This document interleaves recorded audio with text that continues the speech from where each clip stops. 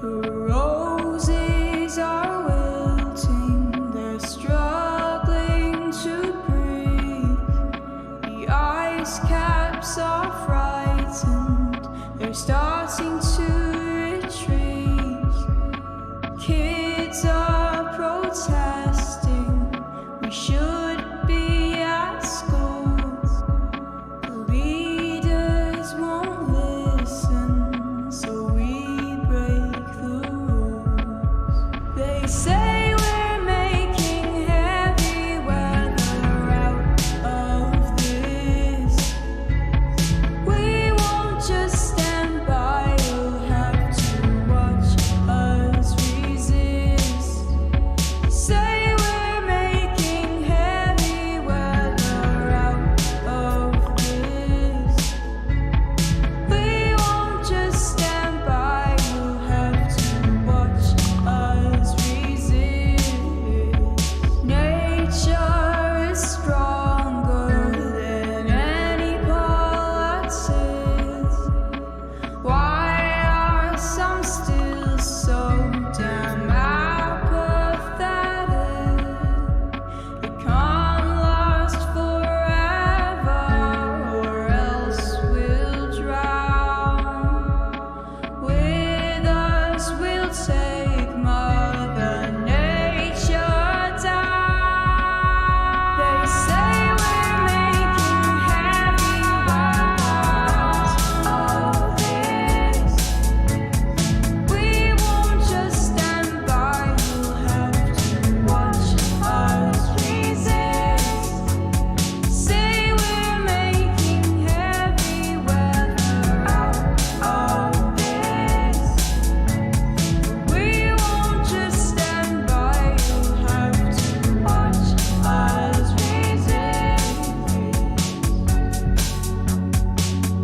You'll have to watch us resist.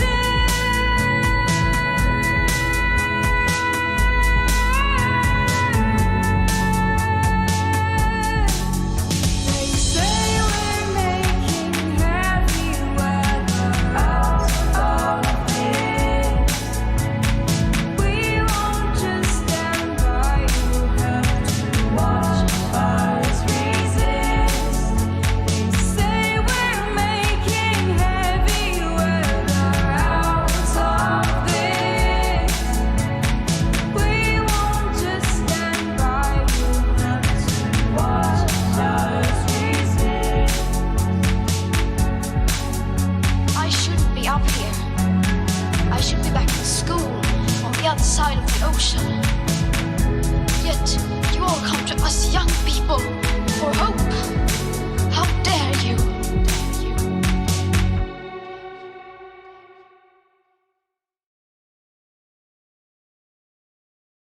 Hi everyone, my name is Brianda Vargas and I'm the Executive Director of Community Yoga and Mindfulness. Community Yoga and Mindfulness is a nonprofit organization devoted to making yoga and mindfulness accessible to everyone.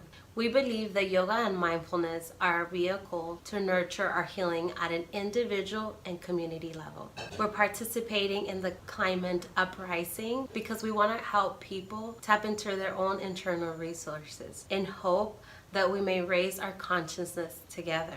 And we begin living in a way that is in harmony with the Earth's needs and each other's. In our workshop, we will be sharing breathing and movement practices that will help you tune into your own climate. Please join us. Thank you. Hi, my name is Willie. I'm doing Climate Uprising as a vocalist because I want to bring the musical intervention into the voices for advocacy in order to help us make a difference in having us think about how we affect the planet. Thanks. Hi, my name is Ann Barron. I'm with the Peace Resource Center of San Diego. The Peace Resource Center of San Diego, we're located in City Heights. We have a mission and a purpose to provide peaceful alternatives to the violence and the conflict that occur in our families, our neighborhoods, our cities, our state, all the way up into global conflict. In fact, we were just dealing with the role of the military in our budget. So we had every year, and we did it again this year, we had our annual War Tax Day action outside the IRS. Today is much more fun. We're actually participating in filming a video on how to make a planet-friendly meal with Chef Doreen from Island Bistro in Kearney Mesa. Very excited about that. We like to say planet-friendly rather than vegan, because not only does this support your health, it supports the health of the planet. My name is Doreen Nasser, and this is my friend Cara Furio, and we are at Gourmet Island Bistro. This is my family's business. We've had it for 20 years, and it's located in Kearney Mesa. We are currently going to be filming a vegan chef series. We're doing 3 recipes, but we're not going to be doing it inside because we're renovating. Because business has been so slow, it's decreased about 85% since the beginning of March because of the COVID-19 pandemic. We are going to be filming in the conference room adjacent to the deli. Hi, this is Assemblymember Shirley Weber representing the 79th Assembly District, and I'm here to wish you a happy Earth Day. You know, it's been 50 years since Earth Day, and I remember the very first Earth Day when I was at UCLA as an undergraduate. And I wonder if this will last. I wonder if people will stay focused on this very important issue. And I'm proud to say that we have. We haven't won every battle, but we surely have not let those who doubt us forget that we have a responsibility to save the earth. Yes, we're in the middle of a pandemic, and that means a lot in terms of the environment, the earth, and the things that we need to care about. But we cannot lose our focus. We must realize that this has been a journey, and it will continue to be a journey and a responsibility that we have to save our earth, to save ourselves, to save our humanity. So once again, I wish you the 50th anniversary. I wish you happy Earth Day. This is Assemblymember Shirley Weber, and have a great day. And don't forget to save our earth. Hi, my name is Barbara Bree. I'm the Council President Pro Tem of the San Diego City Council. This year in City Council, I voted to declare a climate emergency. And going forward, I'm committed to advocating for a cleaner, greener San Diego. Today, we may be isolated while we're practicing social distancing, but now more than ever, San Diegans are together and united against climate change. The current crisis gives us a unique opportunity to plan for an economic recovery that can protect us from the impacts of a changing climate and lift up our frontline communities of concern. The key decisions we make today can shape a clean and safe San Diego for generations to come. Hi, Mom. Billy, how come you only call me once a year? Happy 50th Earth Day. You're sweet, but you know I'm older than that. How are you feeling, Mom? I've been better. I gave you perfect San Diego weather. Don't mess it up. Billy, Okay, I Mom. gotta go. Everybody's calling me today. But you're my favorite. Love you. Thanks, Mom. Bye.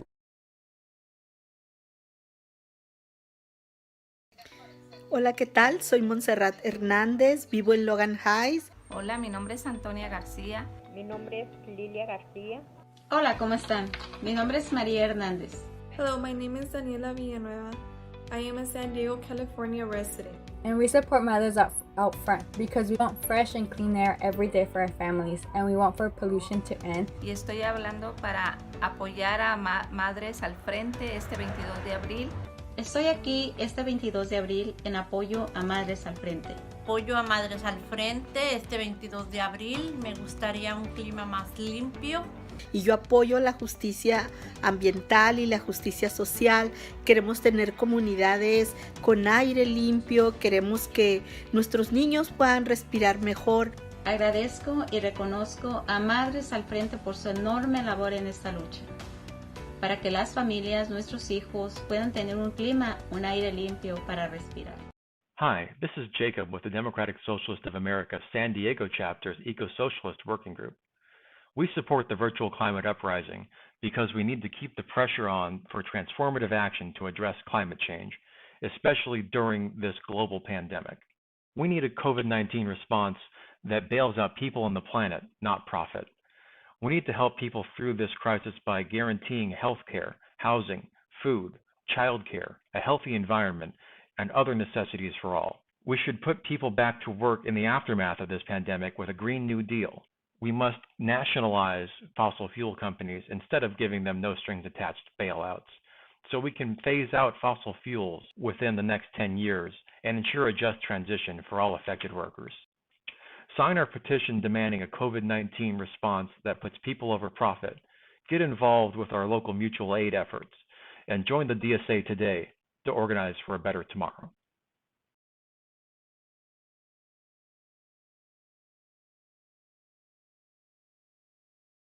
Help make it right. Whoa, whoa. Count me in. I'm here to shine a light. Count me in. I'm here to lend a hand. Whoa, whoa. Count me in. I'm here to protect this land. Count me in. I'm here to help make it right. Whoa, whoa. Count me in. I'm here to shine a light. Count me in. I'm here to lend a hand. Whoa, whoa. Count me in. I'm here to protect this land. Count me in. I'm here to help make it right. Whoa, whoa. Count me in. I'm here to shine a light. I'm here to shine a light. I'm here to shine a light.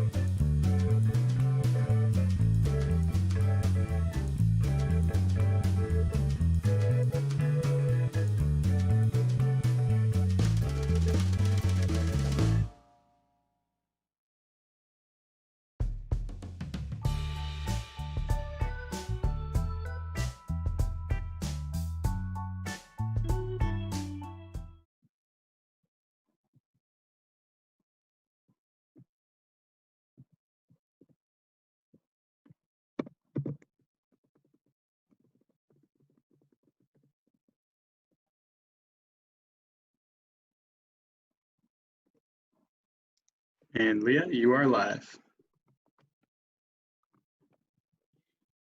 Hello, everyone. Good afternoon. It's a pleasure to be here today with you all. So happy to see everyone. My name is Leah Spinner. I work as a chemist. I am also the action lead for Sunrise Movement San Diego, and I will be one of your MCs today.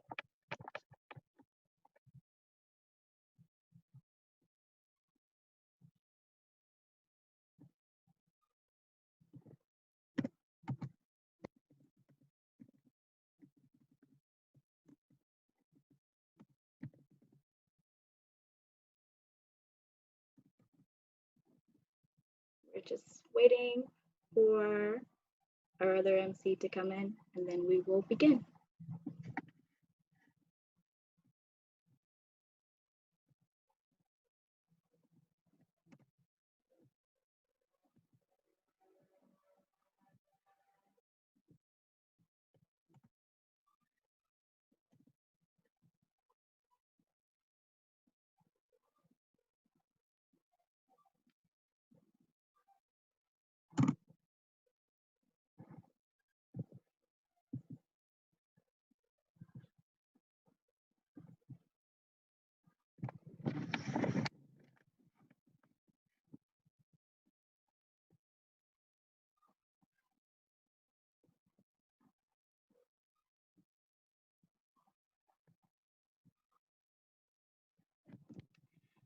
All right, so I would just like to say thank you all. Today marks the 50th anniversary of the original Earth Day, which was in 1970.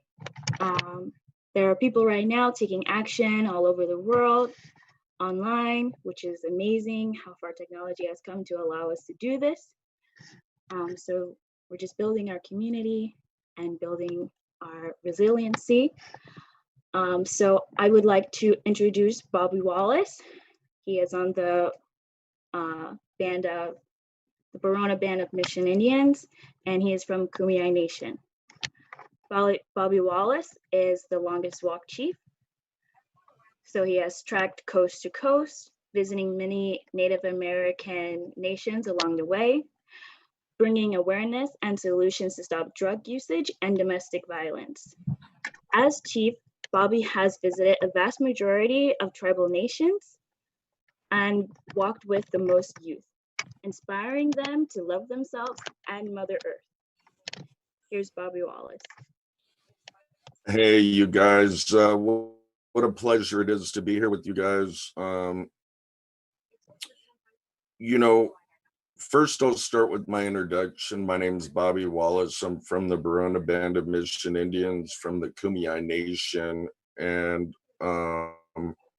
you know, our people's lived here for 12,000 plus years. You know, we traveled all the way to the outskirts of Arizona, up north towards Fort Mojave, all the way down to Tecate and down by Ensenada.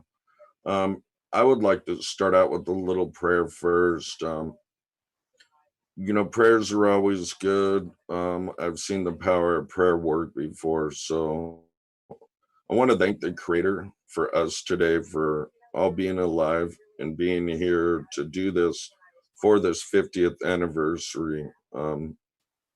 50 years might seem like a long time, but 50 years is just a snap of a finger. And I want to thank the Creator and those that have passed on before us for their knowledge that they shared. I really want to thank Mother Earth for sustaining life for all of us. And Mother Earth is in a bad way right now. And I really want to say a prayer for Mother Earth and all the inhabitants, those things we see and those things we don't see. They're all very important to us in our survival. The next, I want to pray for all the people, the sickly. I know we're going through a tough time with the coronavirus, and I want to pray for all those that are sick, all the babies being born right now, all the people that are leaving right now and going to the spirit world. I want to pray for all of our families that we stay healthy. And ourselves, I want to pray for ourselves too.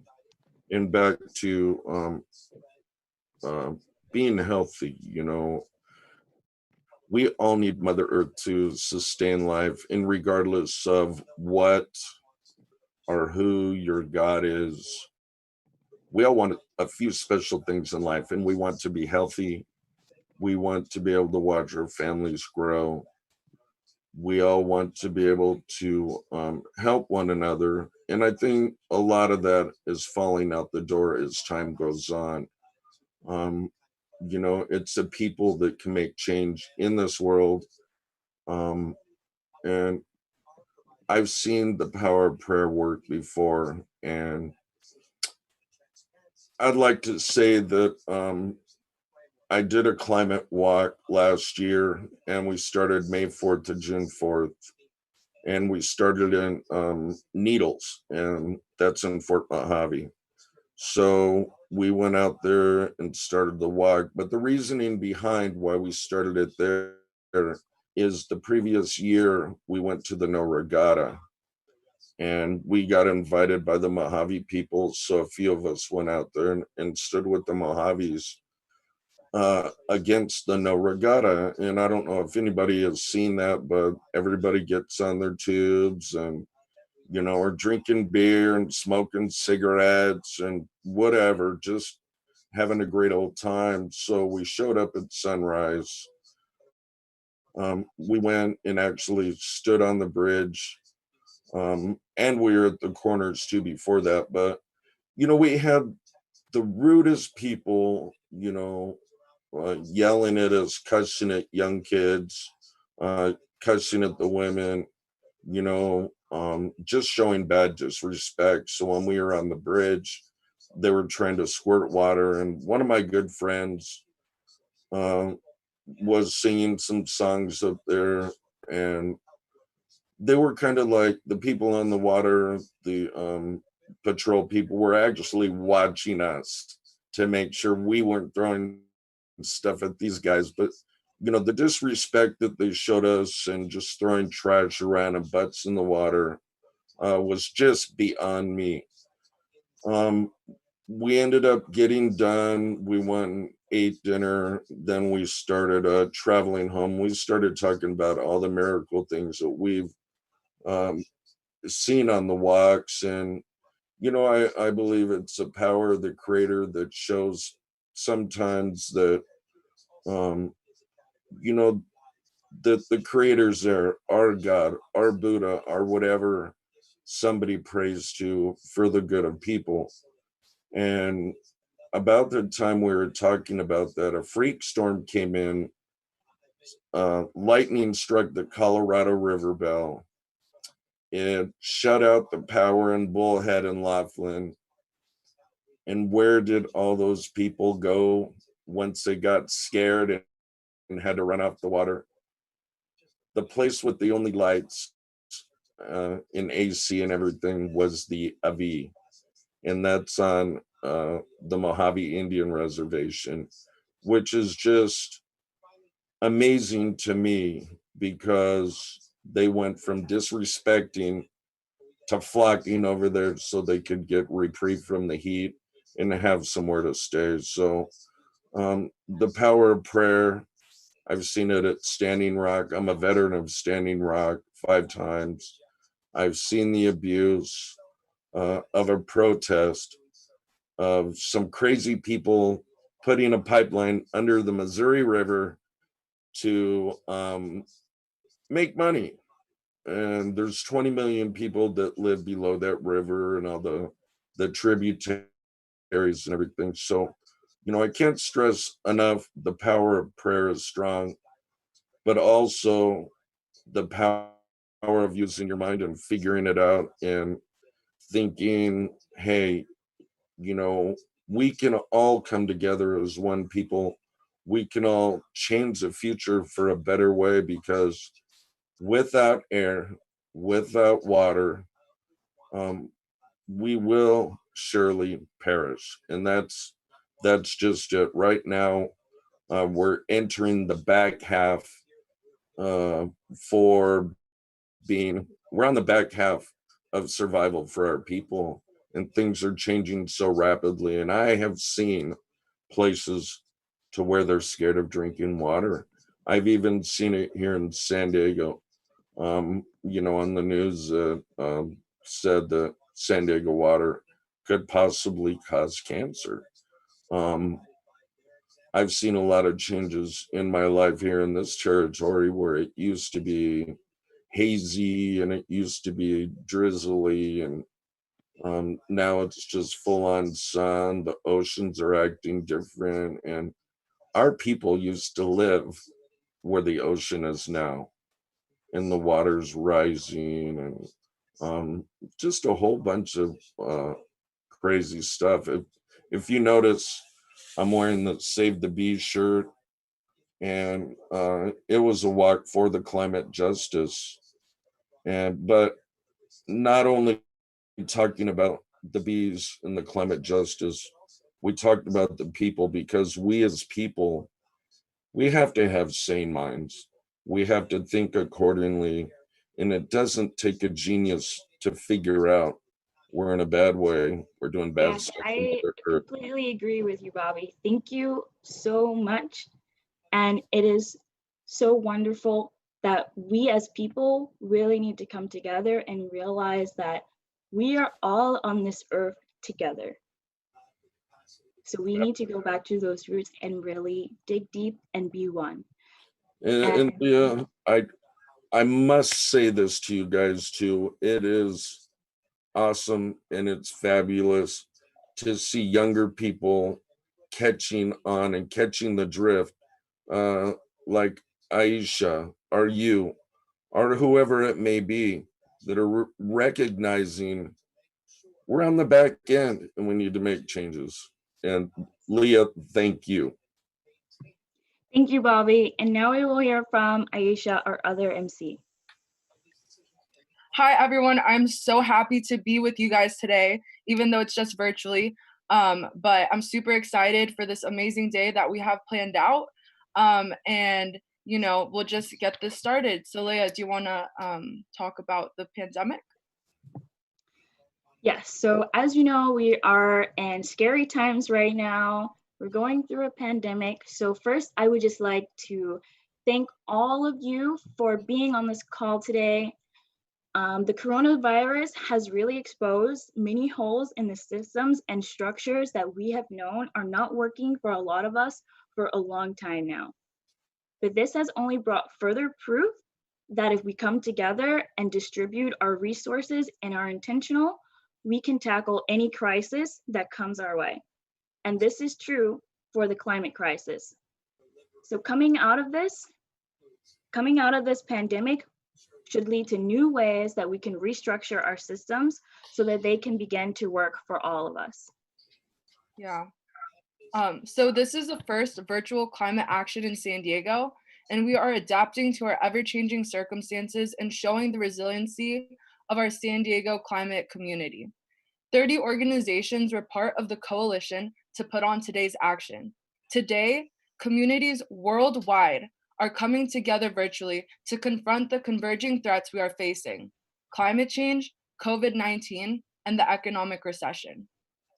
We must all do our part. We must hold industries accountable for keeping fossil fuels in the ground and shift to renewable energy.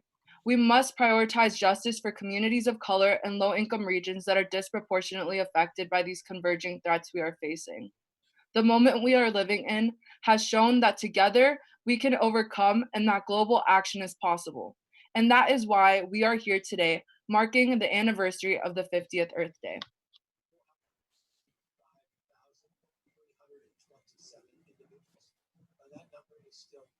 Leah, do you want to talk a little bit about the history of the 50th? Yeah, I'll just quickly go over the history. So today marks the 50th anniversary of the very first Earth Day that happened in 1970. There was a huge oil spill in 1969 prior to that, and that initiated the huge teach-in that brought out 20 million Americans to learn about how we can come together and basically fight, the climate change that's happening. And that day brought about the Environmental Protection Agency, the National Environmental Education Act, and the Occupational Safety and Health Act.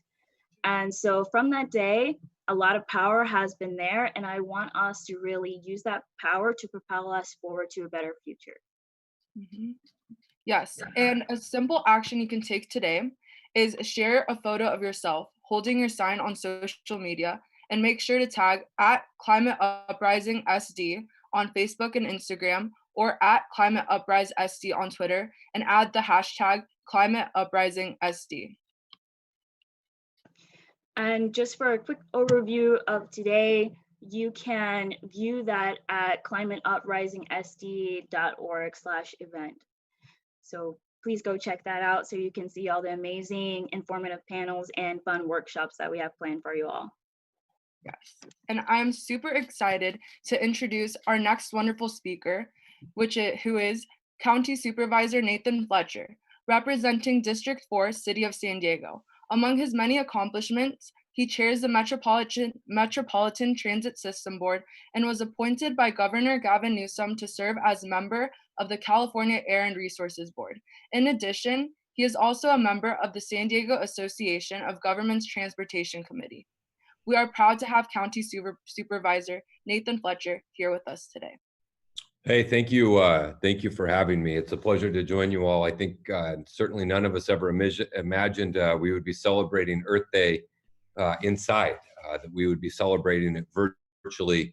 And I think as we've gone through this, you know, if there's any good news out of what's happening, one is we generally encounter these type of global pandemics about once every 100 years. So hopefully we can get through this one, and certainly in our lifetime, hopefully we won't encounter this again.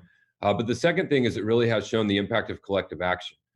We've gone out and we've asked San Diegans and people around the country to do some pretty incredible things in terms of what it means for individuals' actions. And we've asked folks to do that, not just out of an effort to protect themselves, but an effort to protect one another. And I think in San Diego, we've done a pretty good job of flattening the curve, of slowing the spread. California is certainly better than almost any state in the nation, and San Diego is certainly better than most large urban counties in California, but we have to continue that effort and that progress. And so I hope that we'll all continue to adhere to the guidance we've given.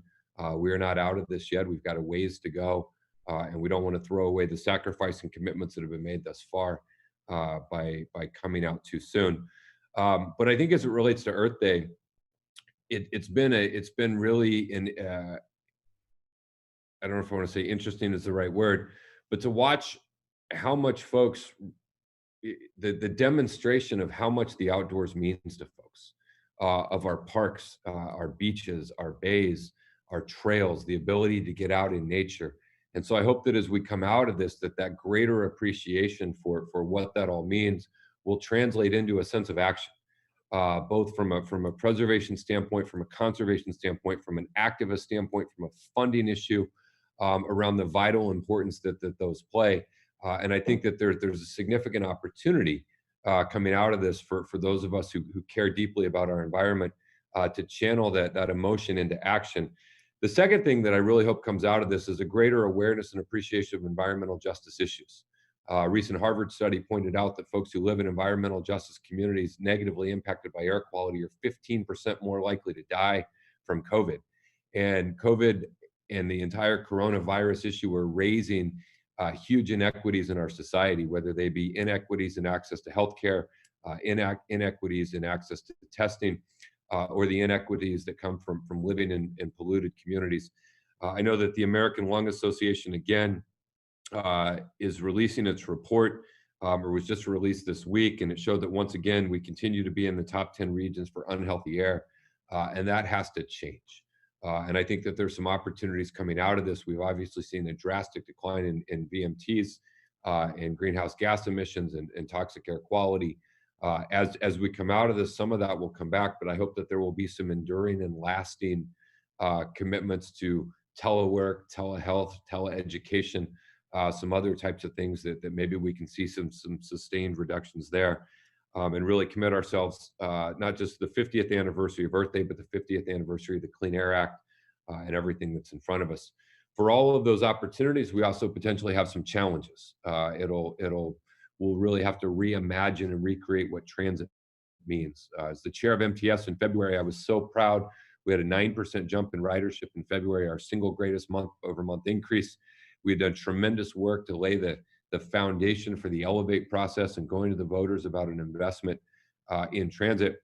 Obviously, this is not going to be the year to do that. And I think we're going to have some considerable work to do to get our ridership back up to where it was, but that is work that we can do together. And so I just, on this Earth Day, I want to thank all of you for your activism, for your commitment to environmental justice, to environmental causes. And I want you to know that we will need you more than ever when we come out of this, because it is going to be the moment and the time to tackle issues of truly caring about our planet in a proactive way, caring about our environment, caring about issues of equity and justice and equality. And we're going to need to seize that moment as we move forward to really continue to see progress. And so I just want to thank all of you on this Earth Day for everything that you do every day. Let you know that next year, I think we will enjoy our outdoor Earth Day celebrations more than we ever have before, and continue to encourage you all to hold fast and help us navigate through the public health crisis that we have, knowing that we're going to come out of this in a stronger position. So thank you very, very much for having me. Thank you so much, Mr. Fletcher, for all the amazing work that you do. We need affordable mass transit options, especially in underserved communities. We must push for climate justice. And to help San Diegans impacted by the pandemic throughout the duration of this event, we are hosting a fundraiser. Please go to https://tiny.cc/SD/COVID to donate. It should also be available in the chat feature of the live stream platform you're viewing from. Thank you so much for all your contributions. Alrighty, and with that, I'm pleased to welcome our next speaker, Francisco Martinez, también conocido como Panchito. Panchito was born and raised in Barrio Logan. He is a student at San Diego State University, actively serves on the Environmental Health Coalition Community Action Team. He is also the youngest elected member of the Barrio Logan Community Planning Group.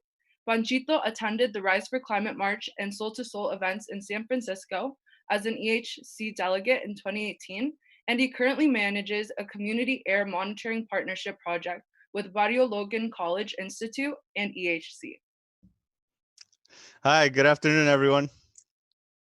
Am I good with the audio? Yes, okay.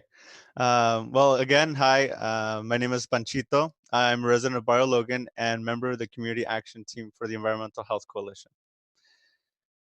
Barrio Logan, the neighborhood in which I was raised, ranks among one of the communities with the highest toxic air pollution in the state. Our community just happens to be over 80% Latino, with the median income of about $36,000 a year and the median age of 26. Our community has been faced with environmental racism for as long as any of our community members can remember. This means that our community is disproportionately impacted by environmental hazards like air pollution.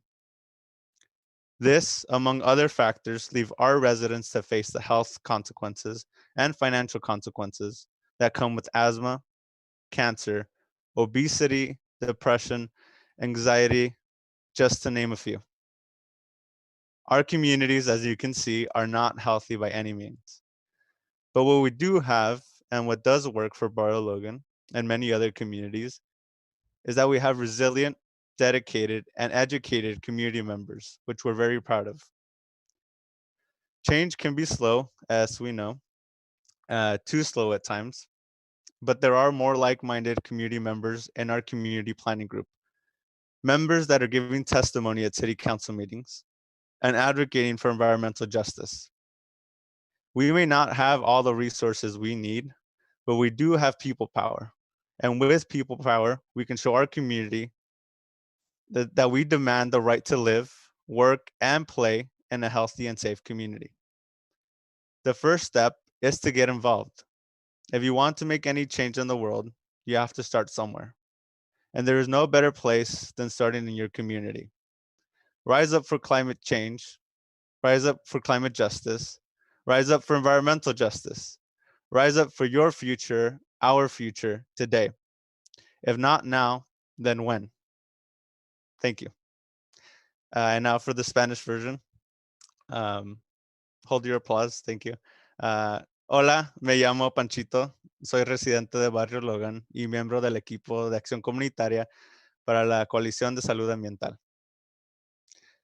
Barrio Logan se encuentra entre una de las comunidades con la mayor contaminación tóxica del aire en el estado de California.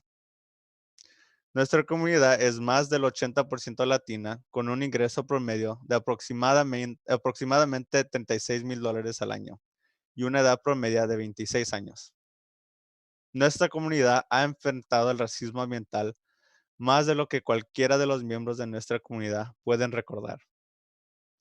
Esto significa que nuestra comunidad desproporcionadamente es afectada por los peligros ambientales como la contaminación del aire, por ejemplo.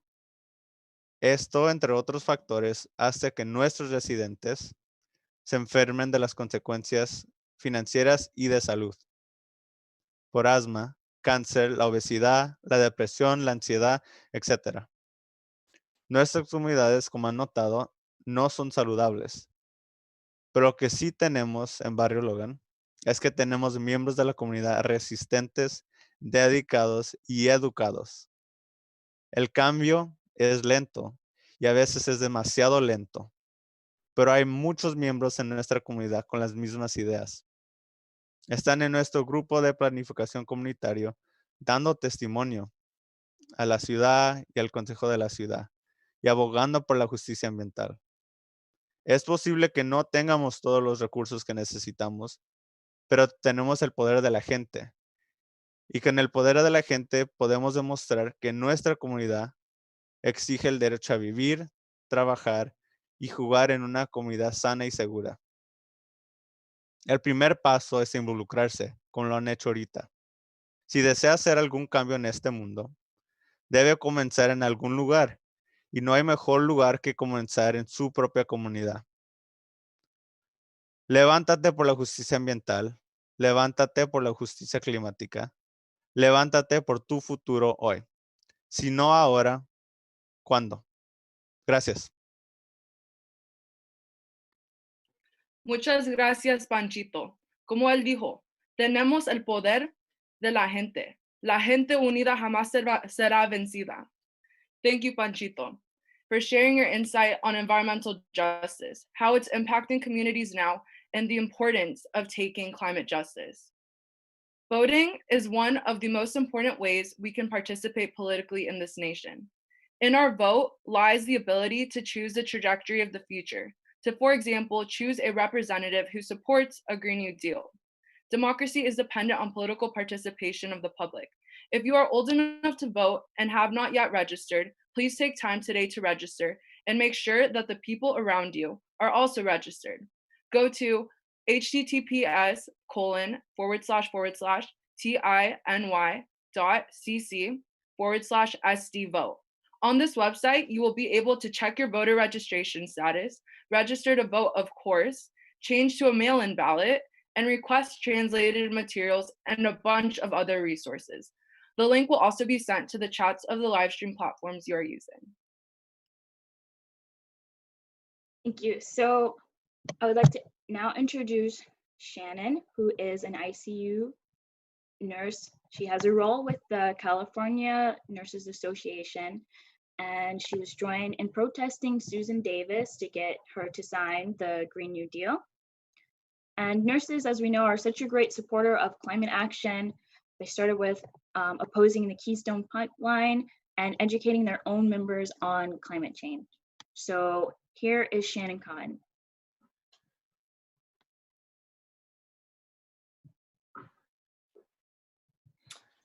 Hi, thank you so much, first of all, to 350.org and the Sunrise Movement for inviting me to share the nurses' story during this historic 50th anniversary of Earth Day.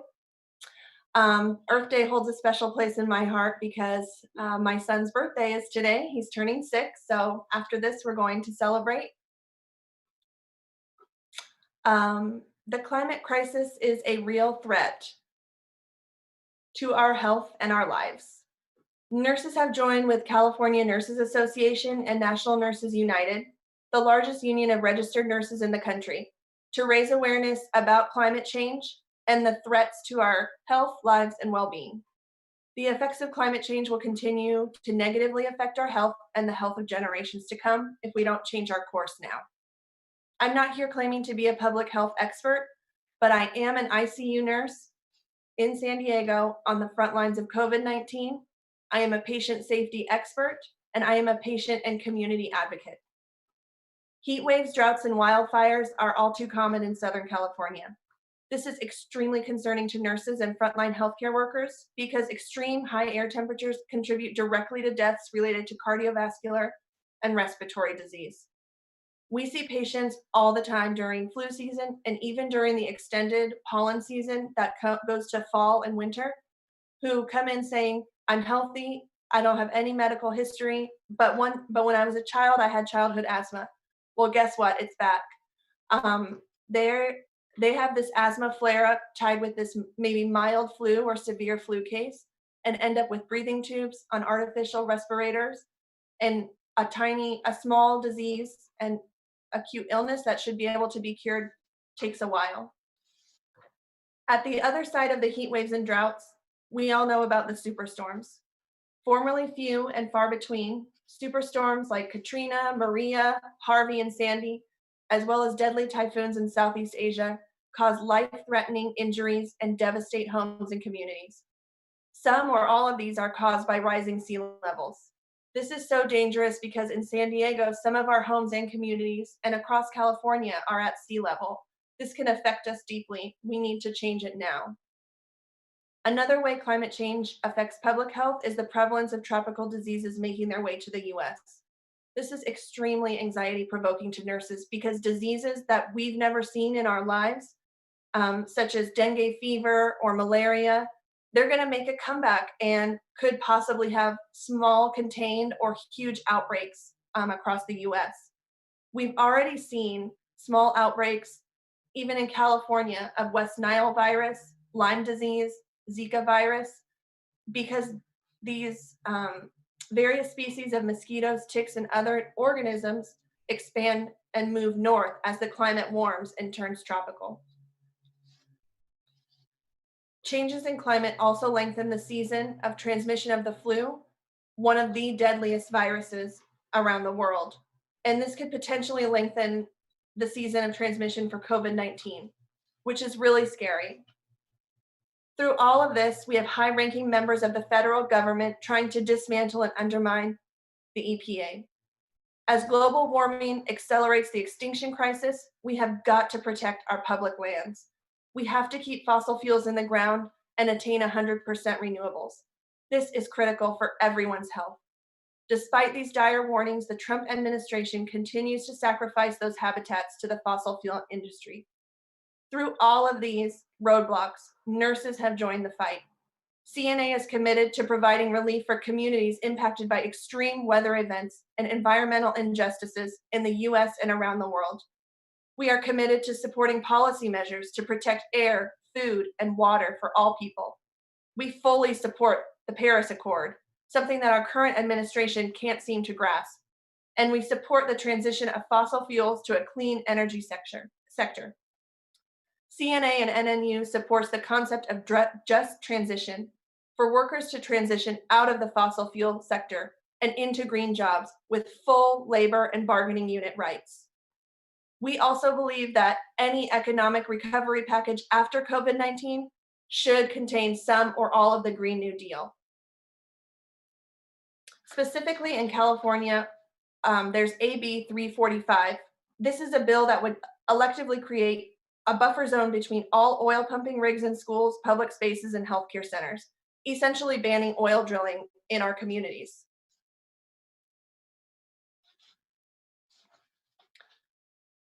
Through the Registered Nurse Relief Network, or RNRN, which is an aid network created by the California Nurses Association, nurses deploy around the country and globe to help with these disasters. Recently, as the Camp Fire raged and affected hundreds of nurses in the Butte County area, RNRN sent nurses to NorCal to relieve other nurses at the bedside who needed to be with their families and to work at makeshift shelters, triaging and helping victims of the fires. Nurses have also been deployed to Puerto Rico after Hurricane Maria, to Haiti after the earthquake, to the Philippines after super typhoons Haiyan and Yolanda.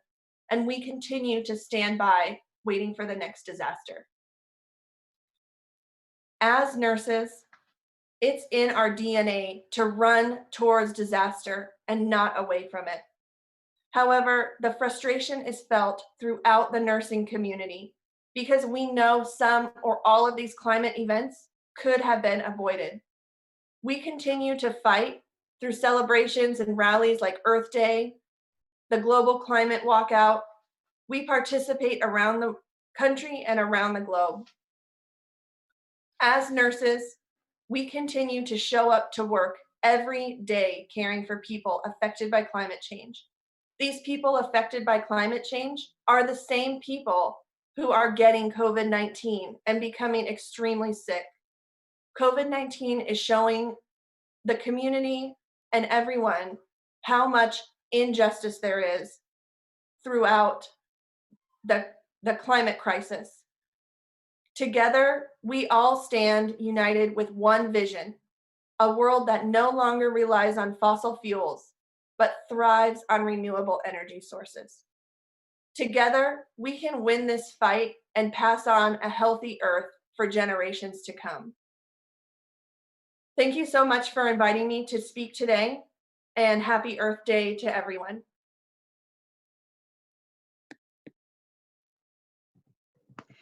Thank you so much, Shannon. And I just want to say real quick, happy birthday to your son. Thank you for your bravery and your commitment for all the nurses out there as well. And thank you for informing us on all these significant intersections between disease and climate change, because we know it's a big deal. And we know that if we take the time right now to do all of the hard work, we can prevent a lot of stuff in the future. So thank you. I appreciate your work. And now we will have a little game of Kahoot. And Kahoot is just a small little game where you can join by downloading the app or going to the Kahoot website. So Kahoot is spelled K-A-H-O-O-T. And once you join, there will be an on-screen ID code that will allow you to access. So there will be 14 questions. There will be 10 seconds each. And at the end, there will be a winner.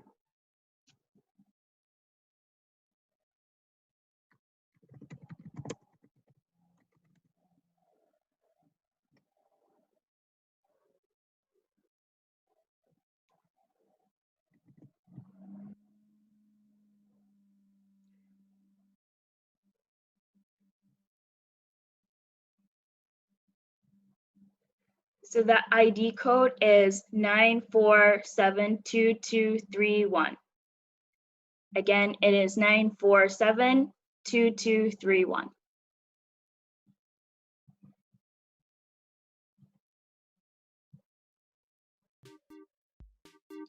And you can go to tiny.cc/VCU01.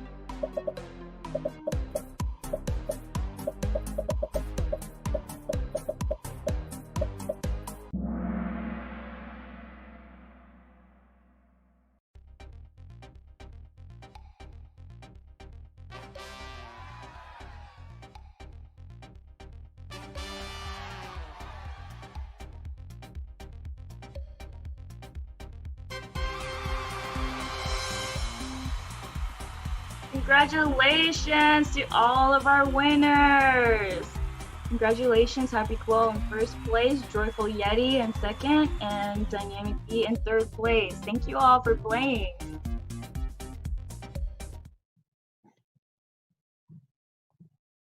Yes, thank you all for playing. And now I'm excited to introduce Aaron Massakip, a student climate leader at Olympian High School. As a senior, he led a climate strike event.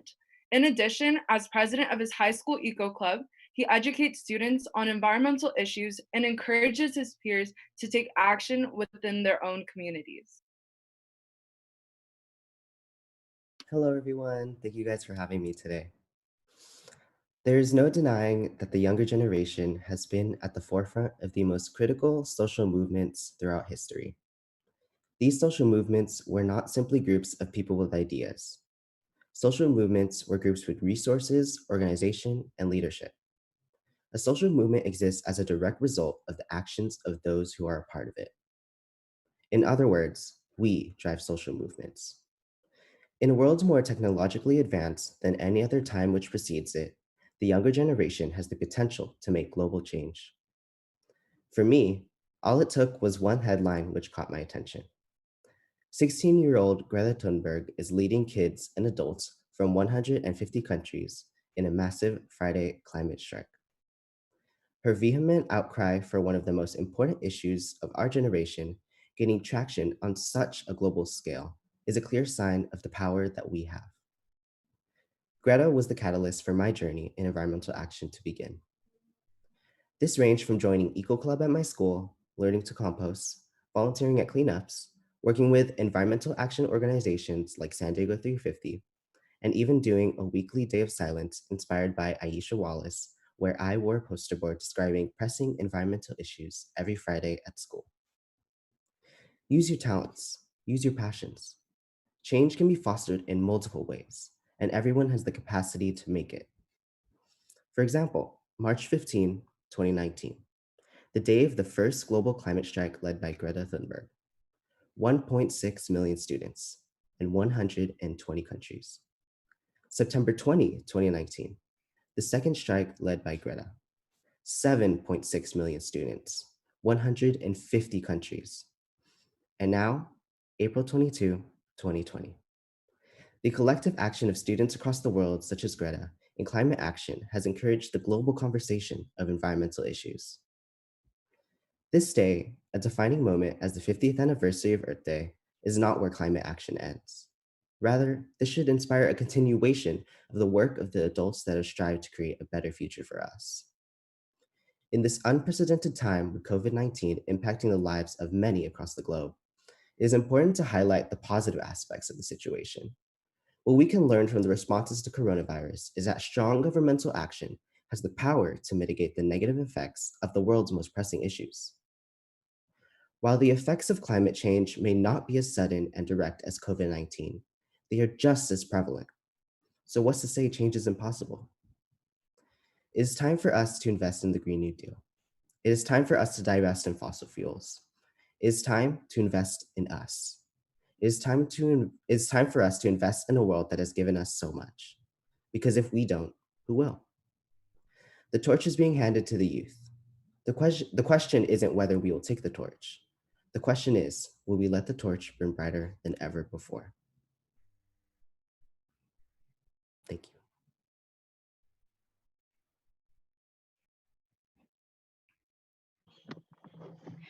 Thank you, Aaron, for being inspired enough to take action into your own hands. There is no one too small to ever make a difference, and you are well on your way to inspiring others with the work that I'm sure you will go on to do. So I would like to introduce Laura Mathis, who is a City College student. She's an artist, poet, and a member of the college's Sustainability Club and an AFT intern. She has been a part of grassroots collective efforts addressing food insecurity, homelessness, and economic inequality. She has also see all these issues as connected to the climate crisis and uses art and poetry as a way to incite action and ease transformations for the future. Here's Laura. Hi, thanks so much for having me and for organizing this. Really grateful to be here. Changes in our environment are taking place at an unprecedented rate, and they don't call for passivity as a response.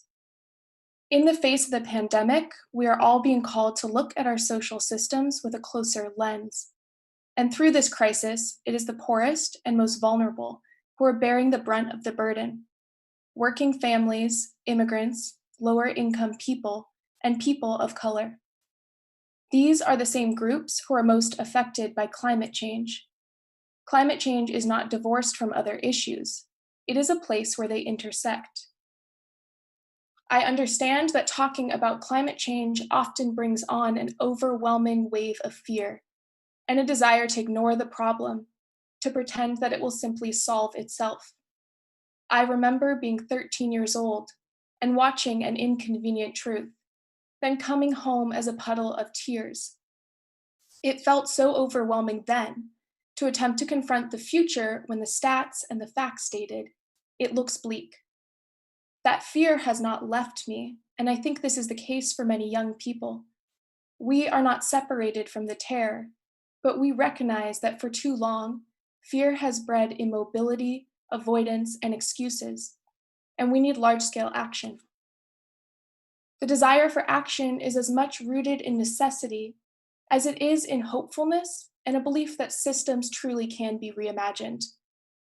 I imagine a future in which we move away from focusing on profits, individualism, and short-sighted success, instead adopting a more collectively focused, environmentally engaged approach to being in the world.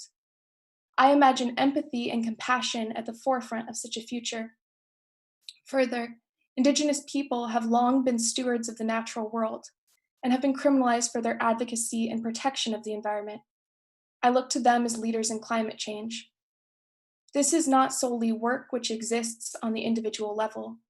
It is a matter of shifting to a more holistic worldview, bringing in a Green New Deal, mitigating the problem the best we can, and adapting as needed.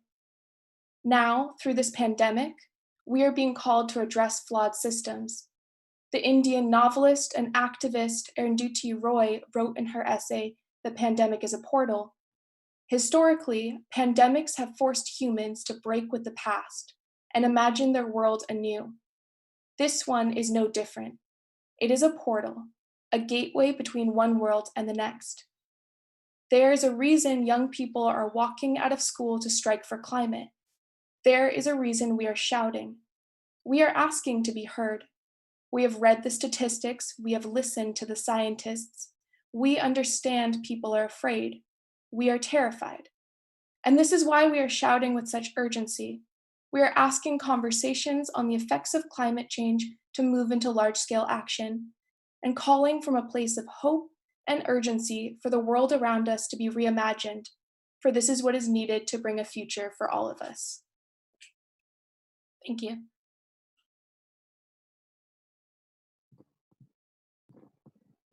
Alrighty, thank you so much, Laura.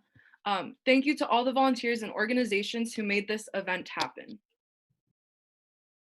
Yes, thank you for tuning in. Thank you for everyone who's tuned in and been a part of this, even though I know there's a lot going on with everyone. But I would just like to thank you all for being here. And now we will hear a quick story from Aisha and Aisha. Okay, so the first time that I learned about climate change was probably during the 2007 fires that happened in this county. You know, school was canceled. I couldn't breathe the air, and I asked my mom, like, what are these fires? Like, why are they happening? And she told me, you know, this is something that's going to happen more often, and it's caused by climate change. And so since then, the seed of activism was sown within me. And, you know, when I got to high school during the 2016 election, I was like, I need to do something. I need to take action.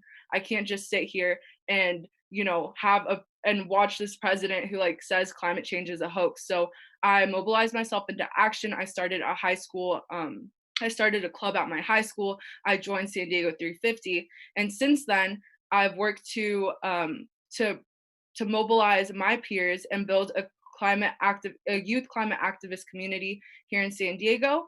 Organized a youth climate summit, organized a youth program with the help of wonderful volunteers from San Diego 350, and now I'm a student at UC Berkeley, president of a club there, and working to mobilize my peers as well.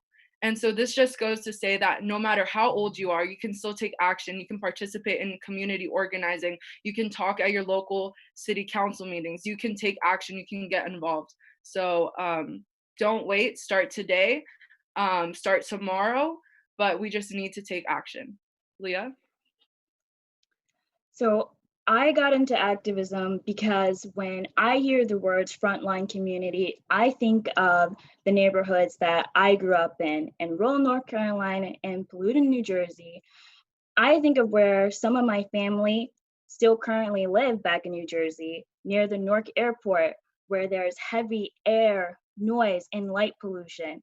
There's poor water quality. There's no one really there to help stand up or educate them. I grew up with asthma as well as another sister, and now my nieces and nephews are being affected, depriving them of a healthy childhood. There are many communities like this around the country, around the world even, that disproportionately affect people of color, especially Black and Indigenous people of color, and underserved poorer regions. Not to mention that these communities also contributed less to the state that we're currently in. Therefore, I take my advocacy work very seriously because every day I feel that I am fighting for my family and for communities like mine so that they can know that this fight needs them and needs to hear their voices because for far too long, they have been underrepresented.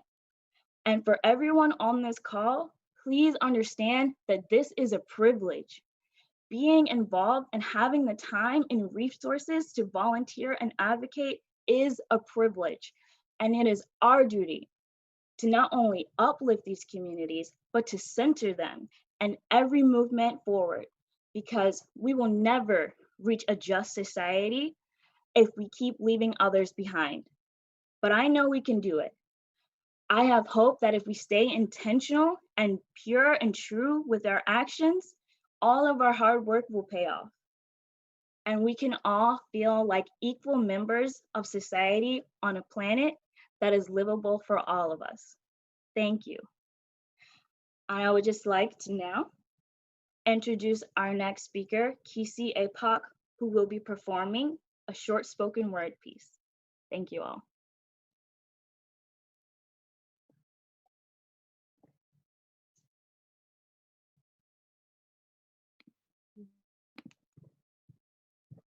Hello.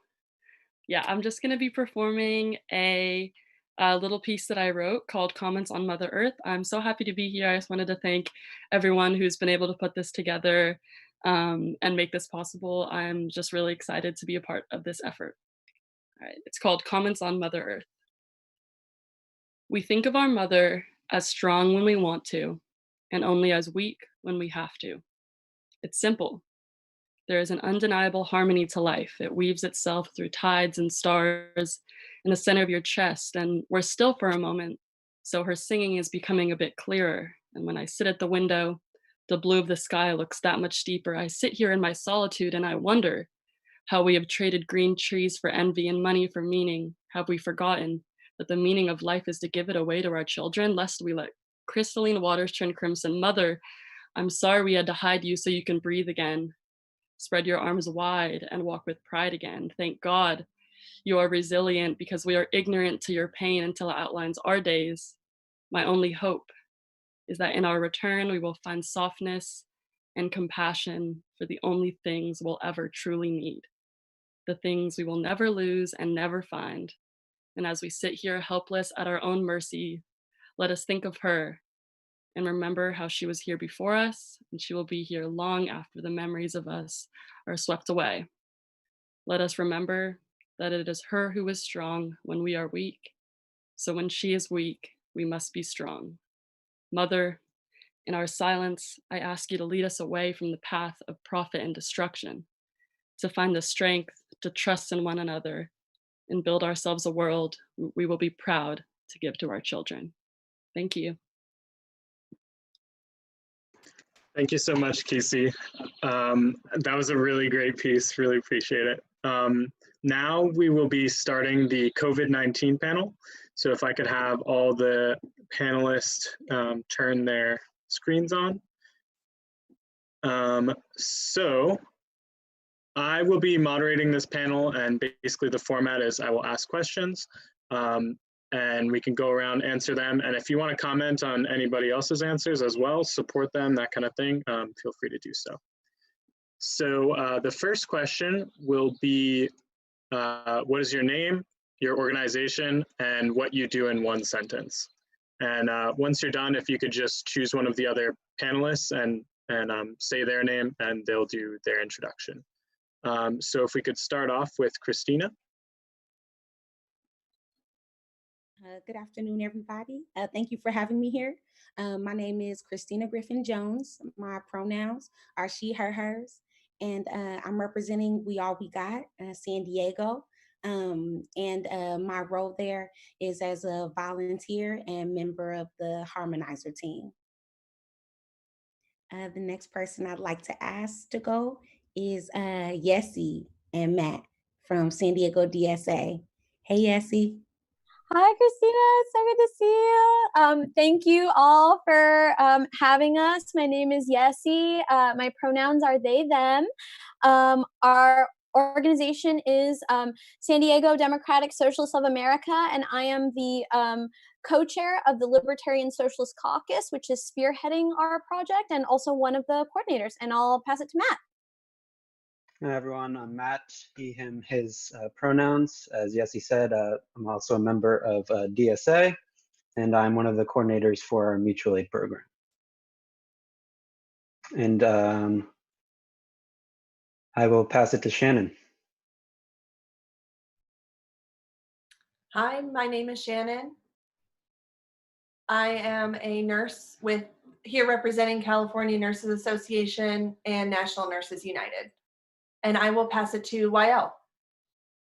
Hi, I'm YL Delaney. I'm a professor at the University of California, San Diego, epidemiology and global health. And I am here to try and address any epidemiological aspects related to COVID. All right, thank you all so much. So I think the first question we'll go for is, what has your organization been focusing on during this crisis? And we can start off, we can go in the same order if Christina, you want to start. Cool. So We All We Got was started as a San Diego County COVID-19 mutual aid. And it was started by my friend DJ Cutting Candy or Candice Elo Studio. And we started because both Candice and I are folks who are surviving like chronic illnesses. And so we recognized that we were really lucky to be in positions where we had folks in our social networks to be able to get food for us. And we also worried about folks who couldn't afford food too. So yeah, Candy texted me. She was like, "Hey, Christina, you wanna do something?" And we talked about it, and we started off with some Google Docs, and now we're really lucky to be one of the mutual aid groups in San Diego providing support. And we try to do this work centering Black and Indigenous folks, right? And also folks with disabilities, and at other points of intersection that increase the likelihood that they'll get COVID-19. And is important why they stay home. We also honor that while we don't have Indigenous folks a part of our advising, harmonizing body, that we do honor that the land that we know as San Diego County is Kumeyaay land, and we honor that in our documents, and we trust and follow the lead of Indigenous folks.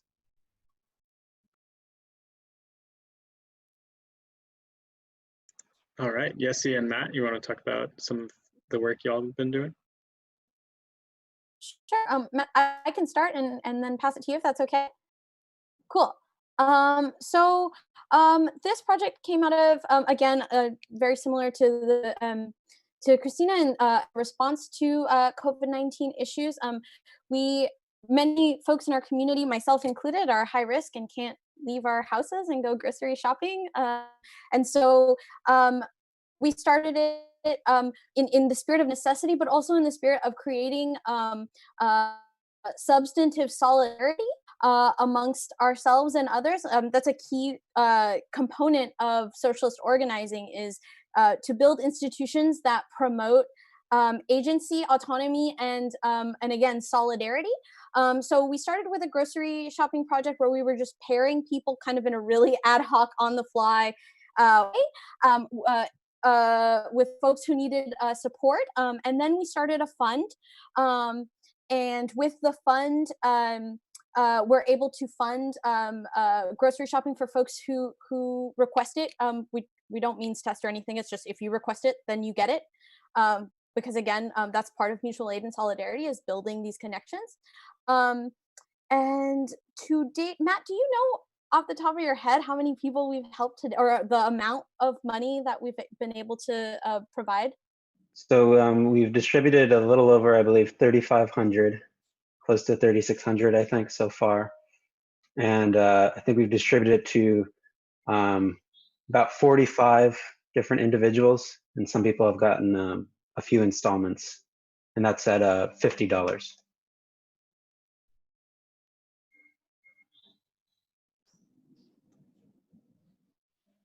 All And right. oh, no worries. No, go ahead if you have something more to talk about.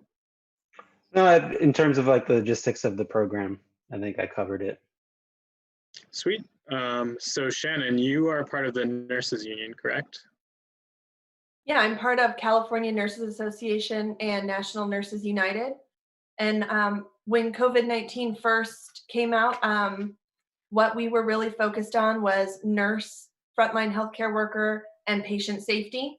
Those were really adequate supplies and distribution of personal protective equipment, including N95 respirator masks for any staff taking care of suspected or confirmed COVID, and also to expand the testing, just getting the supplies for testing and expanding who should be tested and can be tested. At first, it was really restrictive. Nobody's getting tested unless you have symptoms and you're, about to get admitted to the ICU. So we really advocated hard and lobbied hard for that. I think this also was a great opportunity for CNA and NNU, who has endorsed Medicare for All, to kind of bring to light to people, this is what happens when you lose your job, when you can't work and you get laid off, and your healthcare is tied to your job, and now you have nothing. So really, you're sick with COVID, not working, you want to go get help, but always in the back of your mind, geez, how am I going to pay for this? Even just the ambulance getting me from my home where I'm secluded and there's no one here to a clinic or hospital. And so we really, not to use the crisis as a political gain, but just noticing and acknowledging that, this is not that our system is broken, and it continues to be broken. And the people it's affected are, minorities, hourly low-wage workers, and non-union workers. And we need to expand healthcare for all those people. And I just wanted to make one last comment that CNA and NNU, nurses, frontline healthcare workers all around the world want everyone to know who's been affected with COVID-19, had someone they loved contract or die from COVID-19. Those people, to us, you're not just a number. You're a person who I met, I held your hand, I took care of you. And we remember everyone and cherish all of our time together. Thank you. Thank you so much. Yeah, I think a lot of the points you brought up about the system not taking such good care of people are really relevant. And so next I want to move to Dr. Al-Dalemi. What kind of work has been going on at UCSD during this crisis? Yeah, I'm going to talk about UCSD and also some of my at the kind of community level work, given that everybody's expressing that aspect.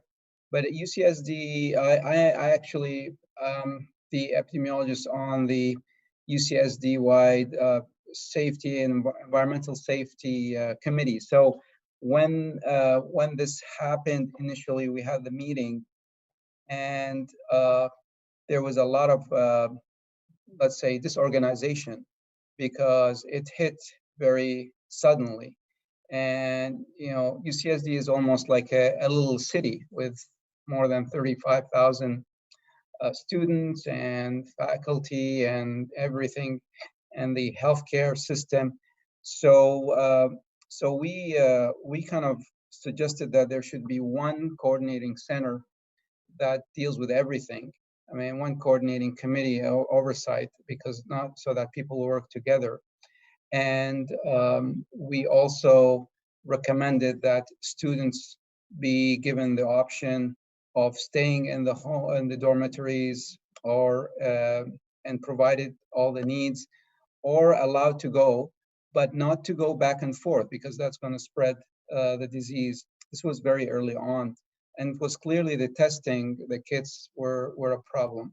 Now, things have become much more organized, much more efficient.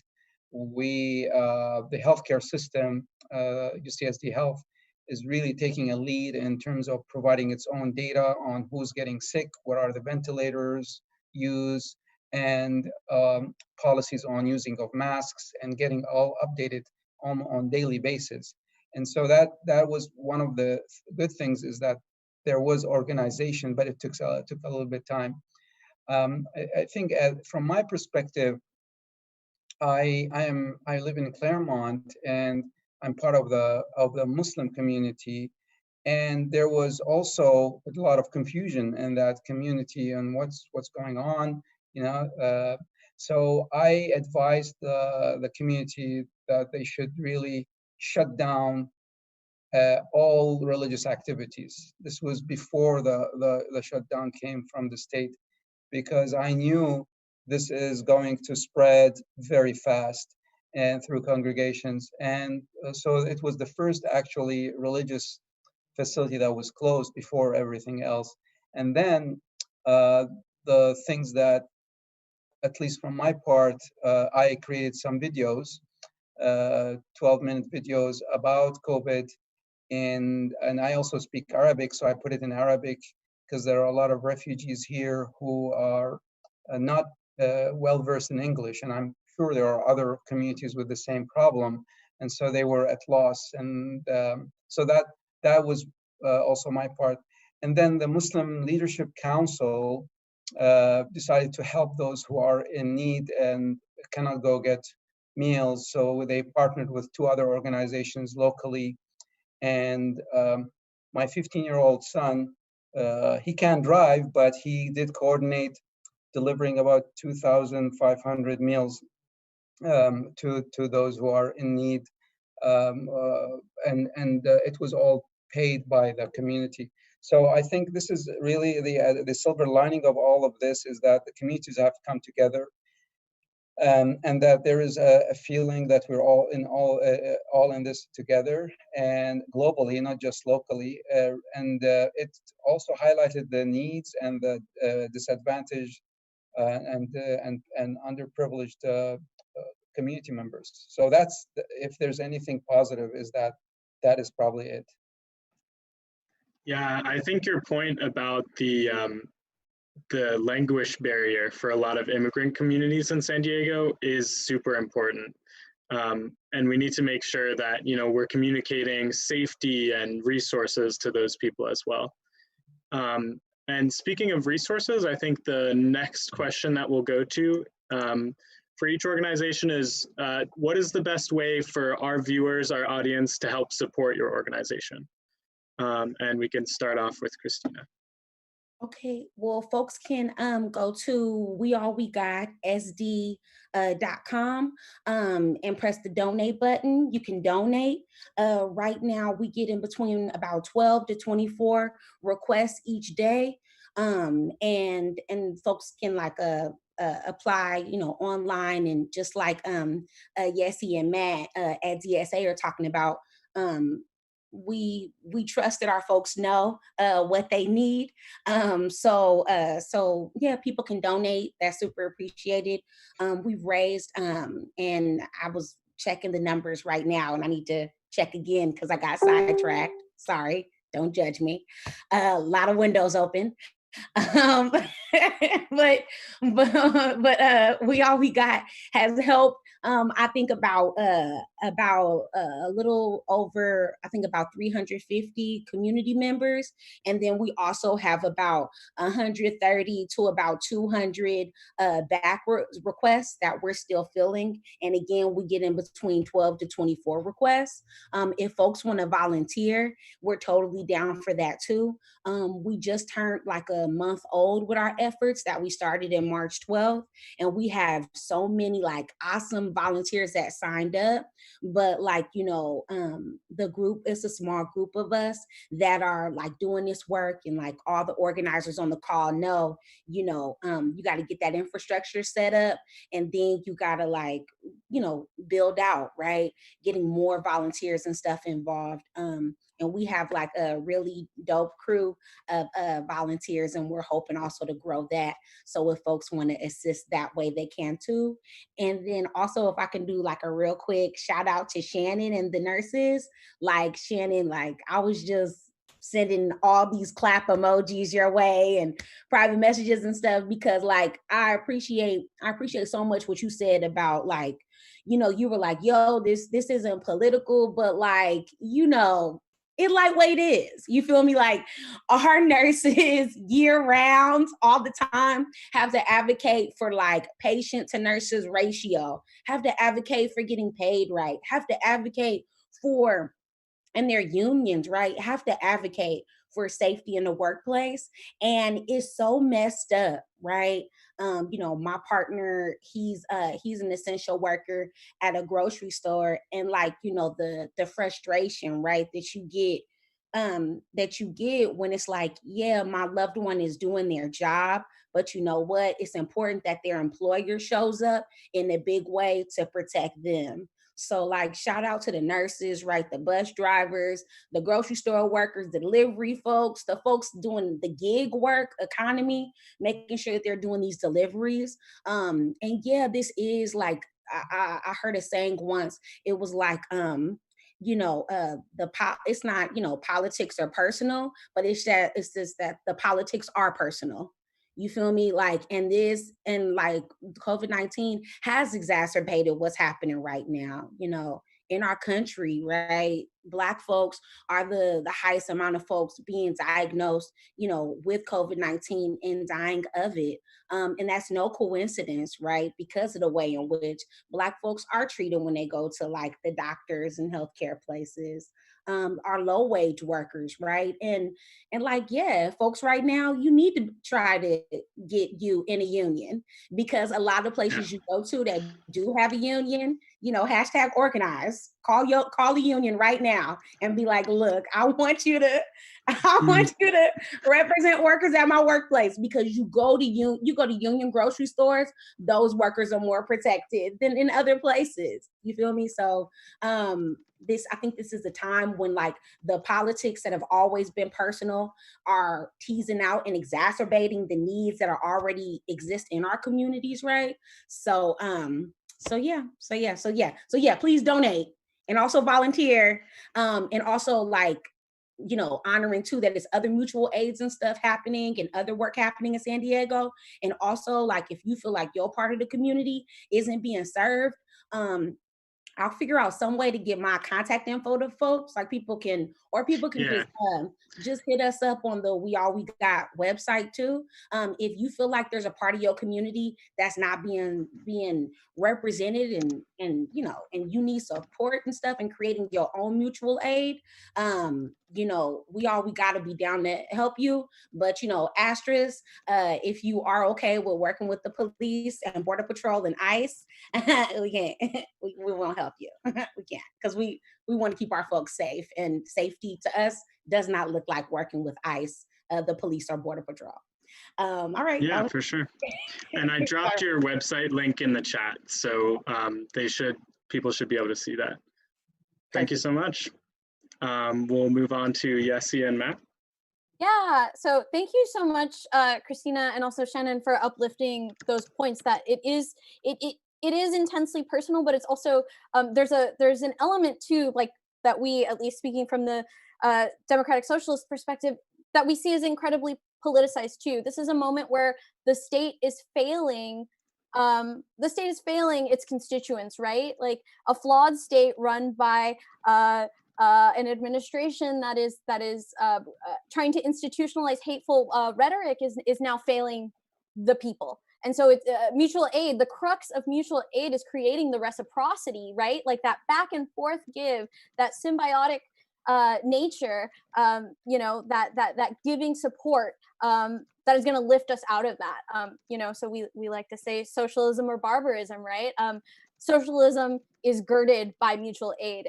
To that end, you can support the DSA San Diego Libertarian Socialist Mutual Aid Project by visiting dsasandiego.org. On our homepage, we have a blog called Mutual Aid in San Diego, Why Here, Why Now? That is a repository of links that it also links to We All We Got stuff. It links to our form that you can apply for aid. It's our grocery shopping aid form. You can also apply to be a shopper. We are very much in need of folks who are interested in getting involved, just to go grocery shopping for a person and build a connection there. Like that is the crux of what we're doing, is we're building those connections. We also have our GoFundMe is on that page. It is gofundme.com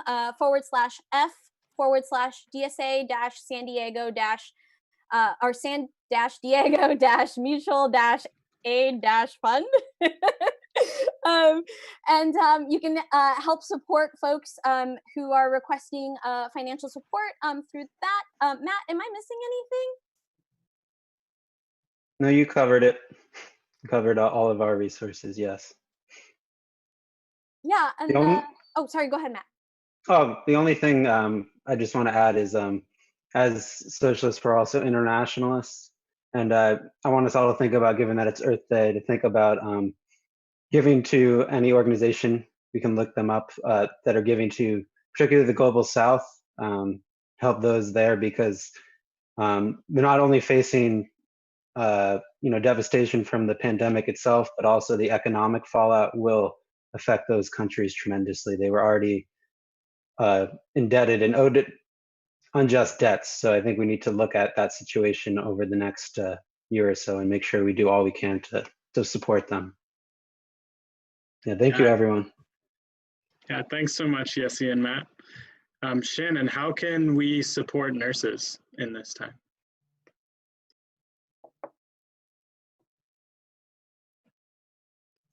I think you're muted still.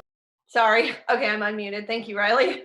Well, first of all, just by practicing the social distancing, I know it's hard, but adhering to the stay-at-home orders. If everybody who's healthy stays at home so we can go to work and take care of those who are truly sick, prepare our surge plans, keep those hospitals, empty, except for those really, really sick people who have to be there in the ICU with me. We really appreciate everyone just doing that. The second thing, the way to help nurses lobby for personal protective equipment and a couple of other petitions online. If you go to nationalnursesunited.org, there's a couple of petitions under the Take Action tab that you can sign, and they go to Congress members. There's also a way to send a thank you to a local nurse if you wanted to shout out to someone personally. For the Medicare for All, CNA NNU has endorsed Bernie Sanders' bill. And if you want to get more involved in that, you can go to medicareforall.org, and that's a 4, the number 4. And there's ways to get information, connect with local Medicare for All groups, and see how you can get involved. You can check if your congressman or senator has even signed on to the bill. And if you want to connect with me, I'm pretty big in that.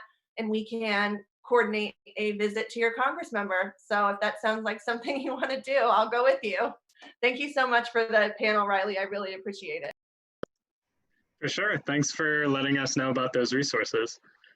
So last but not least, Wael, if you want to talk about helping the Muslim community or UCSD, whatever you want to plug. Yeah, no, I mean, I think I'm just going to mention that UCSD has its own drive to support the healthcare workers.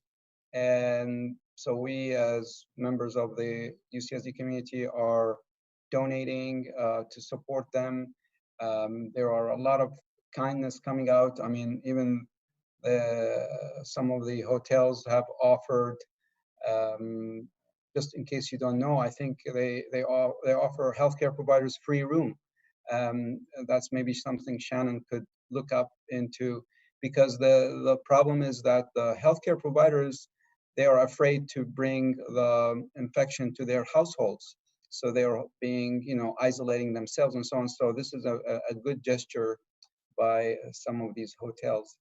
And so that's going on. In terms of the Muslim community, they are, working in terms of getting support from the Muslim community for these actions. And we, especially that we are going in 2 days to be in the month of Ramadan, which is the month of fasting and the month of giving. So there will be a lot of activities to support the larger San Diego community during that period.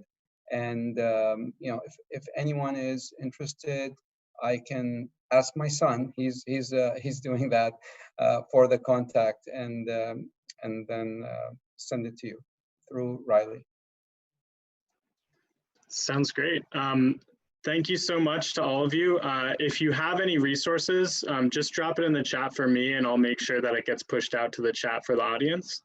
And thank you so much for speaking. I think you all brought some really important voices to this conversation.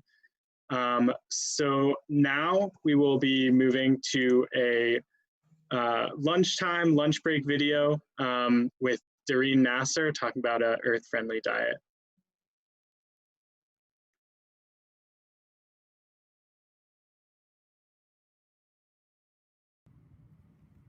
Hi everyone, I'm Doreen Nasser, and this is my good friend Cara Furio. And we are at Gourmet Island Bistro, my family's business. We've had it for 20 years here in Kearny Mesa. We are currently remodeling the bistro right here, right behind us. So we're in the conference room adjacent to it, and we're about to make 3 amazing, quick and easy recipes that are planet friendly. We're gonna make some hummus. Once you make hummus, you'll never buy store-bought hummus again. Why? Because it's only how many ingredients, Cara? 4. Vegan cheese that is amazing. It's like a nacho kind of consistency, made out of lentils, tons of fibers, oats, you'll see. And a goddess dressing. Who doesn't love a goddess dressing? I buy that stuff all the time. Well, used to buy it all the time. And now I make it. And here we go. Hummus. Obviously, it's garbanzo beans. And Cara, do you soak your garbanzo beans and pressure cook your garbanzo beans, or do you buy your garbanzo beans in a can? Usually in a can. Okay. Well, so do I. When you're in a quick pinch, there they are. Luckily for us, my boyfriend pressure cooked these last night. So we're gonna actually stick these in the Vitamix. All of them? Yeah, it's 2 cans. I think you guys have the recipe. A 1/3 cup of tahini. Tahini is basically sesame seed paste. That's what it looks like, tahini. Just ground up sesame seeds. How much? And we need 1/3 of a cup of sesame seed paste. Lemon juice from 1 lemon. Now, if you have an amazing lemon tree like my parents do in Tierra Santa, also where Cara lives, you could just take a lemon and squeeze it in there. For the purposes of this, to make it go quicker, we're just gonna use lemon juice, store-bought, same thing. A little bit of lemon. And then you do salt to taste. And guess what? That is it. Blend, blend. By the way, if you don't have a Vitamix, you could use a NutriBullet. If you don't have a NutriBullet, use your Ninja. If you don't have a Ninja, use an immersion blender. Anything works. You just gotta blend it up. And if you like your hummus really creamy, blend it up a little bit more. Now, if you like garlic, there's 3 optional things you can add. You can add garlic cloves, make it kind of garlicky hummus. If you like spicy, you could do jalapeno and cilantro in addition to garlic, or just jalapeno and cilantro by itself. Or you could just take a red bell pepper and toss that into the recipe, and then you got like red pepper hummus. You want this blender? And yeah, there you go.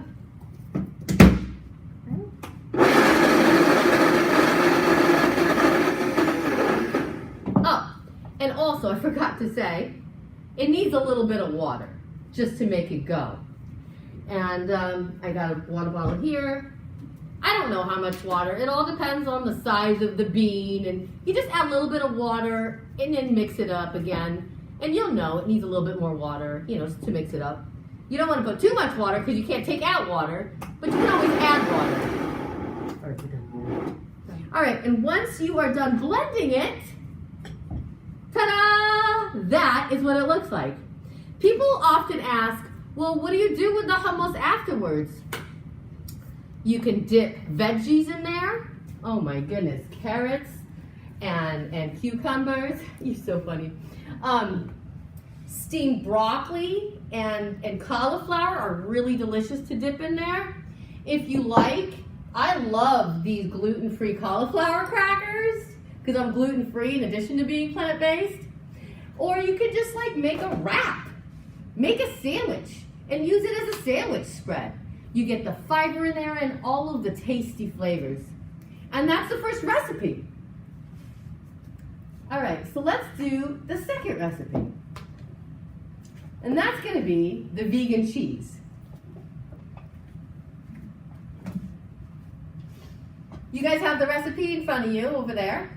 2 cups of potato. Let's drain the water in here, please. Turn this burner on. So everybody can see. All right. Yep.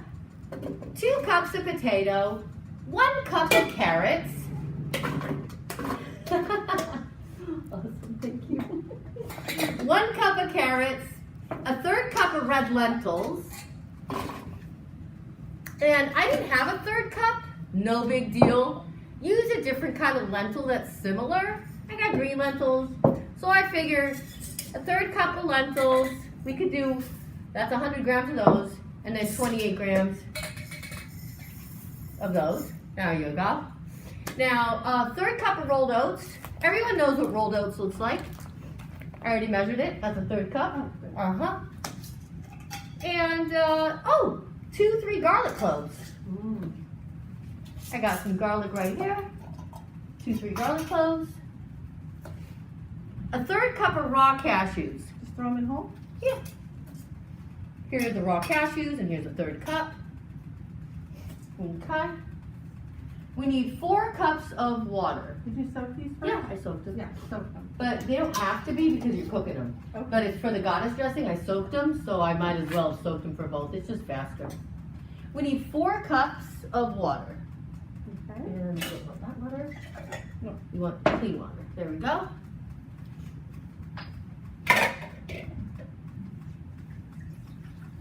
Four cups is to the top thing. There we go. All right. Nutritional yeast. Now, this is fortified with B12, so if people are like, you're vegan and I'm sure you don't get your B12, well, neither do you, because the animals now don't have B12. They have to actually get injected with B12. So here, you might as well just do it this way, planet friendly. We need a 1/2 cup of the nutritional yeast. And a lot of people call it noosh. If you've ever heard noosh, that's what that means. Oh, I can smell the garlic. It smells wonderful. We're almost done. 2 tablespoons of miso. You can do either a chickpea miso or a soy miso. This right here I got at Sprouts, and it's a red miso. Doesn't matter what kind of miso. It's all got probiotics in it. We're gonna do 2 tablespoons. And then a tablespoon of lemon juice and salt, and then we're done. By the way, lemon juice and apple cider vinegar are almost interchangeable in a recipe. So if you don't have enough of one, use the other. In addition to that, coconut vinegar is also a great substitute. Oh, I love coconut vinegar. Now, do you ever use the cocoa amino acids? Oh, yes, I do sometimes. As a matter of fact, I may have brought it. Coconut aminos, right there. Yay. I use this interchangeably with tamari. Tamari is a gluten-free soy, and it's delicious. So, Doreen, when did you become or go vegan? It was about 6 or 7 years ago. I really don't know. It wasn't like, oh, I'm gonna be vegan, and boom, it happened. It doesn't. I don't think it works like that in general. I started learning and getting educated about, the abuse that the animals go through and how tainted the actual meat is when it gets inside my body, and I don't want that rotting in me. Rather than that, I wanted the fruit of the earth, the energy that comes from the ground with all that ecosystem and all the minerals and the microorganisms. That's what makes the produce actually nutritious. And when you eat that, you feel amazing. You're not supposed to eat a dish and then go take a nap, like we all used to do at Thanksgiving. Now, my Thanksgivings, I overeat, but I still feel amazing. The last thing we have to put in here is the lemon juice. And there you go. This little nifty thingamabob. And then salt. And then that recipe's done. Did you do it the flip side? It went everywhere. You're supposed to go this way. Oh. I love her. How fun is it to cook with a friend? Thank you, Kara. Deeply appreciate My it. pleasure. I made her come today. Against her will. No, I'm just kidding. She promised to feed me. Oh, I know. I'm looking forward to how it's I going work to for taste food. afterwards. I work for food. Here's the salt that we Yeah, need. many of us do that now. Work for food. So this will take a little time. I did start this burner, and it's going to be a little bit. So once you boil it and puree it. So you boil it, Yeah. and then cook it for Yeah, what, you're about cooking the oats, you're 15 cooking the minutes, cashews. maybe? Yeah, you're cooking the lentils, you're cooking the carrots, you're cooking the potatoes. You're basically making a soup. But you boil it and then simmer it, or just bring You it just to a boil boil? it and then you puree it. Nice. Voila. Okay, this is what it looks like. And here For is you. the Oh, finished that's product. soup. That is So it is definitely like soup, But here is the nacho cheese finished product. Oh, that looks fabulous. I want nachos. Smell that. Smell It's it? nacho time. It is. Well, people always ask me too, like, what do you do with this? You can put it on quinoa, you can put it on rice. Again, you can take your broccoli and your cheese sauce on broccoli and cauliflower. Forget about it, it's delicious. Okay? Now, the last recipe we're making is the goddess dressing. Okay, do I cover this? Yeah, cover it and we're done. All right. All right, super simple. Goddess dressing. We're gonna make that in this little apparatus here. And it is 2 tablespoons of tamari. We were talking about tamari earlier. If I don't have enough tamari, we can just finish up using the coconut aminos. 2 tablespoons. I'm going please. to have to double it. That's fine. No. Oh, there you go, yeah. 1/3 of a cup of cashews. Let me grab that. I soaked these last night for this recipe. I always like to soak my nuts. It's just easier to digest. Say that again, Doreen, about your nuts. I like to soak my nuts because they're easier to digest, and you know it. Well, almonds need to be soaked. Actually, cashews and almonds do need to be soaked because it releases, the soaking removes an enzyme that's not soaked. That's absolutely right. And of course, the biochemist, Ann Barron, giving us that info. So 2 tablespoons of Tamari. and then 1/3, tablespoons of- no, just 2. If we didn't have enough, we would use the other one. Oh, okay. And then 1/3 of a cup of cashews. Now, I'm just gonna say it. double the recipe. This is an amazing dressing. Double the recipe. It's so easy, double it. I have a tower garden. They're really awesome. It's an aeroponic apparatus that you plug into the electricity. The basin has 20 gallons of water, and it's got rock wool in it, so not soil. And it has spouts, you know, and it recycles the water, so it's very sustainable.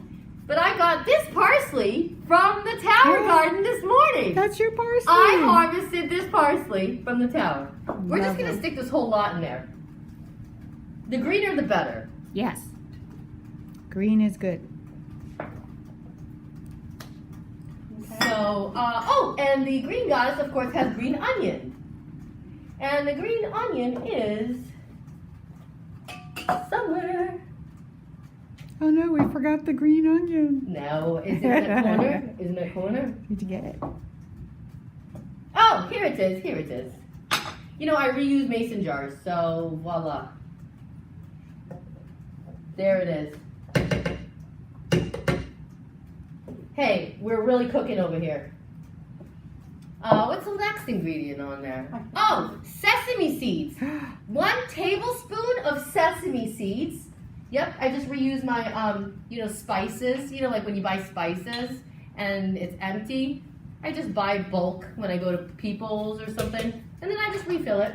Okay. Sesame seeds, you can interchange tahini with sesame seeds because you're just pureeing it anyway. So if you don't have sesame seeds and you have tahini, use the tahini. And then 2 tablespoons of apple cider vinegar. And this is all I have left. So whenever we need more, we'll use the coconut vinegar. You know, no big deal. All right, and then, this one actually adds lemon juice too. So let me do the lemon while Kara's doing the coconut. You don't trust me, huh? After that, no, just kidding. Lemon bath. Lemon bath. Mm-hmm. Hey, who doesn't like a little lemon facial? Yeah. So we're almost done here. 2 garlic cloves. Please do not overdo the garlic. The more garlic you put in this dressing, the worse it tastes. I know it sounds kind of funny, but just do 2 garlic cloves. Let's go. Oh, did we use all the garlic? Oh, 2 garlic cloves. And a half of a cup of coconut milk. This is what coconut milk looks like right here. Here's the can. I don't know what a half is. Could you do a half? Half of a cup, yeah. Coconut milk, you can use, if it's too fattening for you, you could use almond milk, you could use hemp milk, you can use cashew milk, you can use oat milk, any type of milk, dairy milk alternative. We use a spoon. Oh, what happens to it when it's in the fridge, it gets kind of thick. I love it.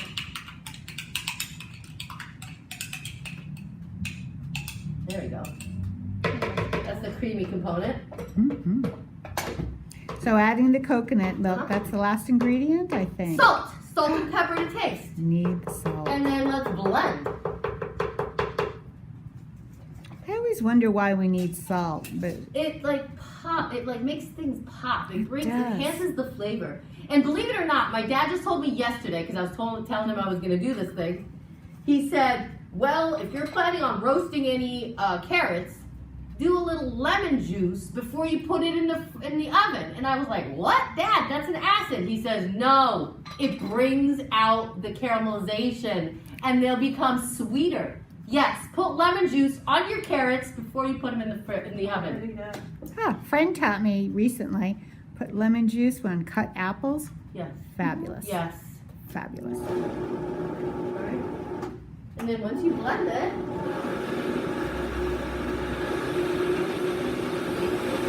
you might need this thing. You might need this thing. We're really cooking here. Yes, I love the plunger. It just helps mix things around. It does. You can actually, I think you can run it with the plunger in it. Yeah, you can. Vitamix, critical for vegan cooking. Yeah, I was like, what took me so long to buy a Vitamix? The $400. But you know what? When you use it 3 times a day, it's so worth it. I have tried using a mortar and pestle. It takes so much longer. Yeah, I know. There There you go. That's the goddess dressing, baby. All right, you can stop it. And then once you're done, just for time purposes, there's that beautiful green gold, I call it, the goddess dressing. Oh, it's time for salad. Yes, it is. So I like to, we have a food processor, and I like to shred carrots. I used to buy shredded carrots, but that gets kind of costly. But this, you know, put them in mason jars. Some goddess dressing on there, and we're about to feast. Maybe we should do it in the front of the camera. Sure. Go in front of the camera. Okay. Oh, here we go. Can you smell that? Oh, that smells delicious. And we the can lettuce put looks some more. so vibrant. Let's put some tomatoes in there. I love tomatoes in a salad. So did you grow the lettuce too? I do grow lettuce. I have arugula and kale and frisee and mizuna, purple mizuna. I have Japanese parsley, but I don't have this lettuce. So lovely. How easy is that? It's so easy and it looks delicious and it smells amazing. I wish everyone could smell it. Here, smell. Oh, by the way, I found out that polenta, this is like a new thing. I just learned about polenta like 6 months ago or a year ago. You're Polenta, not Italian, right? no. Yeah, I'm Italian. Or hominy or any like grits or anything. Yeah. Same kind of concept. But this is amazing with that cheese sauce. Imagine cutting these in little cylinders, sticking them in the toaster oven or the oven or your air fryer, getting some steamed broccoli and cauliflower and putting the cheese on top. Pow! You got a meal right there. Woohoo! Thank you. Thanks. Deeply appreciated. Now we get to eat. Bye, everybody. Thank you for watching. Thank you. Miójam csónam, hengcsös echletemet, csámcsa alvivaktam moshangai. Hello everybody, happy Earth Day. We are the Rincon Youth Storytellers from the Rincon Indian Reservation, and we travel to local schools and colleges performing traditional songs, stories, and games. And we're here today to showcase some songs that we've previously recorded for this Earth Day. Noshun Lovik, thank you.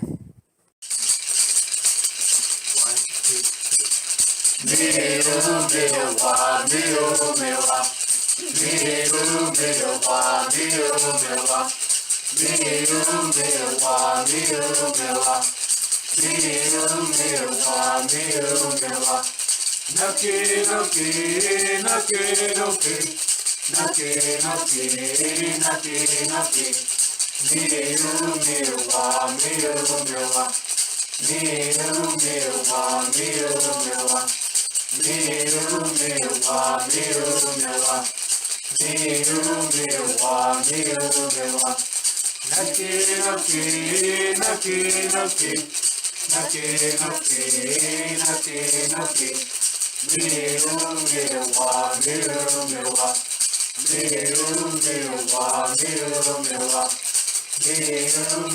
wa miu miu wa miu miu wa miu miu wa naki naki naki naki naki naki naki naki miu miu wa miu miu wa miu miu wa miu miu wa miu miu wa miu miu wa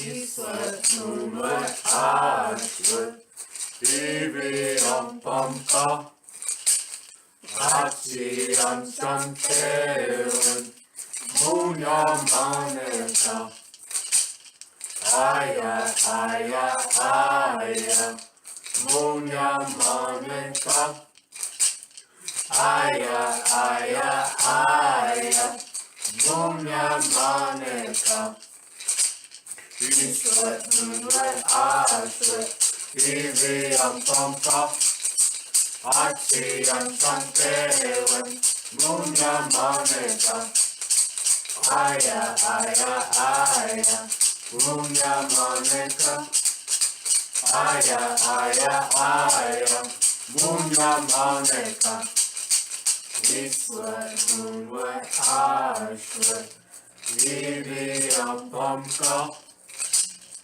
Achi ancham teun Munya moneka Aya aya aya Munya moneka Aya aya aya Munya moneka Iswar hunwar ashwar Viviam pomka Achi ancham teun Munya moneka Aya aya aya Munya moneka Aya aya aya Munya moneka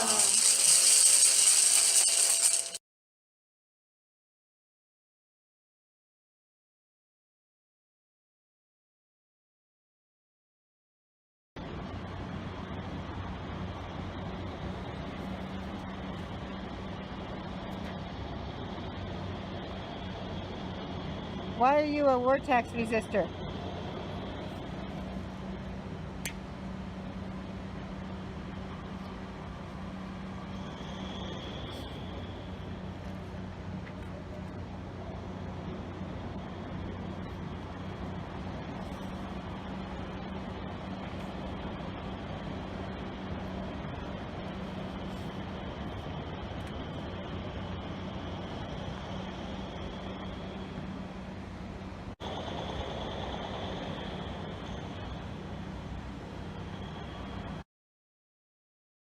I really gotta hold on.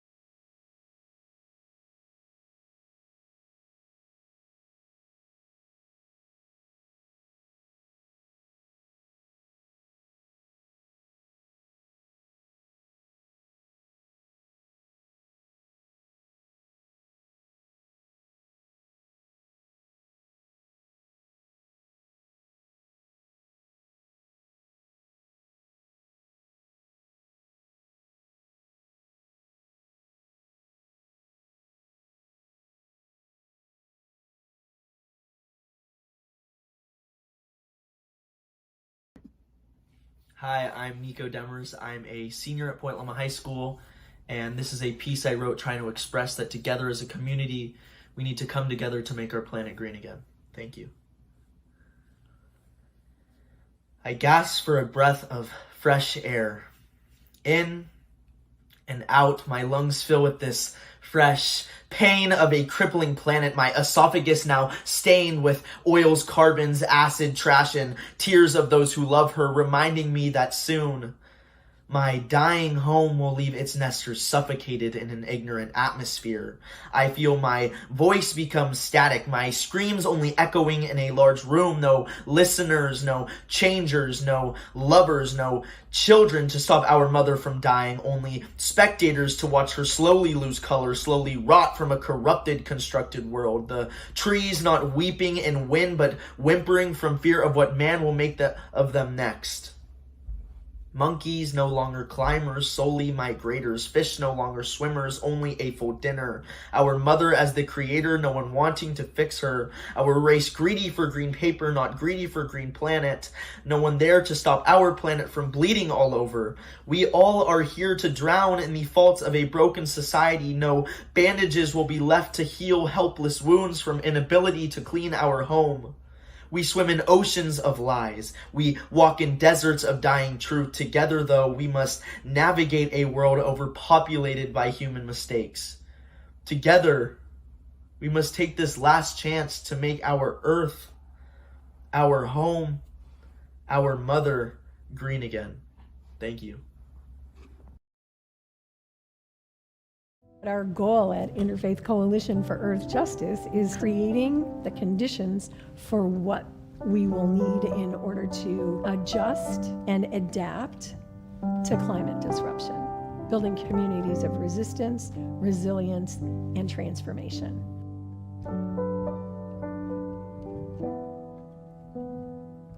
I need to put 25% of my own leadership time into this issue.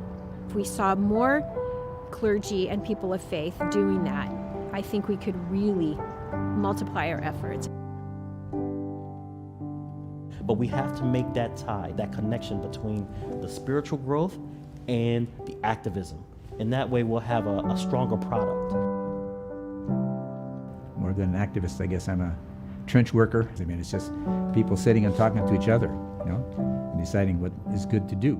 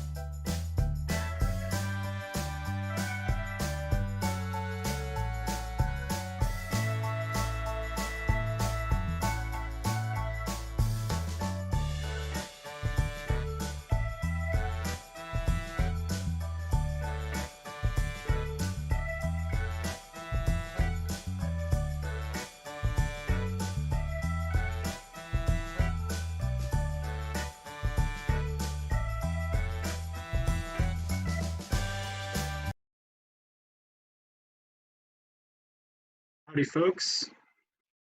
So we'll be coming back to the live stream now. Next up, we'll have a session by Bobby Wallace and the Kumye. Got some really interesting folks speaking there, but I wanted to take a quick second to shout out to KNSJ Community Radio. That's 89.1 FM, and that is the only station that is live broadcasting this stream. You can find them on the TuneIn app or at knsj.org, as well as at 89.1 FM. So if you're listening on the go, if you have to drive somewhere or anything like that, you can listen in there. Or if you're just, making lunch. And I also want to bring up our fundraiser. So we are currently raising money for COVID-19 relief. There's a donate link under me in the live stream. You should be able to see it there. And it's a lot of people are doing a lot of important work for COVID-19 relief. So if you do have the resources, definitely consider donating, and we can make San Diego a better place. So without further ado, I will let Bobby take it away. And Bobby, I think you're muted at the moment. Dude. There you go. All right. Hey, hauka inchawai a wimpayo setkin. You know, we can only do this together, and it's my privilege to be alive, to be here today, to be able to talk about Mother Earth and really be candid about it. You know, we've got all sorts of stuff going on all around us, and you know, the COVID-19, and everybody's got to be at home. Meanwhile, everybody's inside, Mother Earth is just cleaning and cleaning and cleaning. And it should be teaching us a very, very valuable lesson. I mean, we all have to do our part, whether it be drive a little less or, you know, separating your trash and do your recyclables or whatever it may be. But let me do a correct introduction. My name is Bobby Wallace from the Barona Band of Mission Indians, from the Kumeyaay people. My father was Tosh Steppenwolf Wallace. My mother was Norma Jean Kriego. My grandmother and grandfather were Samuel Uwaya and Christina Benegas from Verona. Samuel Uwaya was from Syama, New Mexico. That's Pueblo Indian. And then Norm and Jeannie Kriego, which have a long history dating back to coming across the ocean in the 1600s. My grandfather was one of the ones who was captain of one of the big boats way back when. You know, but that just like, it kind of says a lot because, you know, a Native American guy sitting right here can also have ties with, you know, the English and ties with everybody, really. You know, I have a mixture of family members, and I think that all of us, of all races, and that believe in something good, we really need to stick together to find solutions to the climate. And everybody knows, you know, that it's changing, the water's rising, things are melting. You look at Alaska and how they show all the pristine white glaciers. Well, if anybody's been there and saw pictures recently, and I haven't been there, but I saw pictures, it's covered with soot and they're not all pretty and blue. So, you know, we as people, and we're just people, we're the human animal, we all need to do our part and try to help Mother Earth out a little bit, because Mother Earth can show her wrath to us. And I've seen it before. And maybe I can get into that a little bit more. Our people's lived here for over 12,000 years. When you're driving in the mountains, if you notice, these trees are all in perfect lines. Well, our people planted those in perfect lines, thinking 200 years ahead. That's what we had to do. It wasn't all about self-gratification. What's going to do me right now? It was thinking about your people, your children's children's children. You know, they needed food. The earth changes, you know, sometimes dramatically. So our people planned ahead. And when the first arrivals came, they saw Eden. It was a beautiful place. The hills were all green. You know, the water was distributed for animals because we had to live and eat and sustain ourselves from the food that was right here, right where everybody's sitting here in San Diego.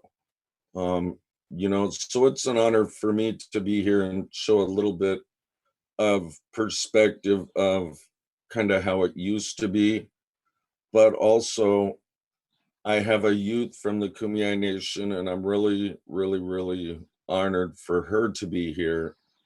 She's Miss Kumeyaay. I grew up with her father, Harold Potts Hill, and their whole family. And it really is an honor to see somebody young and to see somebody with the fire inside them that wants to do good for all peoples. And Amaya, we'll start this out with you. And again, I appreciate you, and I just want to see you continue on and do these kind of things. You have a great fire, little sister. Thank you. So yeah, as you mentioned, my name is Amaya. I am Miss Kumeyaay Nation. In my native language, I introduce myself as Hauka, Laposta Makopai, Nathot James Potts Hill, Namau Caroline Mendoza, and Yamasich Amaya Hill. So what that means is, hello, my name is Amaya Hill. I'm from the Laposta Band of Mission Indians and also a descendant of the Red Lake Band of Chippewa Indians. And my father is James and my grandmother's name is Caroline. So I just want to thank everyone for being here, the speakers and the viewers, everyone watching. It's an honor to be speaking in front of you guys at such a young age. I'm 15 years old. I'm a junior in high school. And, you know, advocating for our planet is something that I'm very passionate about. So it starts really with you guys, the people viewing and the people speaking for us here. Really, there is no future without you guys being here and really taking part. If you're at home, you know, you have to be here, but you guys are, and I think that's really inspiring to me. So what I'm here to do is to give you an Indian perspective on all this climate and our globe and the global health that we need to have right now. It's very vital to the success of our species. I am really an advocate of space. I really want to go to space, but I definitely think that being on this planet right here and right now, we need to take care of our Earth because we're getting nowhere if we just leave it alone. So in the 50 years that we've had Earth Day, we've gotten a lot done, but I don't think that we've gotten enough. I think that we could have gotten a lot more done, and I think all it takes is a little more advocacy and a little more people to stand up for what they believe in. I think what it really is we're stuck on politicians who are stuck in this kind of, they need to be with their allies who will help them in the first place. And I think that the only way to get past that is to really, you know, bring it in a politician's perspective. So, you know, if you want to talk politics, let's talk politics. There's predicted that in 2030 that the sea level will rise 3 to 7 inches, destroying $1.07 trillion in property. If you want to talk politics, I think that's where you have to start, where their money is. If you have any contact with politicians or anything, we really have to start there. We have to start with our politicians because that's why things aren't getting done, because things are being done by money and not by whether we want to sustain our Earth. So I think what we really need to do is we just really need to take a step back. We need to look at where we are right now as a community, and we need to realize that this isn't a political fight. We need to stand up for our Earth and not stand up for our political parties. I mean, I can see it on my reservation, the river that used to flow right next to my house that I just went down to with my little sisters the other day to tell them stories is gone. It's a little baby creek, not more than 2 inches tall. It's very, very tiny. And I think just us being divided is not a way of doing this. We really need to be together so that we can stay together and we can fight this together, because that's the only way anything is ever going to get done is if we're together. I am doing research right now for a book I'm writing, and we are so divided as a people with social media and the way that we get our media. We're being divided every single day, and though it's not really our fault and more of an algorithm type thing, we need to realize that we are not just alone in this. This is not a political fight. This is a fight for saving our for saving humanity. This is a fight for saving the earth for our grandchildren. This is a fight for saving the earth for the animals. This is a fight for saving the earth for the plants that feed us. We need to save the earth because we do not have a plan B. And yeah, I think just unity is our best shot.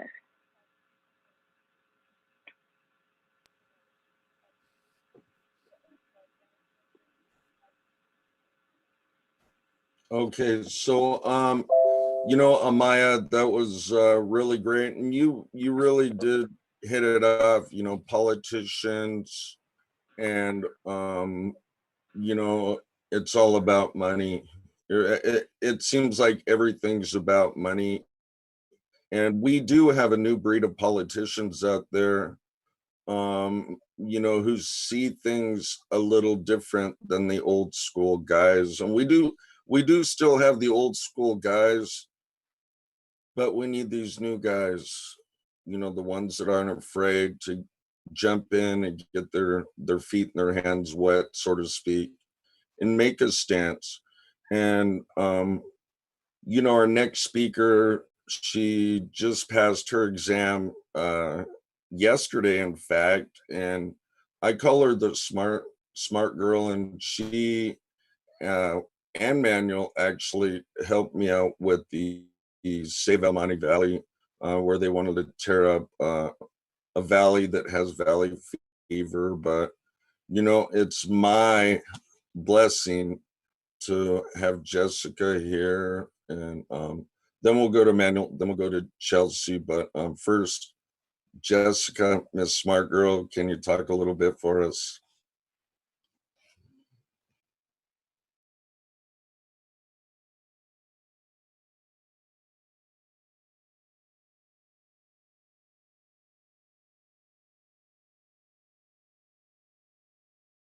Jessica, I think you're muted or something like that.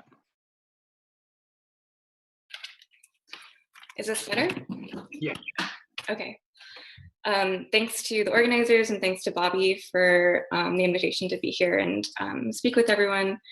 I am a PhD student at the Scripps Institution of Oceanography, and thanks for the congratulations, Bobby.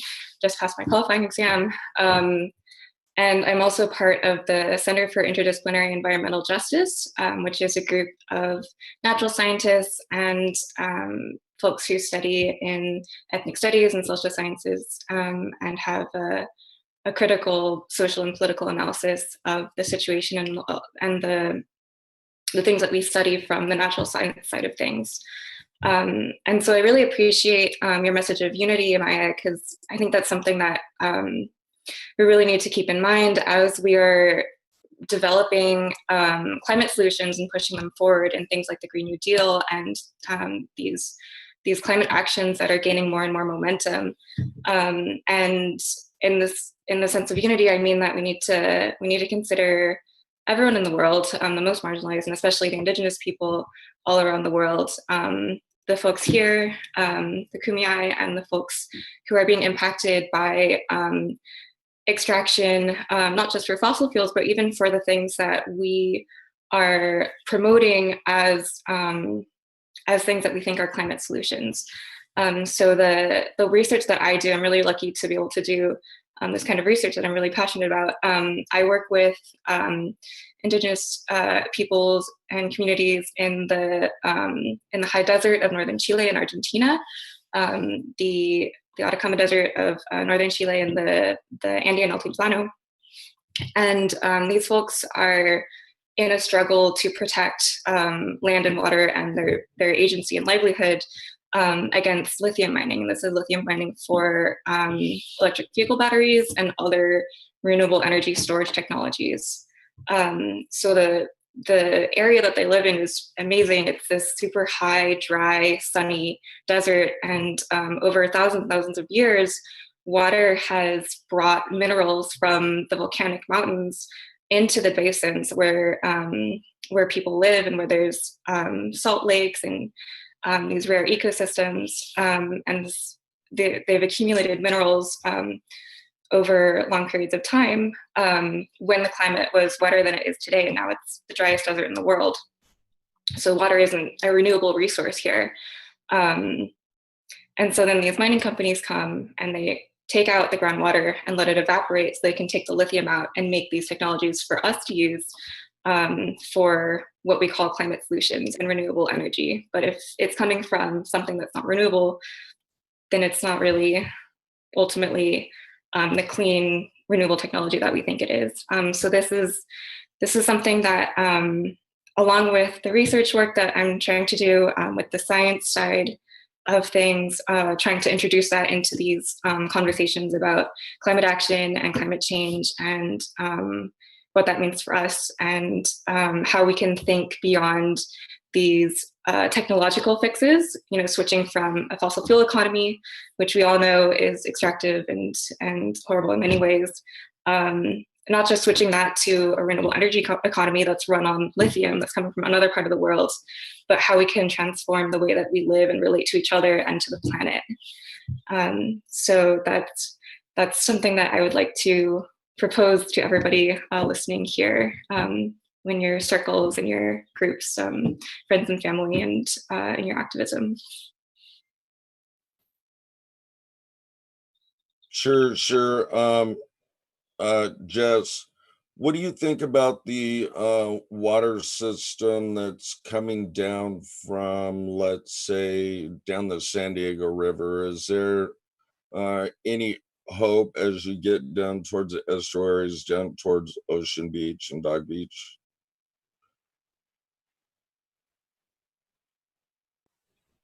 You mean in terms of restoring the historic water systems? Yes. That's not something that I'm really an expert on, but I think that it's something to work towards and to dream towards, is restoring the ways that the earth has worked naturally in conjunction with the ways that Indigenous peoples have been living for since time immemorial. That's something to keep as our vision. Awesome. Well, I appreciate you, Jess, for being here. I forgot to say a few things. I did want to say thank you to our mayor, Kevin Faulkner, and a friend of mine, Miss Diane Jacob, which I'd worked with on the Upper San Diego River Park project way in the beginning. Without you guys trying to lead us in a better direction, there's a lot of things that could be worse, So again, I appreciate you guys. I appreciate all the chairmen of all the tribal nations here in San Diego. And as you guys know, right here in San Diego, we have per capita the most tribes in the United States. So for all you councils out there, much love and respect. And I think we'll move on to Manuel Belmonte. Manuel also helped with the El Monte Valley project too, the sand mining, and was very instrumental, as well as Jess, for going through the EIR and just finding a way to keep our sacred sites safe. So Manuel, go for it, brother. All right, thank you, Bobby. I really appreciate you having us here, for giving us this platform.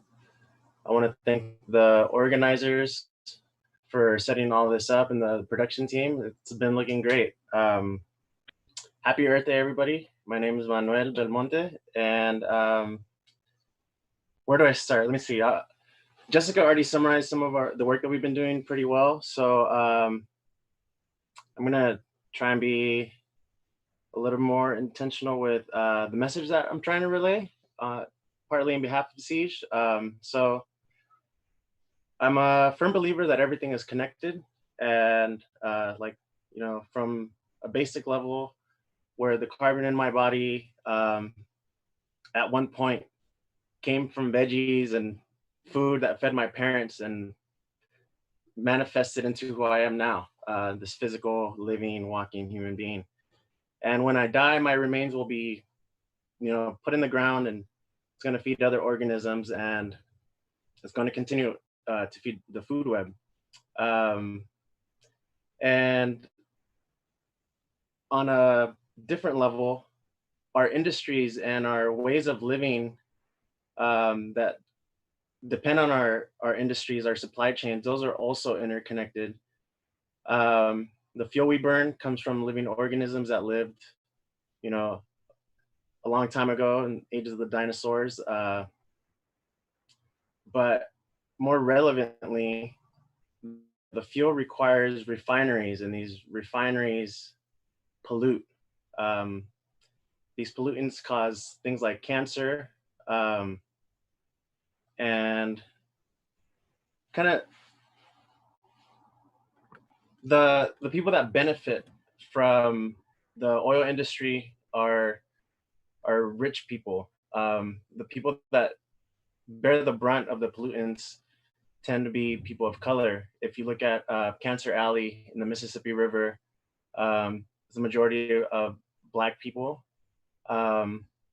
Locally, Wilmington in Los Angeles has a high proportion of Hispanic and Latino communities. Standing Rock is another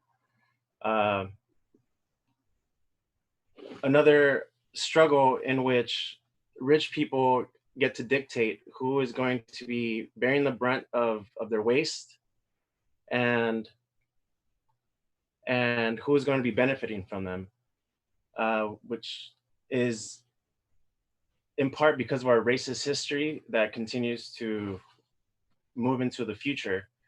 The term environmental racism has come out of the environmental conditions that Black, Indigenous, and people of color have to live through in order to make profits for other folks. Even now with coronavirus, the people that are mostly affected are people of color, despite the fact that coronavirus is seen ravaging certain communities where the majority of people are white people, but still the majority of the people that are dying are people of color. Another local environmental injustice and environmental racism, earlier, the Environmental Health Coalition was on here talking about Barrio Logan.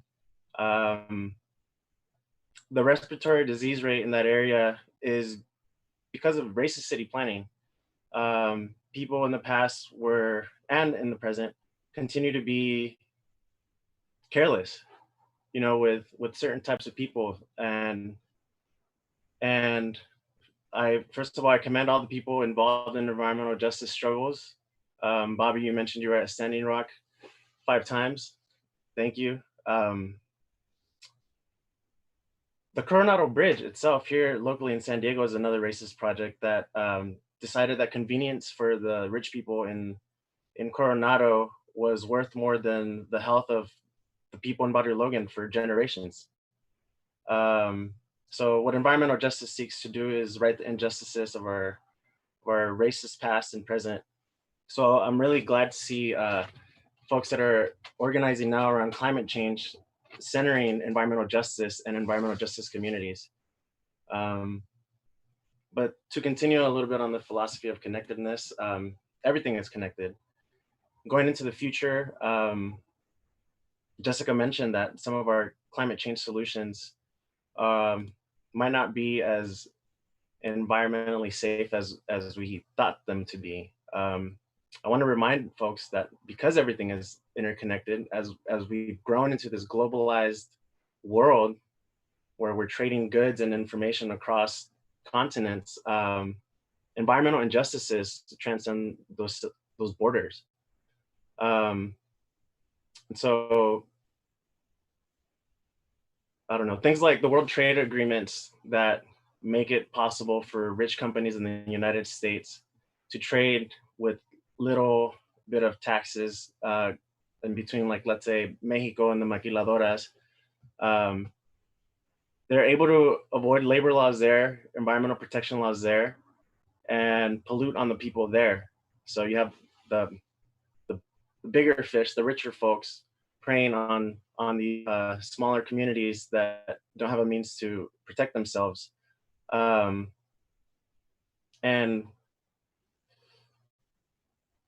in climate change, the issue with climate change is that the people that are not responsible for the CO2 emissions in the air are folks that are being more heavily impacted by the impacts of climate change. And this is an issue that doesn't need to be addressed, but it needs to be addressed critically. We cannot continue to reproduce the problems that folks have created in the past. We cannot continue to reproduce those in the future. And so when you're looking at solutions to climate change, like electric vehicles, well, this depends on the continued displacement, exploitation, and pollution of Black, Indigenous, and people of color in other parts of the world. Climate change is a serious issue, but I urge you all to consider that it's a symptom. It's a symptom of something bigger. Bobby, I see your Save the Bees shirt. The bees aren't dying because of CO2 in the air. You know, they're not dying because of that. They're dying because our connection to the land and our agriculture. So I just want to shed light on the fact that there's a bigger issue here that needs solving, and it has to be a structural change, not a technological shift. I heard someone say, we cannot consume our way out of this hole we've consumed ourselves into. And really thinking about how these changes need to happen on a political and social level in our relationship to each other and our relationship to the land is how we're going to move to a more just future that's considerate of the most marginalized people in the world. Yeah, because the racism of the past continues to inflict our ideals of what our future can be, and not paying attention to these things can be detrimental for people in the future. Let's be more like the Kumeyaay folk who thought about 200 years in advance and not just 50 years in advance when, you know, electric vehicles are going to be obsolete and they're going to think of another technology because we've run out of lithium, which is not renewable. So yeah, I just want to challenge folks to think more critically about our solutions to climate change. The change has to be social, political. Thanks again, Bobby. All right. All right, awesome. You know what, I appreciate it, Manuel. And, you know, we keep hearing equitable for everyone, and this does have to be equitable for everyone. And being a guy who has walked on this land back and forth to DC, I can tell you this place is littered. When you walk by the billowing smoke from the refineries, it sucks. And I'm being candid. It sucks. It's not good for us.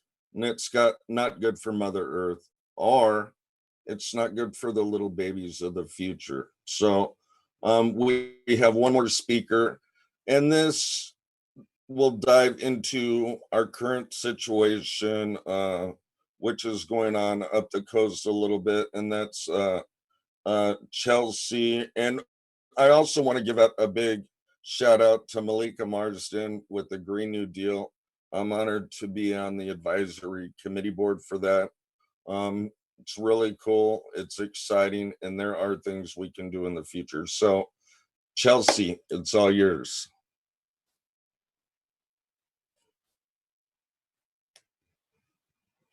Hi, everyone. It's Chelsea Sparty. I'm with the Samuel Lawrence Foundation. I'm very appreciative of the Kumeyaay Nation, my brothers and sisters who invited me to speak alongside today, and all of the dozens of coordinators who made this virtual climate uprising possible. Without you, we wouldn't have this great community. So I'm really grateful for that.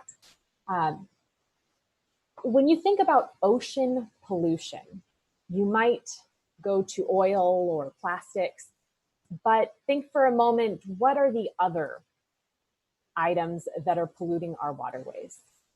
Think about the generational issues that we face. On the beaches of San Diego, we have a much more sinister material threatening life and the economy. It's the largest environmental hazard that you haven't heard of. It's radioactive waste. At San Onofre, many of you have seen these domes, but what you might not know is that all 3.6 million pounds of radioactive waste remain on site, only 100 feet from the water. That is equivalent of 120 loaded school buses. That's a lot of waste. It's stored in the lowest quality storage canisters that are designed to last only 50 years. And radioactive waste, it stays lethal for 200,000 years. We know exactly who selected this 50-year solution to a 200,000-year problem. It's Southern California Edison, a regional utility company.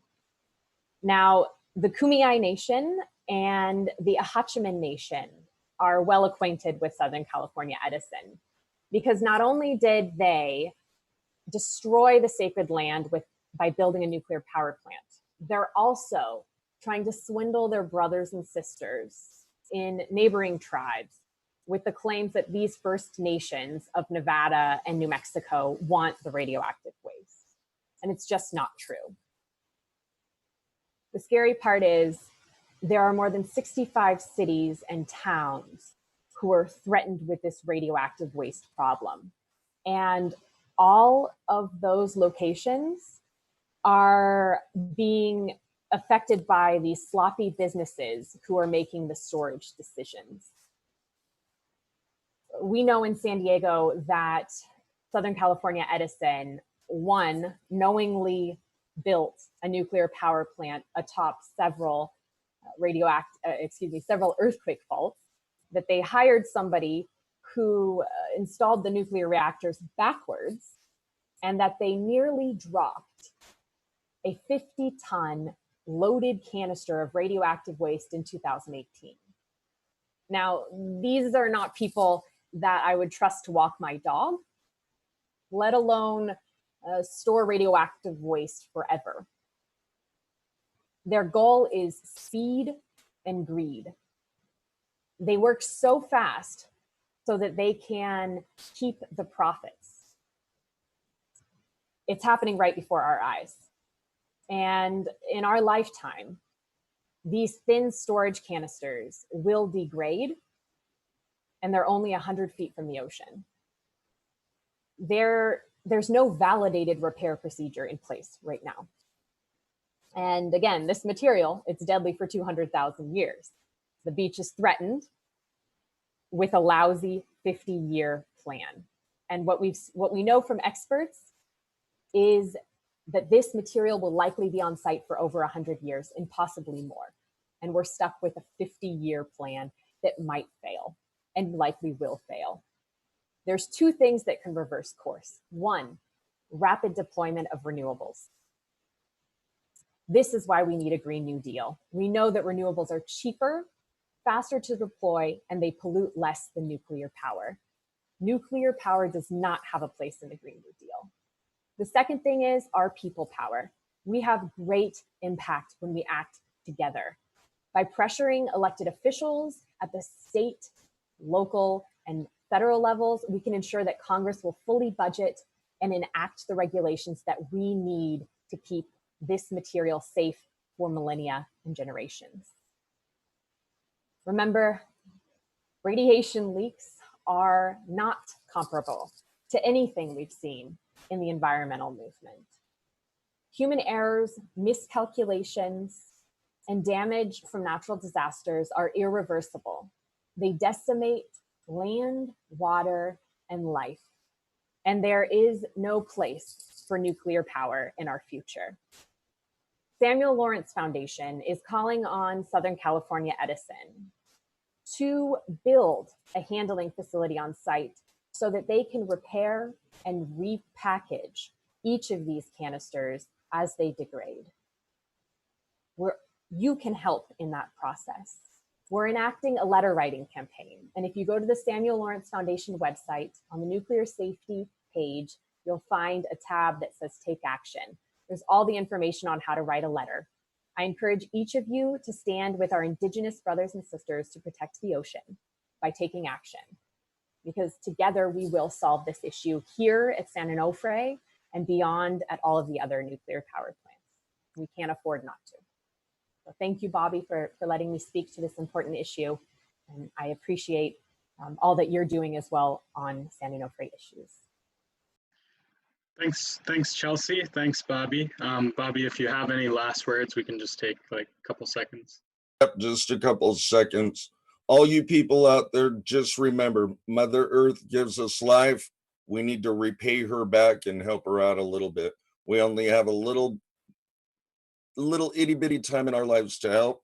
So give it a shot, you guys. Much love and respect to all you guys. Thank you. And thanks to all of you for coming on the panel today. Next up, we're gonna have a little relaxation session, a little yoga session with Brianda. So. Awesome. Hi, everyone. Welcome to the Climate Uprising, also the 50th anniversary of Earth Day, and such a unique way to join with all of you change makers. And today is special because we can't join physically, but it's also very unique to be able to do it online. So we have something prepared for you. My name is Brianda, and my pronouns are she, her, and hers. And I am the Executive Director of Community Yoga and Mindfulness. And this is my roommate, Luis, and she will be demonstrating the poses modified on a chair, just in case you wanna, you can't pull away from your screen, or if you would like, prefer a chair pose, a chair practice today. Great, it is amazing that it's 2020 and we have so much technology, and yet we are still faced with these challenges in this lifetime. And it is really sad what we're facing, but I do have hope that we can overcome this, that we can become more sustainable, that we can be healthy, and that we can be there for ourselves and for each other.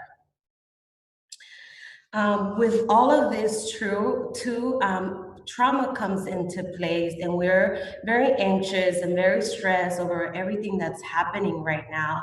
So I wanna give you guys some few tools, a few exercises that will allow us to kind of release that and build more resilience, so we can do it together. And so in this class, we're gonna, like I said, give you a few resources, and so let's get started. Awesome.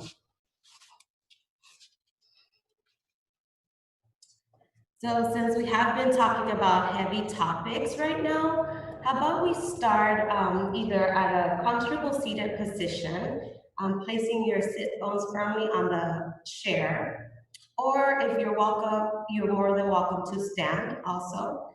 And if you're standing, and also if you're on the chair, try to start by loosening your body.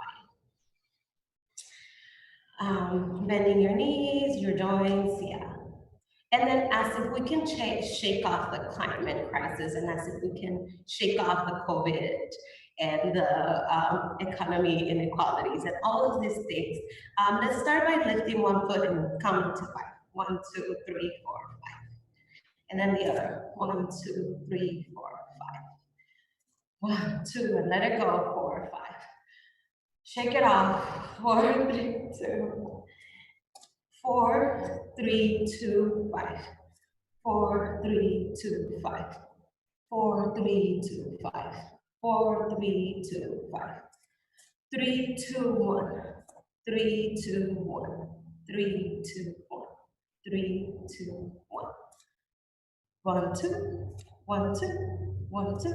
1, 2. 1. Let it out. 1, 1, 1. And if you feel like you still have shakes, shake. Awesome, and then very softly coming into stillness, just being aware of the sensations that are happening in your body, noticing if there's any tingling, any shift of energy. Remember that you have the power to shift your own energy. And then from here, notice your feet. And you want to notice maybe that your toes are pointing forward and that your hips are over, your feet are over your hips, or that they're over your knees, you're sitting down. From here, activate your legs, feeling your feet pressing firmly into the floor, to the mat, to your shoes. And here, see if you can tap into this energy of Mother Earth, of the earth, and welcome it in through your body, through your feet, up, up, up. Yes. And then maybe bringing your arms up and reaching towards the sky. See if you can soften your shoulders. And from here, you can gaze forward or gaze up towards your fingertips and imagining that you're getting energy from wherever you feel inspired, from wherever you feel creativity comes from. Just let it pour into you. Like a couple of breaths here, feeling up of this energy. And then when you feel ready, relaxing your hands down. Yes. Now I invite you to place one hand on your chest and then the other one on top. Now bring your awareness to your heart center. And see if we can take full deep breaths here. Really filling up your lungs. Pushing up the diaphragm and expanding your ribs, your chest, your shoulders as you breathe in. And as you breathe out, very slowly releasing the air out. A few mindful breaths here, noticing your heart center. And maybe if your thoughts are quiet enough, you might be able to hear heartbeat. And I invite you to use your imagination here to kind of connect that energy that we tapped into of the earth and of the inspirational place, the sky, the universe, coming through and shining through your heart. Maybe 2 more breaths here.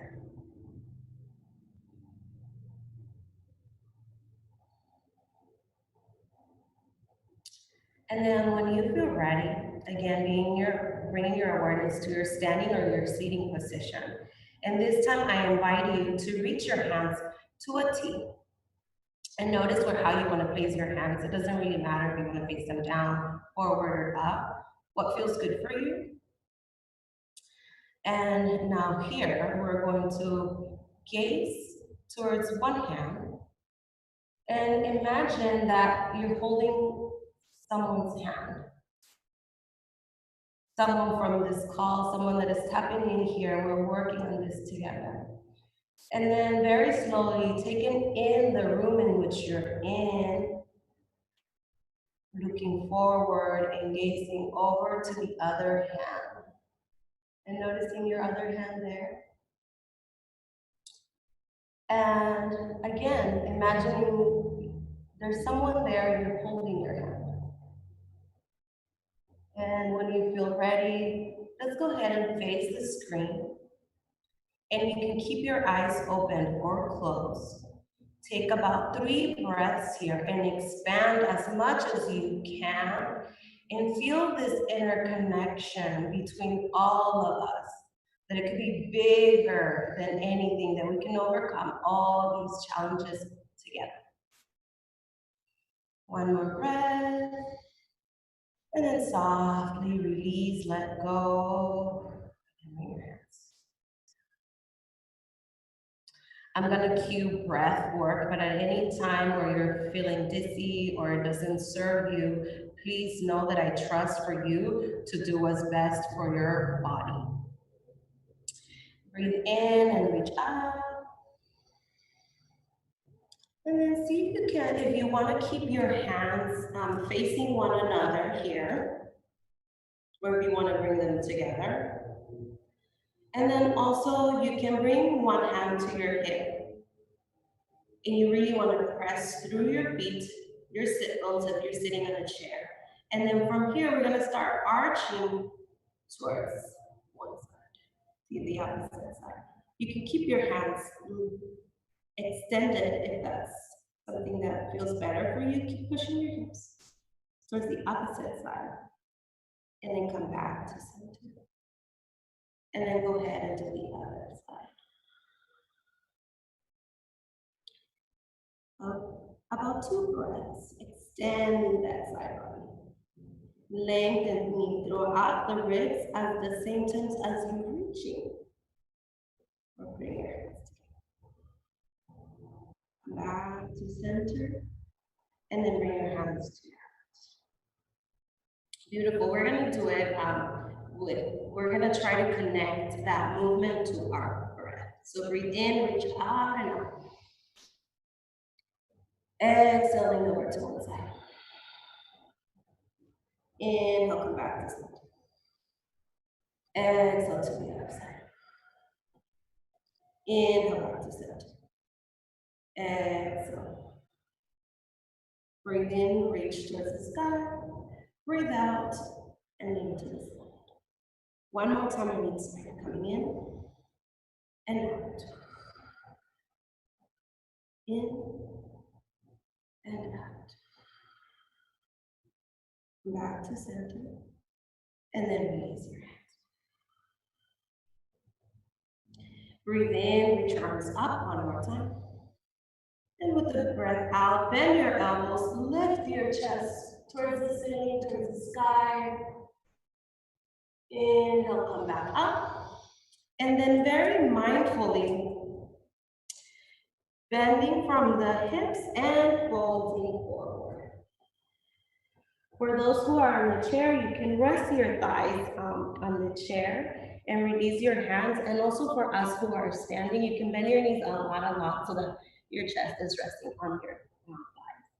You can bring your hands to a fist and press them to the floor and see if that gives you a little bit more grounding. Or you might want to just release your hands and grab to opposite elbows. Or you want to start extending your legs and bringing them straight. 2 breaths here, releasing the crown of the head towards the floor and allowing your spine to just hang heavy. Along with your head, relax the jaw, the forehead, the eyes. And then when you're ready, very mindfully coming up, all the way up. And we're gonna meet with our shoulders over your hips. Now come into a wide stand, and you're gonna gauge what works for you. If you're in a chair, you're also bringing your legs apart. And you can keep your hands on your ribs and then allowing your torso to grow a little bit more here. Or if you need more stability, maybe in your hips. From here, take a couple of bends on the knees as you notice how it feels when you send your hips low. And then coming up one more time. And then down. And then up. And then down, and this time we're gonna stay here. Know that at any point you can come out of it, but see if you can tap into this power energy. You're gonna start to feel an urge to wanna come out of this pose. See if you can stay here for a little bit. And then also you can add some hand movements here. Breathe in. And if you wanna add the movement, you can go ahead and lean over to one side and bring the other hand under. Breathe in and expand your hands out. Exhale, bring it in. 2 more in each side. Inhale. Exhale. Inhale. Exhale. Last one. Inhale. Exhale. Breathe in. And breathe out. And come back to center, sit low, and then press those hips, come up. Press those legs and come back, beautiful. Now bring your toes to face forward, and we're gonna bring them together, again, right underneath your hips. If you're in a chair, You might want to come into the edge of the chair. Awesome. And then for those of you who are in the chair, go ahead and extend your arms as if you're grabbing a beach ball. And then you're gonna tilt your chest forward a bit. Yes, and that's gonna be it. And for us who are standing, go ahead and sit low as if you're sitting in a chair. Yeah. Bring those legs together, press them in and hug the muscle to the bone. You can stay here and feeling that legs active again, that fire activating here, or lift your hands up if you want some more. And 2 breaths here.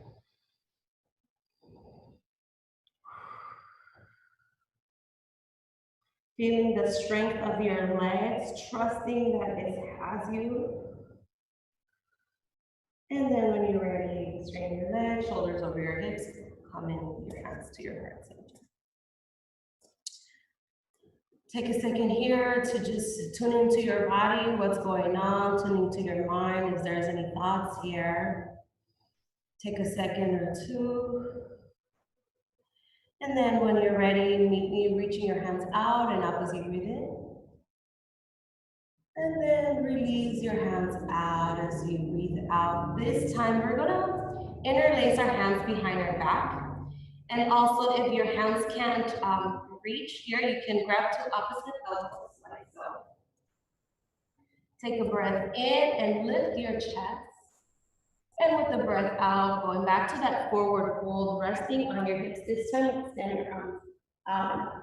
It might be that your hands just reach your hips and a little bit away, or it might be that you can actually reach them over. Be very mindful, maybe create a bend, slight bend on your elbows here. Again, about 3, 2 breaths, just noticing blood rushing to your neck.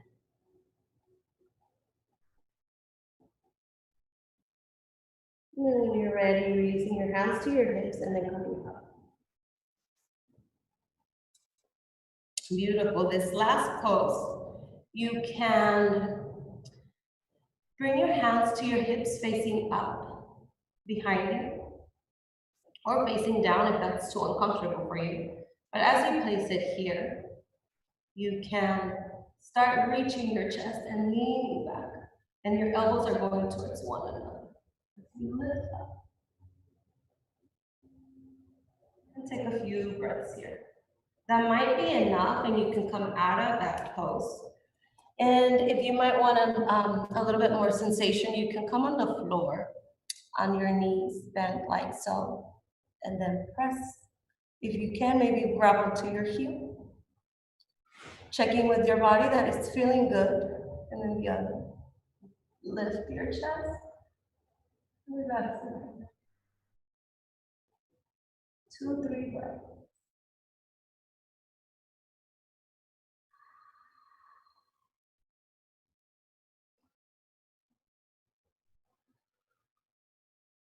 And then very, very slowly and engaging your core, you're gonna come right up and find yourself in a comfortable seated position.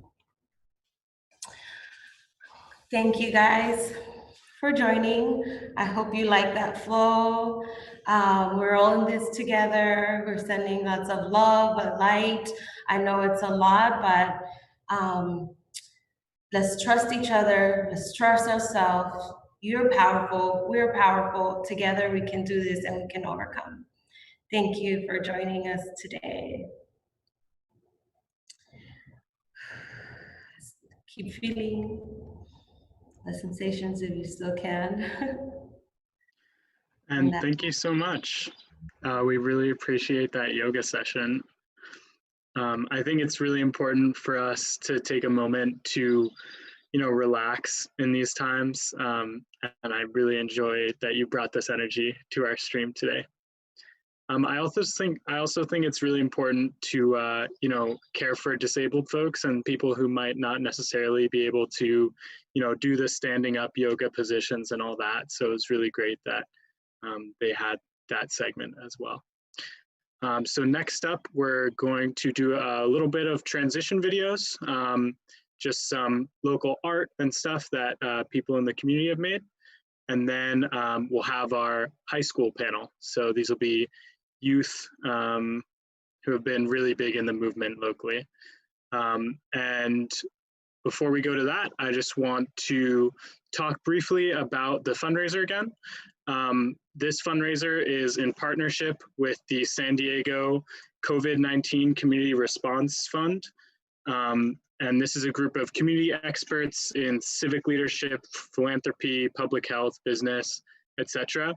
And we're giving them donations such that they can make emergency grants and interest-free loans to nonprofits that are working on the front lines to provide San Diego's most vulnerable communities with assistance.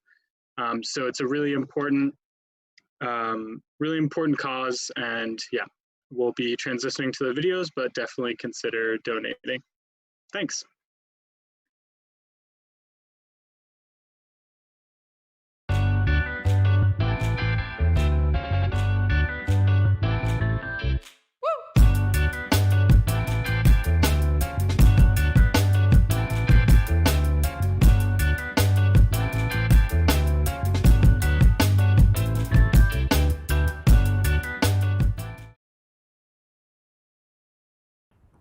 Hello, my name is Aaron Masakip.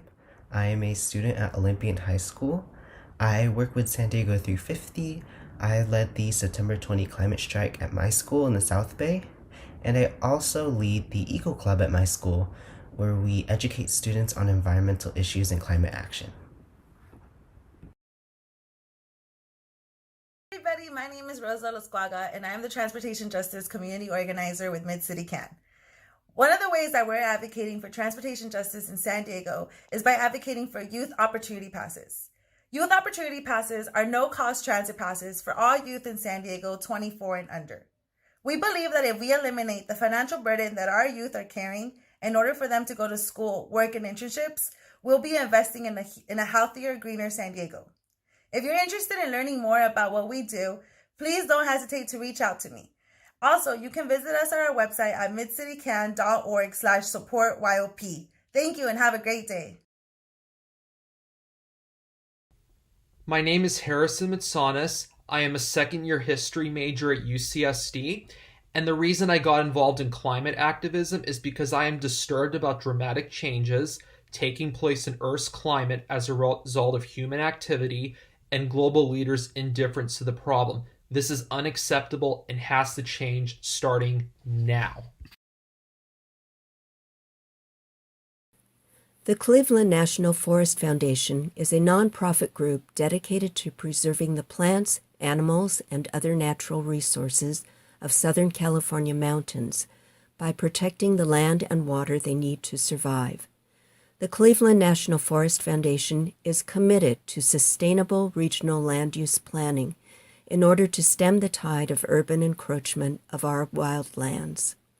Learn more at cnff.org or transitsandiego.org.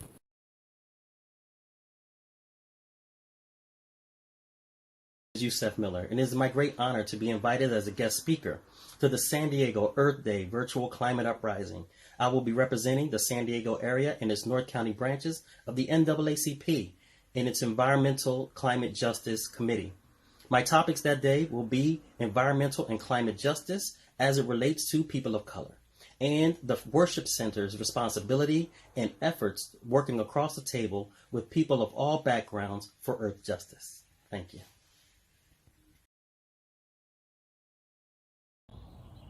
Hi, my name is Cherry Robinson, and I'm the chapter chair of the Climate Reality Project here in San Diego. It's our mission to bring science-informed climate change presentations to our communities, to any group of people, anytime, anywhere, for free. We'd love to help you save our planet. We're fighting like our planet depends on it, because it does. Hey guys, my name is Angela. And my name is Hannah, and we are Angela and Hannah. and we're going to be singing Back to the Earth by Jason Mraz. We hope you enjoy. Happy Earth Day! I'm going back to the earth. I'm going back to the earth. I'm going back to work. I'm going back to the earth. Whenever my head starts to hurt, before it goes from bad to feeling worse, I turn off my phone and I get down low and put my hands in the dirt. Try to stop the world from moving so fast. Try to get a grip on where I'm at and simplify this dizzy life and put my feet in the grass. I'm going back to the earth. I'm going back to the earth. I'm going back to work. I'm going back to the earth. I'm going back to the earth. I'm going back to the earth. I'm going back to work. I'm going back to the earth.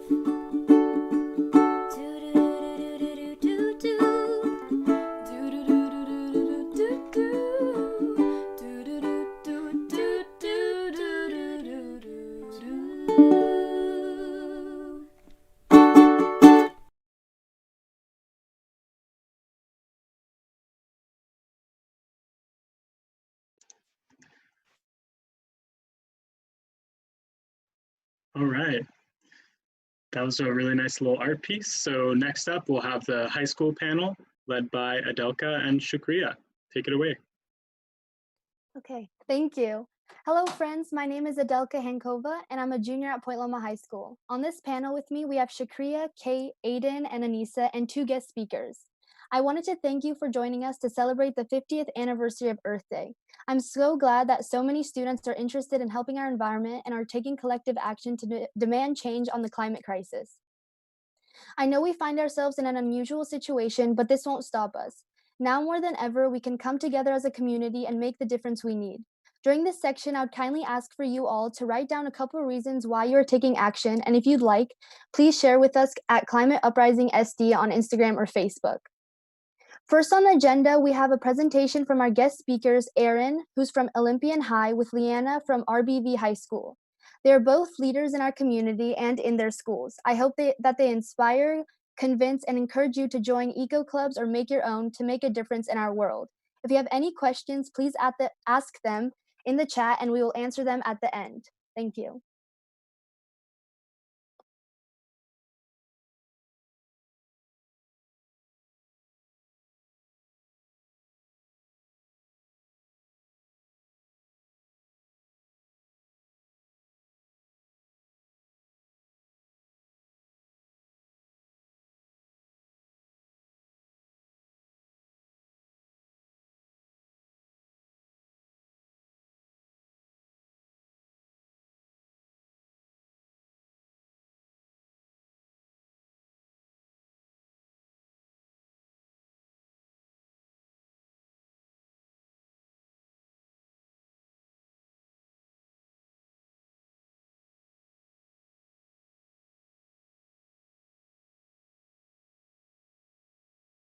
They're just putting up the slideshow right now. It'll just be 1 second.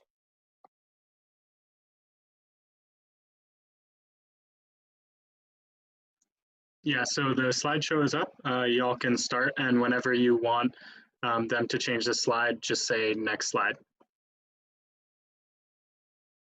Alrighty. Hi everyone. My name is Leanna. I am the Generation Green president at RBV High School, and as well as involved in a lot of other things.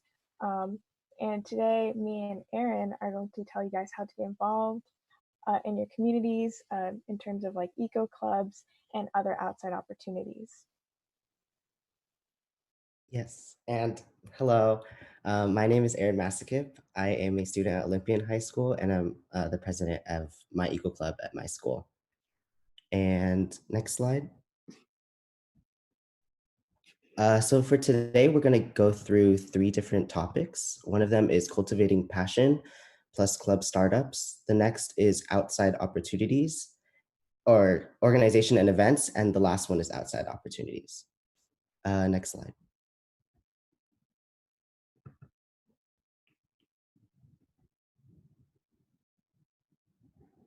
Next slide. So today I'll be talking to you guys about cultivating passion and starting clubs within your area. So next slide, please.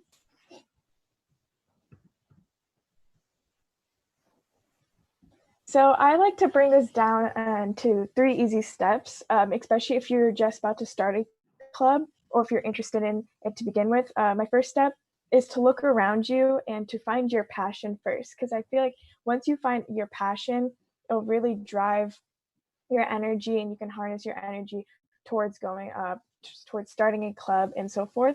So pinpoint problems that will rise in your community and how they will impact it, whether it's sea level rise or certain communities around you that are being disproportionately impacted, and find which one really speaks to you the most, harness that energy, and then kind of bring it to what I like to call step 2, which is brainstorm and find like-minded people. So you might feel like you might be the only person in your area that cares about the environment, but trust me, uh, more often than not, you aren't. And especially as youth, I feel like we're a pretty progressive generation overall. So my biggest advice is to find like-minded people, and then together collectively have what I like to call think tanks. This is what me and my club do a lot, is we just kind of like all gather around and brainstorm what we can do about certain areas and certain problems. So a good way to do this is create a list of problems and solutions and figure out which one is most probable, which one can you guys kind of take on hands on, whether that's in your school or in your community. And then step 3 is focus on one, or you can do others and divide and conquer. So a good way to do this is you kind of have to consider their variables. So if you're doing it on a school level, on a club level, consider your school administration.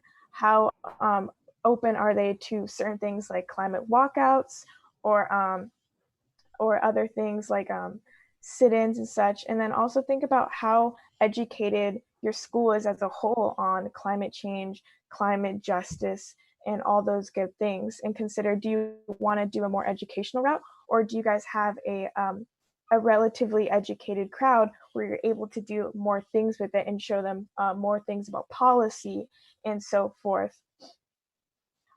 Next slide. So a few examples of events you could do, or things that my club has personally done. We did a sit-in back in September 27th. We did a sit-in at my local city council city building, calling for a climate action plan to be implemented in my city. This is one example. You guys can take it to more of a policy level. And then there's also smaller events like thrift swaps that you can do on a school level, which is something that my club did. And we had people bring in clothes, and if they saw something, they would swap an item with something that they brought. And it kind of promotes sustainability. You can also, depending on your school administration, you can also do a walkout. For me, we did a walkout to my school field because that was what was most probable. And you can make it really educational, tell people how they can get involved in their community on a policy level, or other organizations that they can join and so forth. And also, a pretty common one is to do cleanups in your area. That's always a great and easy way to start, and to do really simple events and then just kind of build up from there. But my biggest advice is to find your passion, take that passion and find like-minded people. And once you have those people, cultivate that energy and put it into these events that really inspire you and speak to your local community and school. Next slide. So once you already have your mission statement and know what you want to accomplish with your club, it's important to think of the organization and events that you want to do during the school year. Next slide. So here is just a couple of different levels of activities you can have. They range based on the amount of work you have to put in. So level 1 activities are small activities that can be prepared in a little amount of time. And these include collaborative art projects, writing postcards to local policymakers, things like that. Level 2 activities require a little bit more work, 1.5 to 1 day events that need probably a couple hours. So this includes clothing swaps, vegetarian potlucks, or climate-friendly meal demos. Level 3 activities are the biggest of activities. These are semester-long campaigns and can be made over several weeks, such as an Earth Day event like this one, or like she mentioned earlier, the climate strikes. If you want to organize something like that, that requires a lot of intensive work. For the beginning of the school year, I definitely recommend level 1 activities just because you don't want to overwhelm your members with too much work. Next slide. So, personally, I believe that the first and second months of your club are the most important to fostering a connection between your members and making sure that they're consistent and they stay with your club. So, a big thing is a kickoff event. That's important for promoting your club and getting to know the people that possibly might want to be a part of your club. And that's especially when you'll get the largest attendance. So, the most amount of people will be coming. And so, you need to give a really good first impression of what your club is about and what you want to accomplish. Same thing with club fair. If you have it at your school, it's a good way to promote and get people to know your club. And also icebreakers. I definitely recommend this at the beginning to get to know your members because the closer bonds that you have with the people in your club, the more likely they're to come back to the meetings and feel like they're valued and that they matter. That you notice that they're at your meetings and they'll be like, hey, maybe I should stay here because they notice that I'm here. So that's an important way to foster relationships between people. Also, it's good to learn about and talk to your members at the beginning to learn about their skills. So, for example, if someone's really good at digital art or if they're good at spoken word, maybe you want to hold some type of event in the future. And maybe you could ask the art person, hey, like I heard I was talking to you earlier, you were interested in art. Maybe you want to make a poster for an event that we're having. And that also sort of delegates responsibilities to them so that they also feel like they're part of a club and they're contributing something. Um, Another thing, like I mentioned earlier, level 1 activities are very important for the first and second months. So on to tips. One, publicity is very important, such as social media, morning announcements, and posters around school. That's important, of course, just to get people to know that your club exists. Another thing I like to say is be consistent but not overwhelming.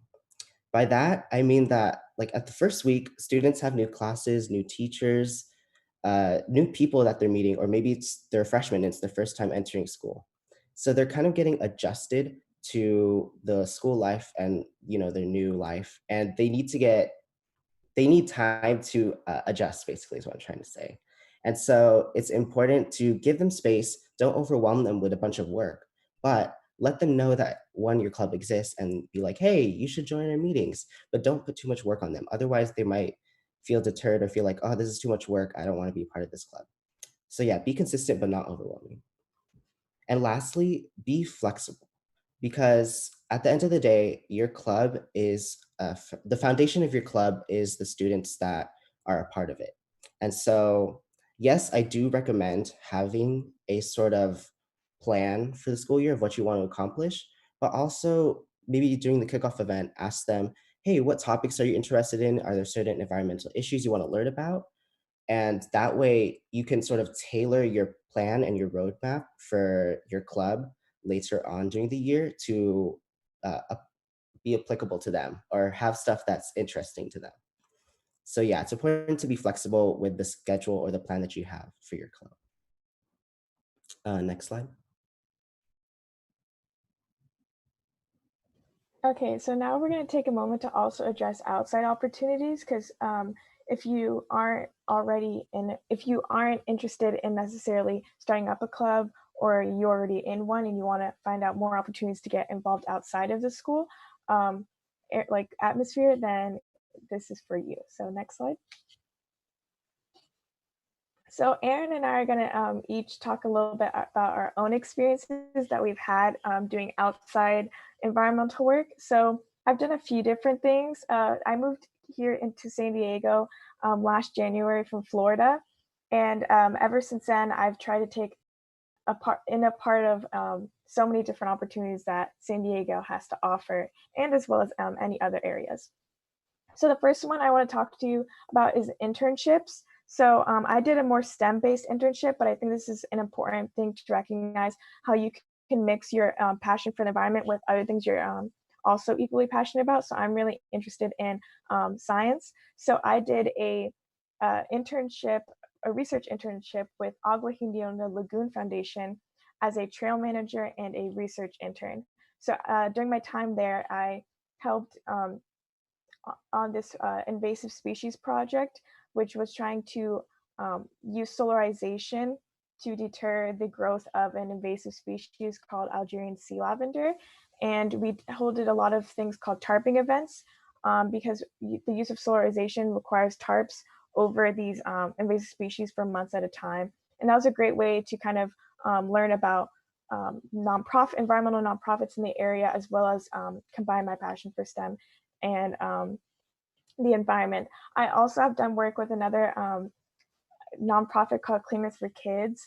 Here I'm a youth board member and a co-lead team lead for Team One, which is more about climate action plans, sustainability, and renewable energy. And through them, I usually speak a lot at city council meetings or other things like that. Work on trainings, on grants, and that's another great thing that you can also do during your time with other people. Another thing you can also do is just go to cleanups and just kind of network with people there. A lot of people there are also in the environmental circle, and you can just kind of see what they're interested in and what they're doing and trying to bounce off that. Originally, I got my first internship through a cleanup opportunity. I was so interested in the foundation, and I was like, wow, like what else can I do with this foundation? And I think that's the most important tip I can give to you is just network, network, network, and just be open to find so many opportunities that you can, because they're definitely out there. So next slide. Okay, so for me, there's a couple things that I did. One is volunteer at the Living Coast Discovery Center. That is a nonprofit zoo/aquarium that has a lot of like sustainability initiatives and focused on like conservation and things like that. So that's one of the things I did. That included things like cleanups or also included volunteering at the zoo/aquarium. It was mentioned earlier that networking is very important. Actually, for me, when I did a cleanup with Living Coast Discovery Center, I learned about the internship opportunities that they had. And that's how I became a sustainability intern at their location, or yeah, that place. And I'll get into that later. But I also did I Love a Clean San Diego volunteer. That includes cleanups, and like what was mentioned earlier, it's great to go to cleanups to get to meet like-minded people as well as get opportunities. And I was a sustainability intern at LCDC. And basically, with that, I learned about the different facets of sustainability. That included greener workplace initiatives, zero waste, sustainable food systems. And I also worked on an intern project, which allowed me to focus on one of those certain topics and delve into them and see like the inner workings of it. So mine was focused on sustainability initiatives in the school setting, where I basically provided a presentation to my manager and basically showed like how sustainability can be implemented in schools. And yeah, I definitely recommend putting your foot out there. Cleanups are a great way to network. I think that's my big tip too, is just putting yourself out there, because there's a lot of people that are like-minded and are just like you, and they want young people, they want us to be a part of their mission, or for us to like help them. And so I definitely recommend networking as well as like the biggest tip. And next slide. So yeah, that's the end of our presentation. And just one last tip for everybody is that if you do decide to take these outside opportunities, there are so many skills that you're going to develop and nurture during these outside opportunities that you can also bring back to your club at your school. And I think that's just like a really important aspect to consider. And just don't be afraid to be the first one out there. I know it can be scary to start a club or even to just join a club, but honestly, that club will become your community. It will become your family, and it's a really great collective way to meet like-minded people and work on so many important issues that we have today. Thank you so much, Erin and Leanna. So now our panel will answer these two questions, and I encourage you to write down your answer and share it to us through Instagram or Facebook. So the questions are, what are you losing to climate change, and what are you doing to help our environment? So I am losing the hope and divinity that my children and grandchildren will be able to live a beautiful life with animals, oceans, forests, and everything that I love so dearly. I lost confidence in adults to lead the world, but this showed the power of the youth and how we are the ones who will be making the difference that we need. And then to help the environment, I join meetings, which are phone calls now, with organizations such as Greenpeace and other local organizations. I attend strikes and sign petitions that demand change on the climate crisis. I also educate my peers and friends on how to become more conscientious and eco friendly with the easiest changes in our daily routine. And I'll pass it on to Kate. Hi everyone, my name's Kate Vedder and I'm from Point Loma High School. So I'm losing my inspiration and my happiness to climate change. My only home is being destroyed and every day I see the real life effects of this climate crisis. The ocean is my backyard and one of the most beautiful ecosystems in the world, and it is currently being harmed due to the pollution and plastic we continue to dump into the water. Being in nature has been therapy for me and an outlet whenever I need it. So I involved with local organizations and I attend beach cleanups whenever they are happening before this pandemic. I help whenever I can, from simply picking up trash on the sidewalk to eliminating meat from my diet. I educate my family and peers on the effects of climate change, and I teach them ways to take immediate action. Okay, now I will pass it on to Shakriya. Hi everyone, my name is Shakriya. I'm 15 and I'm a freshman at Bright Horizon Academy. I'm losing my whole future to climate change. In the next 10 years, if we don't fight the climate crisis, then my generation's future is at risk, along with along with other generations that are yet to come. I'm involved in organizations that constantly and continuously fight for climate justice, such as the San Diego Youth Climate Strike, San Diego 350, and organizing the virtual climate uprising. And I want to make sure that through these organizations, us as youth members, our voices are heard, and that we are not continuously being put down by people who say that we can't do enough because we're like teenagers. But if anything, we're the ones that are going to be affected most by the climate change and the climate crisis. So yeah, and I'll be passing it on to Anissa. Hi.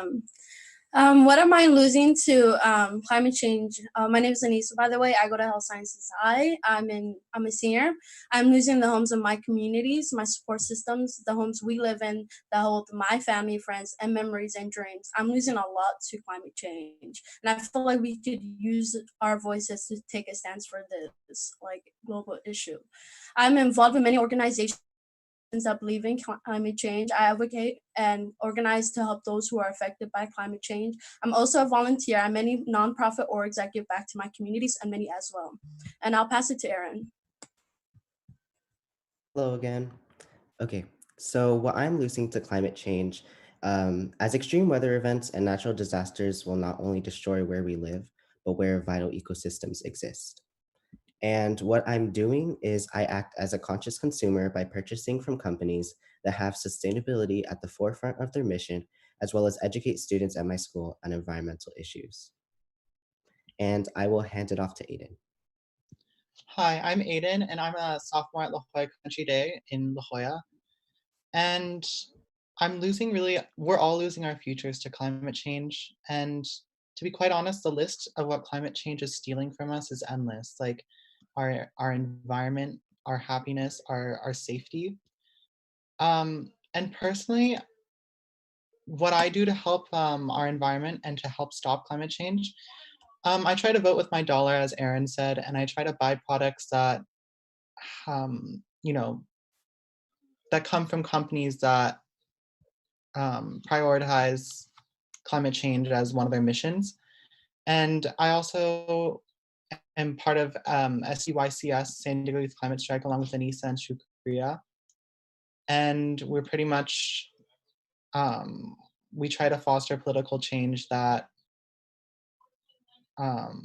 benefits our Earth and stops climate change in its tracks.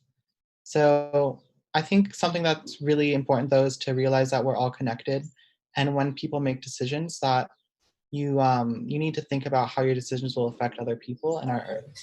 Thank you. Okay, now I'll give you a few things you can do beyond Earth Day to make a difference. Next slide, please.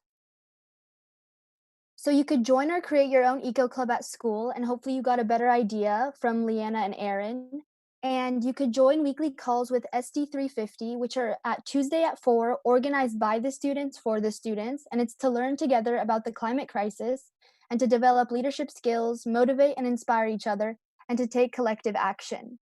And then beginning today until April 24th, we are having a virtual beach cleanup across our social media platforms where we'll explore creative alternatives to single-use plastics and encourage others to do the same.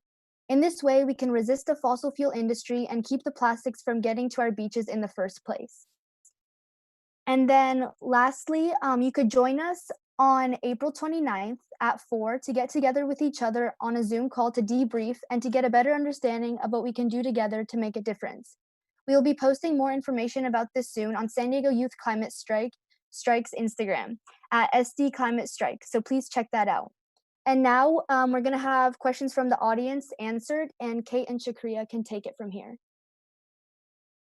Hi. So the first question was, let me find it. It was, have you ever been involved with, or have you ever volunteered at the local garden on Nimitz? So Lana or Aaron? I actually haven't, but I'd love to learn more about it. Yeah, same here. I personally have not either, but I would love to learn more about opportunities with them. Okay, cool. So the next question was, how do you get your friends like to be involved in these movements? So how do you recruit your friends to the movement? If you guys want to answer. Okay, I guess I'll go first then. Personally, how I feel like I've gotten my friends into the movement is just like start with little steps depending on how active they are. So I know I have a lot of friends that are also like kind of activists. However, those who aren't, I kind of give them a small entry or like gateway to into climate activism or just climate involvement. So you can do that by like saying like, oh hey, like did you watch a certain film? Like you could watch a film about like the earth or anything like that. Or you could just say like, oh, did you know this was going on? Send like small little articles just to get them educated first and so that they can also have their own unique stance on it, but also show them what you're doing. And I think youth are really good at inspiring each other when we see each other doing so many like wonderful things. So I think that's a good way to just kind of like ease into it, depending on their level. Oh, sorry. I also wanted to add that it's important to like when you're promoting events or activities that are going on that are like environmentally related. I would definitely recommend talking to them directly instead of just putting up a post or on social media and be like, "Hey, this is happening," but maybe like calling them or like DMing them or like literally like texting them on your phone. That way, it's sort of like a pressure for them to feel like, oh, they like talk to me directly, so like I feel like I should say yes. And so that's another good way to get them involved. The last question is, what do you do when adults don't give your voice any credit?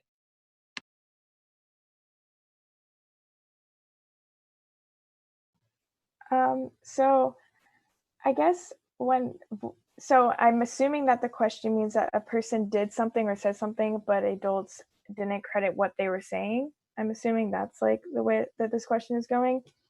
And I think a great way to know is that, well, for starters, I think using youth platforms is a great way to ensure your voice is heard and that adults don't necessarily have to like lessen the worth of your word, if that makes sense. As well as just know that you as your own person, your words have value, and if other adults are taking credit for that, then maybe you want to disassociate with that adult or that group in terms of like climate activism, and find a group that will amplify your voice and make your voice heard and credit your words.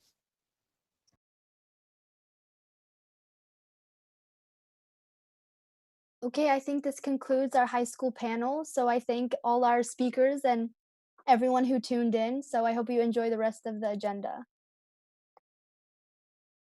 All right. Thank you so much, y'all.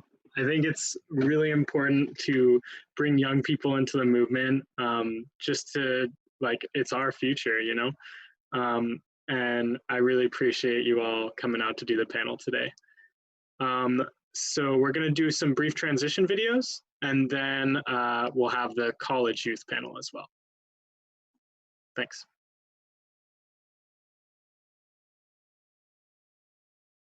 San Diego 350 is such a great organization. We're totally grassroots and almost entirely led by volunteers. We mobilize San Diegans to fight for climate action and climate justice. We organize marches and rallies, like the Rise for Climate March in 2018 and the People's Climate March in 2017. Last September, San Diego 350 supported student leaders at over 20 high schools throughout the county to organize climate strikes. A major part of our work is to influence climate policy by advocating at public meetings, mobilizing people to meet with or contact their elected. Climate action at the scale of the problem is needed now. Massive worldwide action like we're currently seeing around the COVID-19 pandemic. Our future depends on it. Join me and Misha and a powerful, supportive community of activists. It's time to step up and take action.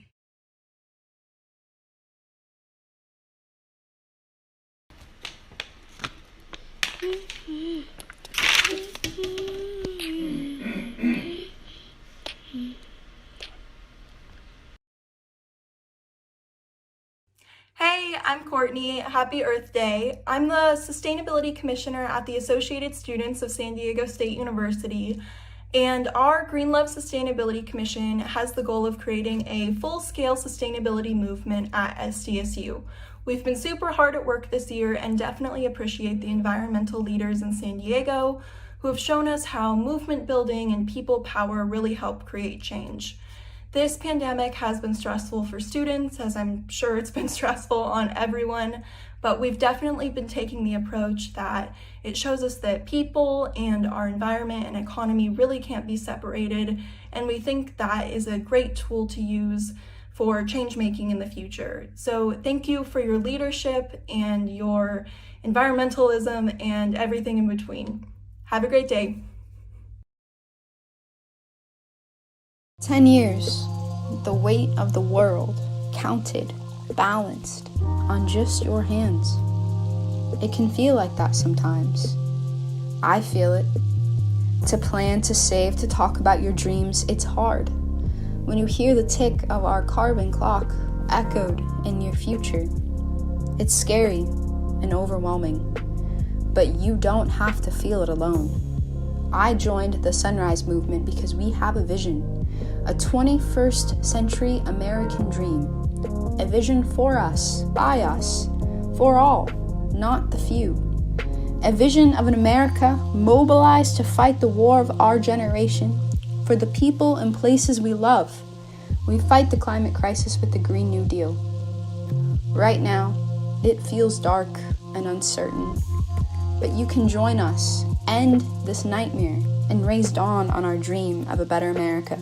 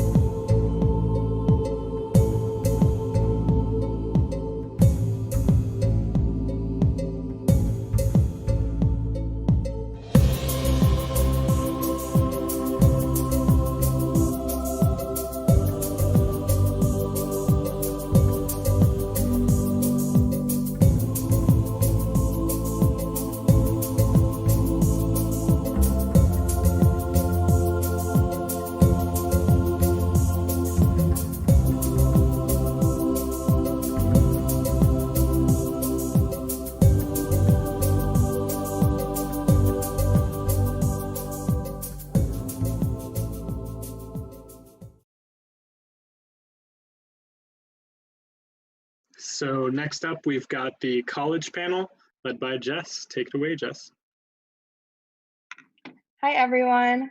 My name is Jess, and I am a graduate student in the School of Education and Leadership Studies at the University of San Diego.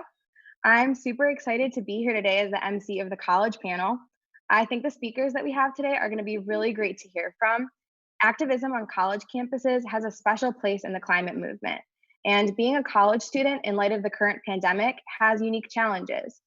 We've all switched to taking online classes as well as continuing to be climate activists through virtual mediums. So we'll go ahead and start by introducing our panelists. Everyone, go ahead and tell us your name, pronouns, and the university you represent, starting with Harrison. Hello, everyone. My name's Harrison Mitsonis. My preferred pronouns are he, him, his. I'm from the University of California, San Diego, and I'm here representing the Green New Deal. Thanks, Harrison. Hi, my name is Adam Cooper. I'm also at UC San Diego, where I'm a PhD student in chemistry. My preferred pronouns are he, him, his, and I'm here representing UCSD Green New Deal and the Sunrise Movement. Hi, I'm Gianna Peterson. My pronouns are she, her, hers. I'm an undergraduate at the University of San Diego, and today I'm representing students pushing for climate action at USD. Hello, my name is Ramon Saldivar. I'm preferred pronouns he, him, his. I go to San Diego City College, and I'm here representing ACE and a member of AFT.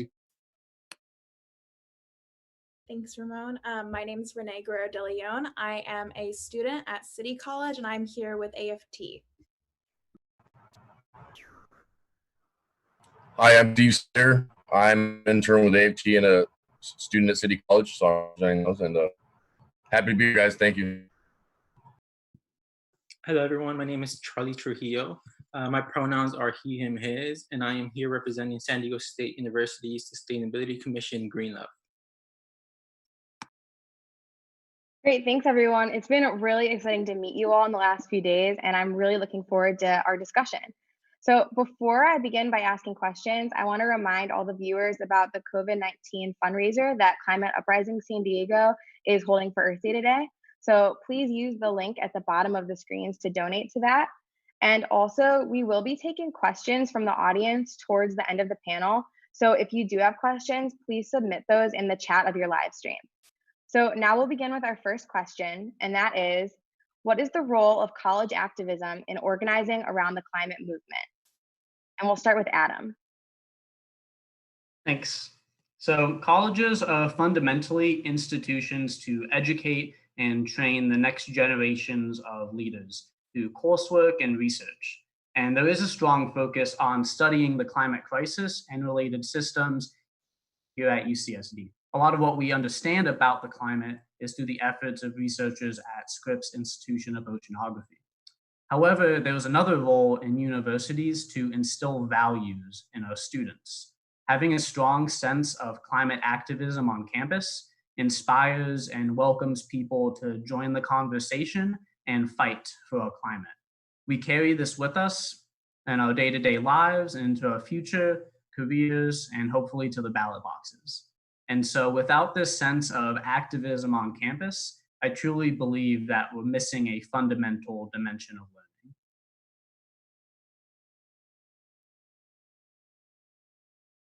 Thanks, Adam. I think that colleges are a place where many groups of people, students, staff, and faculty that hold diverse identities and backgrounds all come together. And in such an environment, I think it's so necessary that we organize around issues such as the climate crisis in order to support all the diverse lives that exist in our campus communities and our surrounding communities. And I also think that colleges and universities are held very high as leaders, and given that platform and the resources that exist there, I think that college activism is an opportunity for students to create significant change within our communities. Thanks, Gianna. I really think what college activism does is it really gives students a voice. When we're asking for these big changes for the betterment of our communities, we're making sure that we as students are creating sustainable practices within these academic institutions. And we're asking them to support us in ways that they really haven't done before, because we're at the point where we can't just sit around and wait for these institutions to come to the conclusion to decarbonize, to be climate friendly independently. We're asking for support and we're demanding it now. I agree with what my fellow panelists have said. Something I would like to add, though, is that although individual actions are important for helping us solve our climate crisis, real change needs to be done through a systematic level.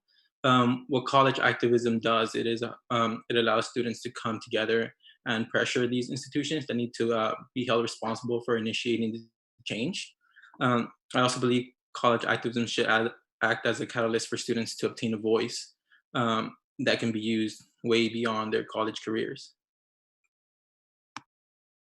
Thanks, everyone. Yeah, I think it's really unique how a lot of the actions that are taken on college campuses can sort of reverberate throughout the entire community.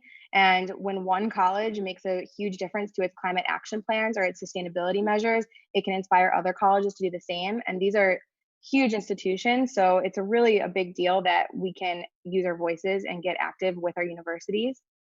So the second question is, what climate issues are a priority on your campus and what action are you taking? And we'll start with Harrison. Okay. So in terms of what climate issues are a priority on our campus, UC San Diego, the Green New Deal is proud to have four main goals: decarbonization, teaching, divestment, and a UC-wide movement. So decarbonization means that UC San Diego, the Green New Deal wants UC San Diego to have zero CO2 emissions across all levels by 2025, and we have various programs to accomplish this. For example, we are starting a campaign to switch gas-powered leaf blowers to electric ones. The second goal, teaching, is we want professors to incorporate climate change into all classes, ranging from political science to computer science. And to accomplish this, we have started discussion panels with the history department to see how they can incorporate climate change into their classes. The third goal, divestment. We want UC San Diego to take up all their money from fossil fuel companies and entities that support them. Because quite frankly, it is unacceptable how this is happening. And to accomplish this, UC San Diego has the Green New Deal started a protest outside of Chase Bank a couple months ago because Chase Bank has strong investments in fossil fuel companies and UC San Diego has done deals with them. And the fourth one is, as it sounds, the UC-wide movement. We want all 10 UC campuses to unify under the Green New Deal. And to accomplish this, we have partnered with UC Berkeley and have spoken at other UC town halls to get our voice heard. Awesome work, Harrison.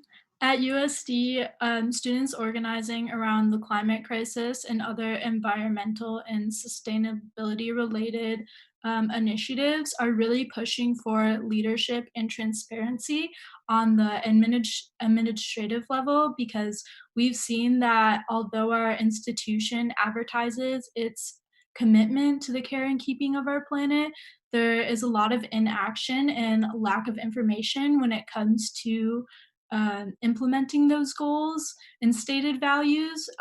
We're especially fighting for transparency when it comes to our climate action plan. In 2016, the University of San Diego published a climate action plan that outlined goals in reducing carbon emissions, reducing the use of resources such as water and energy, reducing waste, and a few other goals. And since then, we have yet to see the tracking of these goals and how far we've come in meeting these goals, and actual leadership on who is making sure that these goals are being met and what is being done. That's what's going on at USD. I 100% agree with that. You know, about this right now that I would like a little bit is the root causes of a lot of these problems, why it's taking so long sometimes to make a change in an institution. Um, at City College, a pretty significant effort goes toward water conservation. That's probably our biggest thing. But there's a lot of different things that we need to work on. But really, this one, the Sustainable Agriculture Program, is on point, and we do a really good job over there. There's 3 sustainable farms actually, and we practice xeriscaping, and we use drought tolerant species. San Diego is an arid climate, and in order to have a sustainable system, if you're going to rely on agriculture, which I'm pretty sure we will be for a long time, you're going to have a sustainable farming system. So, San Diego receives about 80-90% of its water, I think, still from sources hundreds of miles away, like the Colorado River, Northern California. We buy, and it actually runs down about 290 municipalities before it gets here. And that clean, our guys do a great job here. But the very fact that the water takes so long to get here, and there are so many people in San Diego already, and it's fundamentally unsustainable. So we can't really do much about that. We love San Diego. We're not really going to go anywhere, but it's an example of how there's so much effort put towards, so much time and energy put towards something that's really just going to be in the long run, Band-Aid.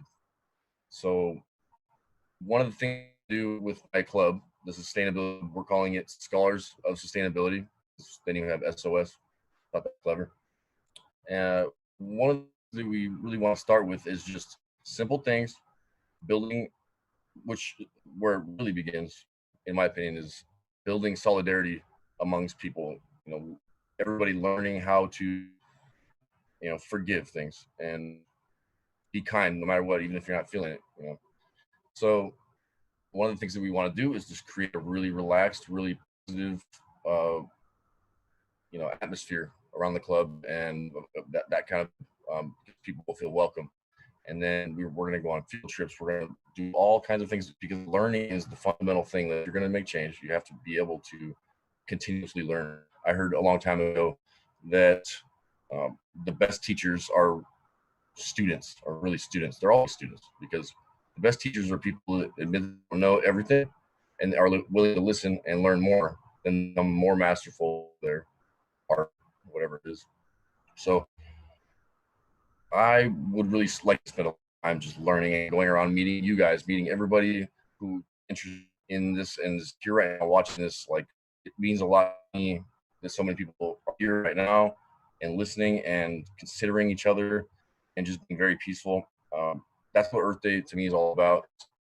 Not just the planet as a rock, but a giant system of connected smaller systems, even smaller systems, subsystems inside of those systems. And at the bottom of that, not quite, but we, the human race, is a pretty amazing phenomenon in nature. And it's not about the environment, it's about us. We are the environment. The environment is us. We are all one big system. So we are all interconnected. And I would like to kind of spread that message, that perspective. I think that's really, really important. So thank you guys for being here. I'm really stoked to see all of you. So as far as San Diego State, we've been persistently pursuing several goals ever since our climate strike back in September. The first one is to reach carbon neutrality through decarbonization. Our goal is to decarbonize via electrification, decreasing our net energy use, and increasing renewable energy sources, including 5 megawatts of solar. Another one of our goals is to establish staffing at the university that will help to implement climate action and help follow up on it. One of our main asks is to establish a sustainability director that can report directly to the president's office or the vice president, somewhere higher up, and also to establish a climate action committee consisting of students, staff, faculty that can monitor progress and recommend actions that need to be implemented. Our third goal is to extend the carbon neutrality to SDSU West, our up and coming site at Mission Valley. And we believe that's crucial because it's important to lay down the foundation now to have to be sustainably successful in the future, as opposed to trying to retrofit or take action later on. As far as what we're doing now to help that achieve our goals, is that a group of students have written up a climate action resolution that is actually being presented to the university council as we speak, and they're actually going to vote on it today. So hopefully that goes well. Great. Thank you all for sharing. It's really interesting to see how each campus takes a unique approach to the goals that are a priority for them and the specific things that affect you at your campus. So it's really inspirational and cool to see all of that. We'll have one more question before we move on to the audience questions. And that is, how do your orgs take an intersectional approach to action? Okay, so again, I'm Harrison from UC San Diego, and intersectionality is the DNA of the Green New Deal. There are many ways in which intersectionality is a part of our organization, but for the purpose of time, I'll name two. So the first one is the teaching goal of our organization. So for example, the Green New Deal is currently working with Carl Girth, a UCSD history professor, in order to design a curriculum for his class about the history of ancient China that incorporates climate change. And so what we're asking is that he incorporates into his class the perspective of climate change from the Chinese perspective, using Western scholarship and Western schools of thought to combine with them, because quite frankly, climate change is something that affects the entire globe, not just the West, and we really want to emphasize that with the teaching component of our goal. The second thing is demographics. We are proud as an organization to say that we have undergrads, graduate students, and faculty in our organization. And each of these groups are of all different ages with different life experiences and different connections. And because at UC San Diego, we're trying to impose environmental change on all levels, we basically want each group to create change on their own for the common cause of climate justice with the resources of what they have. Thanks, Harrison. That was all really well said. As I said before, college campuses are places where diverse identities and backgrounds meet. And in organizing around the climate crisis, it's important to not just acknowledge the diversity that exists in your campus community, but also to make sure that it's present in all action and organizing and demands that you're asking of your institution. And we do this at USD by making sure that when we talk about climate action and sitting down with our administrators and the people who are in charge of making decisions, that we do not leave climate justice out. And that's one thing that we noticed in analyzing our climate action plan and some of the other initiatives we have going on our campus, is that piece is missing, which we find truly disheartening, especially when our campus labels itself as a change-making university. And how can you make change and shape a better world, which is a slogan used by our university, if you're not including everyone in that? And we also make sure to prioritize not only getting the word out and inviting all of our student groups and academic apartments and different offices and employees on our campus to our events, but making sure that all students have the opportunity to be involved in the planning, attending, and speaking at these events.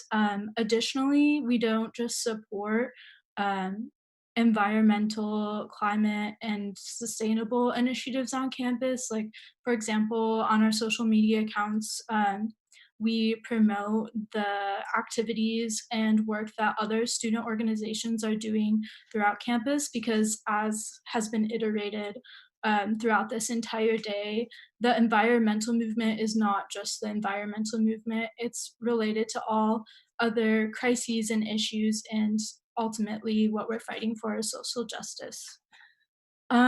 So yeah, I also wanted to share a quote that I heard the other day listening to a podcast from Our Climate Voices, and it said that in talking about the inclusivity of the climate movement, that holding the space for others means sometimes giving up our own space. And that just really resonated with me. And I wanted to offer that to everyone listening today to think about how we hold space and make this movement intersectional.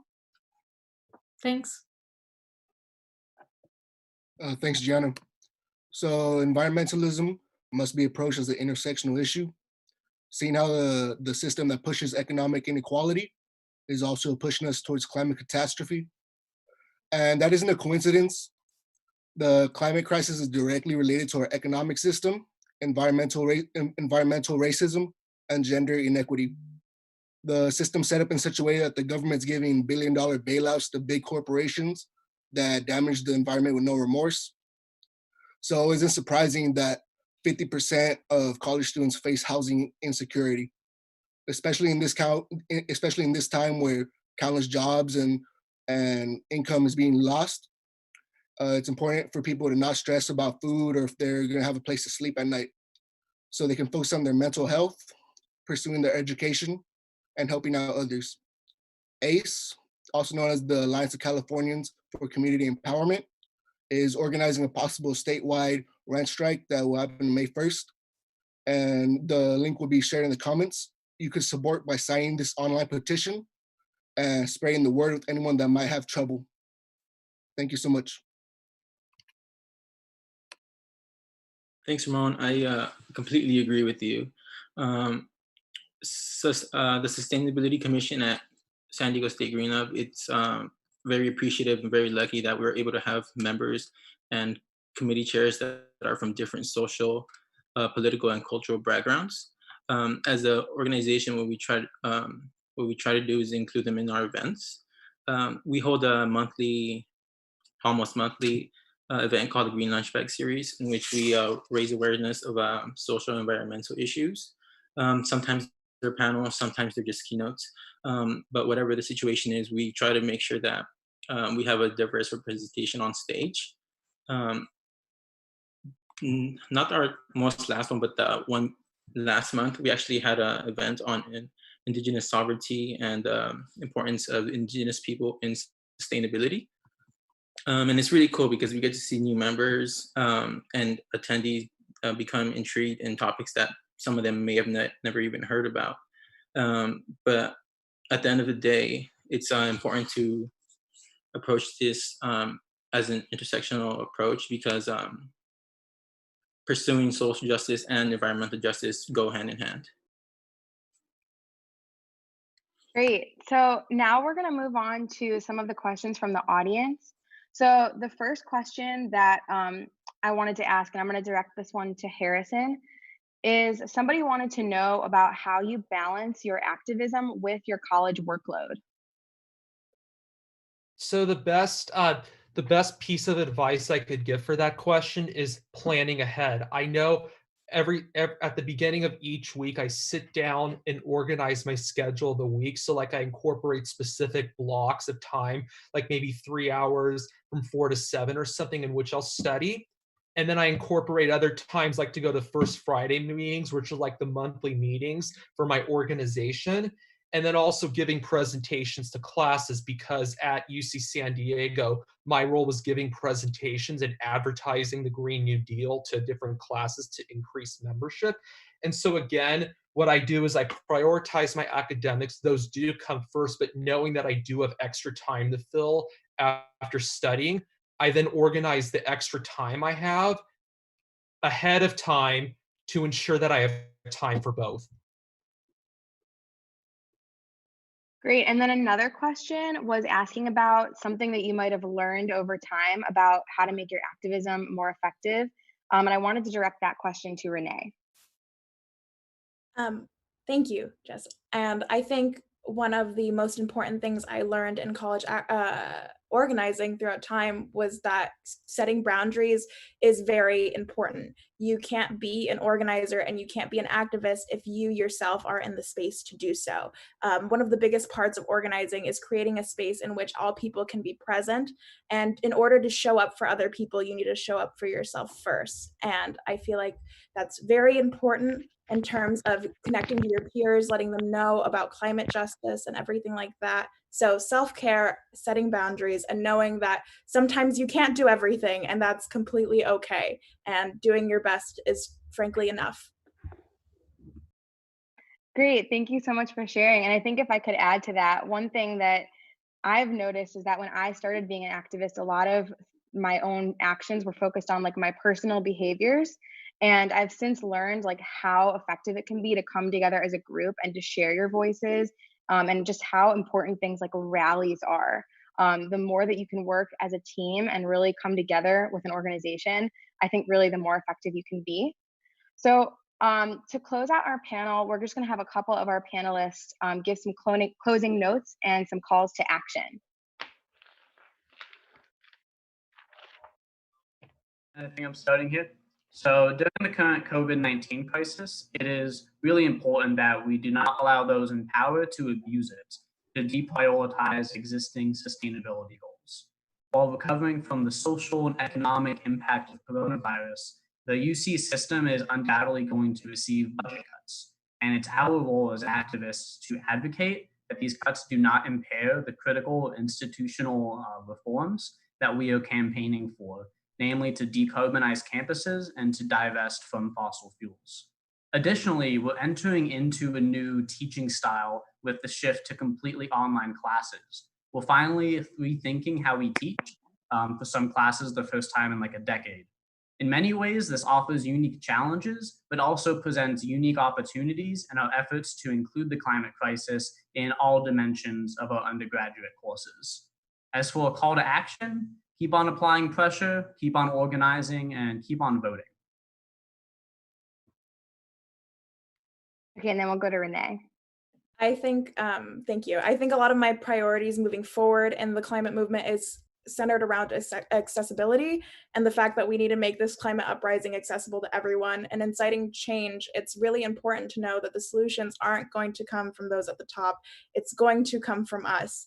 And a climate uprising needs to work for the students who are also working full 40s a week. It needs to work for the mother who's getting her degree in a single income household. It needs to work for the first generation college student that hasn't organized before and has never been exposed to this at all. And so I think in creating climate justice, we need to be able to reach those who are the closest to the problem, because that's how we build a movement that is sustainable and, most importantly, equitable across the board.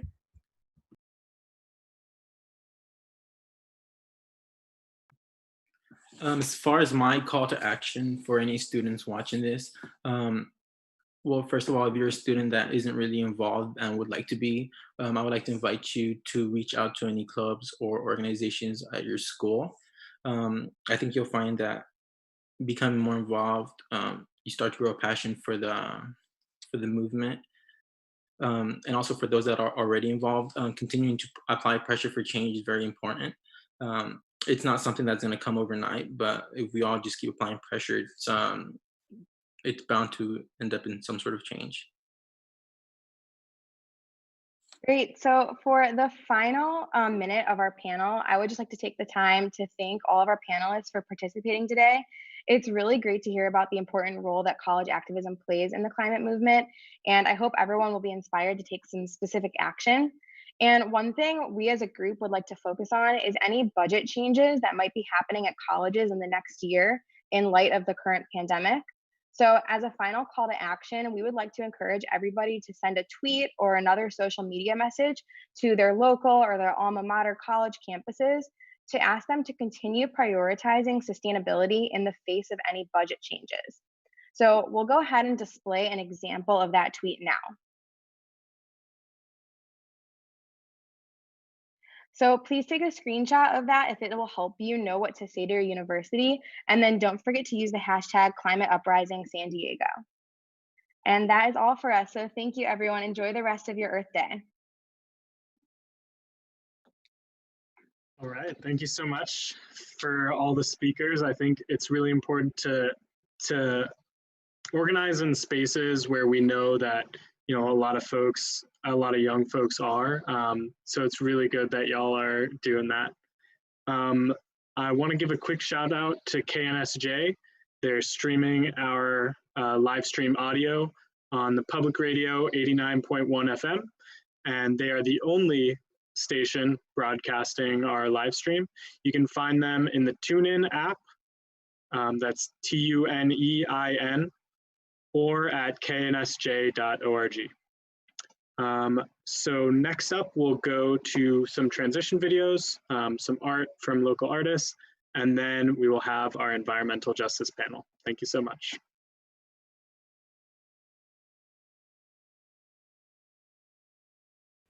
Hello, my name is Adelka Hankova, and I'm a junior at Point Loma High School. I'm one of many volunteers that have organized Virtual Earth Day, and I'm very happy to be a part of this event because I know that I'm doing all that's in my power to help Earth at this difficult time. So I hope you enjoy. Thank you. Hey guys, my name is Angela. And my name is Hannah, and we are Angela and Hannah. And we're going to be singing Back to the Earth by Jason Mraz. We hope you enjoy. Happy Earth Day!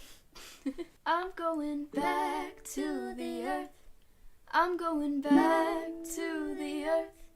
I'm going back to work. I'm going back to the earth. Whenever my head starts to hurt, before it goes from bad to feeling worse, I turn off my phone and I get down low and put my hands in the dirt. Try to stop the world from moving so fast. Try to get a grip on where I'm at and simplify this dizzy life and put my feet in the grass. I'm going back to the earth. I'm going back to the earth. I'm going back to work. I'm going back to the earth. I'm going back to the earth. I'm going back to the earth. I'm going back to work. I'm going back to the earth.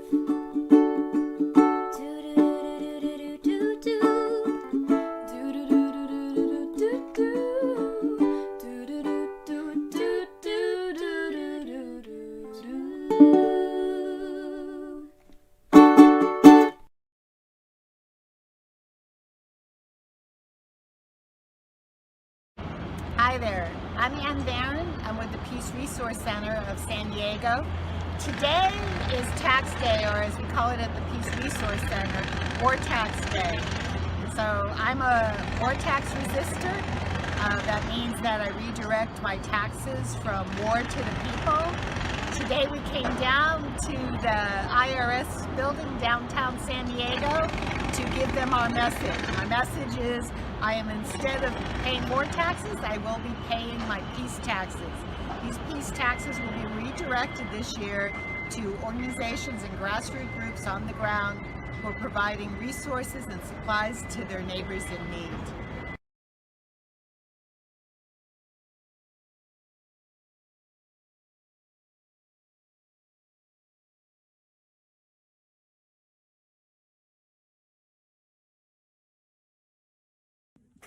Hi, I'm Gary Butterfield with the San Diego Veterans for Peace.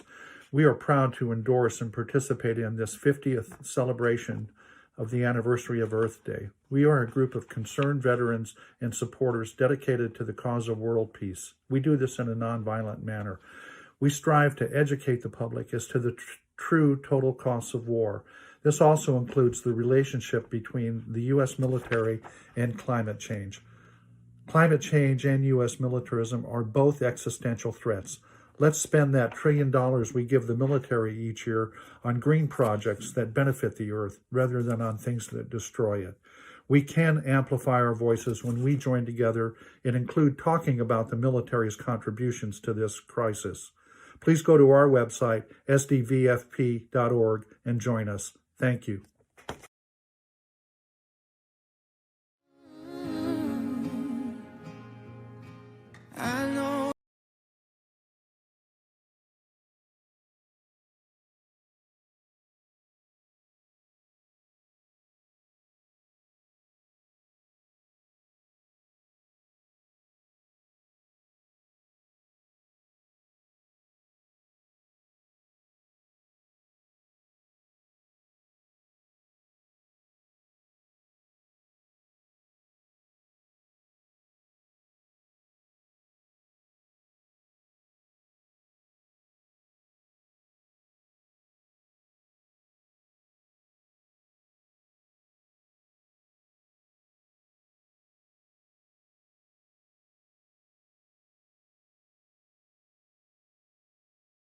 I just want to remind everyone that we've got a really important fundraiser for COVID-19 going on right now. So we'll be donating all those funds to COVID-19 relief.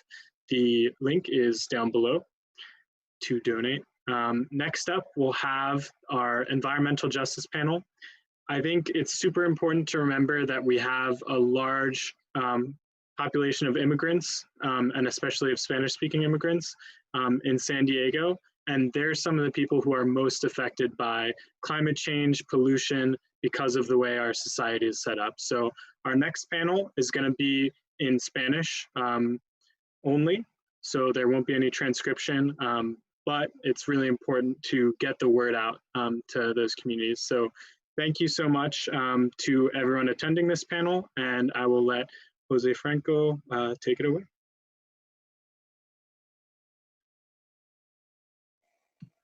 Hola, aquí estoy, soy José Franco García de la Coalición de Salud Ambiental. Estoy aquí y para darles a todos la bienvenida, los que están aquí participando, escuchándonos hoy, aquí participando con nosotros virtualmente por los diferentes medios donde pueden participar. Muchas gracias por estar aquí con nosotros y en este evento que pues está conectando con tanta gente. No poca información de mí, que estoy aquí representando a la Coalición de Salud Ambiental. Somos una organización que tiene más que 40 años trabajando para la justicia ambiental en toda esta región. Trabajamos aquí en San Diego, nuestras oficinas están en National City, trabajamos allí, también trabajamos en City Heights, Barrio Logan, y también trabajamos cruzando la línea en Tijuana, que ojalá algunos de Tijuana están participando hoy. Por los medios sociales. Pues estamos aquí hablando sobre la justicia ambiental. Nosotros como organización trabajamos aquí en esta región, pero también estamos conectados por todo el estado, que sabemos que este problema de justicia ambiental toca muchas áreas, muchas regiones, a todo el mundo, pero así trabajamos con una alianza que es CEJA por sus iniciales en inglés, es California Environmental Justice Alliance, que hacemos trabajo por todo el estado. También hoy con nosotros hay representantes de Mothers al Frente o Mothers Up Front, por su nombre en inglés, y aquí nomás voy a tomar un tiempo para reconocer a las personas que están participando con nosotros en el panel, y ya cuando tomo el tiempo para hacerles preguntas, ya es donde ellos van a poder decir un poquito más de lo que ellos han hecho.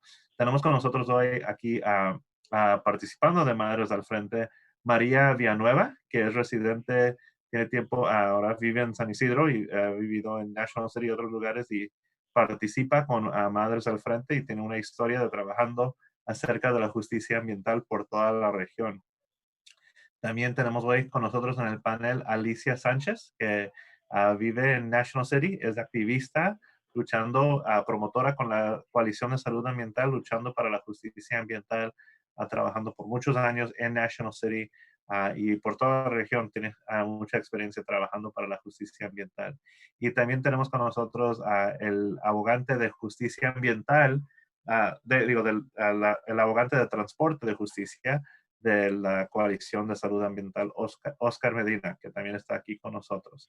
Entonces, ahorita vamos a tener más tiempo para escuchar de ellos, a poder participar. Y sí quería decir un poquito más sobre de la razón por qué este panel se está haciendo en español hoy. Es un evento muy grande. Estamos muy agradecidos de estar aquí con todos hoy, a participar en este evento de todo el día. Y era muy importante por nosotros que en esta región que es muy afectada por los dos lados de la frontera que tenemos aquí, estando aquí en San Diego, cerca de Tijuana, era muy importante para nosotros tomar este tiempo para reconocer que somos una comunidad diversa. A nosotros, y yo sé que con otras organizaciones en nuestras juntas, cuando estamos en persona, normalmente tenemos interpretación y traducción de 3 o 4 más idiomas, ¿verdad? Hoy por estas restricciones donde estamos ahorita hoy, pudiendo hacerlo aquí virtual, es más difícil hacer eso. No, todos nos estamos acostumbrando a la tecnología, pero hoy estamos aquí con nosotros a poder hacer tomar este tiempo de justicia ambiental, tomar esta media hora y hacerlo en español para que sea accesible a mucha gente que les afecta la injusticia ambiental y que viven en estas comunidades y no hablan inglés. Entonces era importante tener esta oportunidad aquí con nosotros. Pues muchas gracias. Yo sé que vamos a estar escuchando de las personas en el panel y puede ser que también yo sé que va a estar abierto para otras preguntas aquí en lo que continuamos. Pues bueno, voy a empezar con las preguntas hoy. Voy a empezar aquí con usted, Alicia, si está lista para responder. Sé, Alicia, que usted es parte del Community Action Team, el CAT, que se dice en inglés, o el equipo de acción comunitario con EHC, específicamente National City. Según su experiencia, si nos puede decir qué impactos negativos usted ha visto que afecta a su comunidad, que su comunidad de National City sí es una comunidad de justicia ambiental que está luchando por justicia ambiental. Habla de los impactos que ha visto, de las injusticias que usted ha visto y usted por qué siente la necesidad de participar en este trabajo. Bueno, buenas tardes. Mi nombre es Alicia Sánchez. Como lo dijo el señor Franco, vivo aquí en National City, soy residente de más de 20 años. Yo tengo participando con HC desde en el 2008. Los impactos que he mirado negativos en mi comunidad es que tenemos muchos talleres y mezclados con residencias. Eso ha impactado a que se haya un índice alto de enfermedades en la comunidad, con los niños, con las personas de la tercera edad, como es el asma y problemas respiratorios. Nosotros estamos luchando en HC, trabajando por hacer amortizaciones, sacar talleres que estén dañando a la comunidad. Ya tuvimos unos logros de haber sacado 2 talleres de National City. Queremos pues seguir en ese trabajo.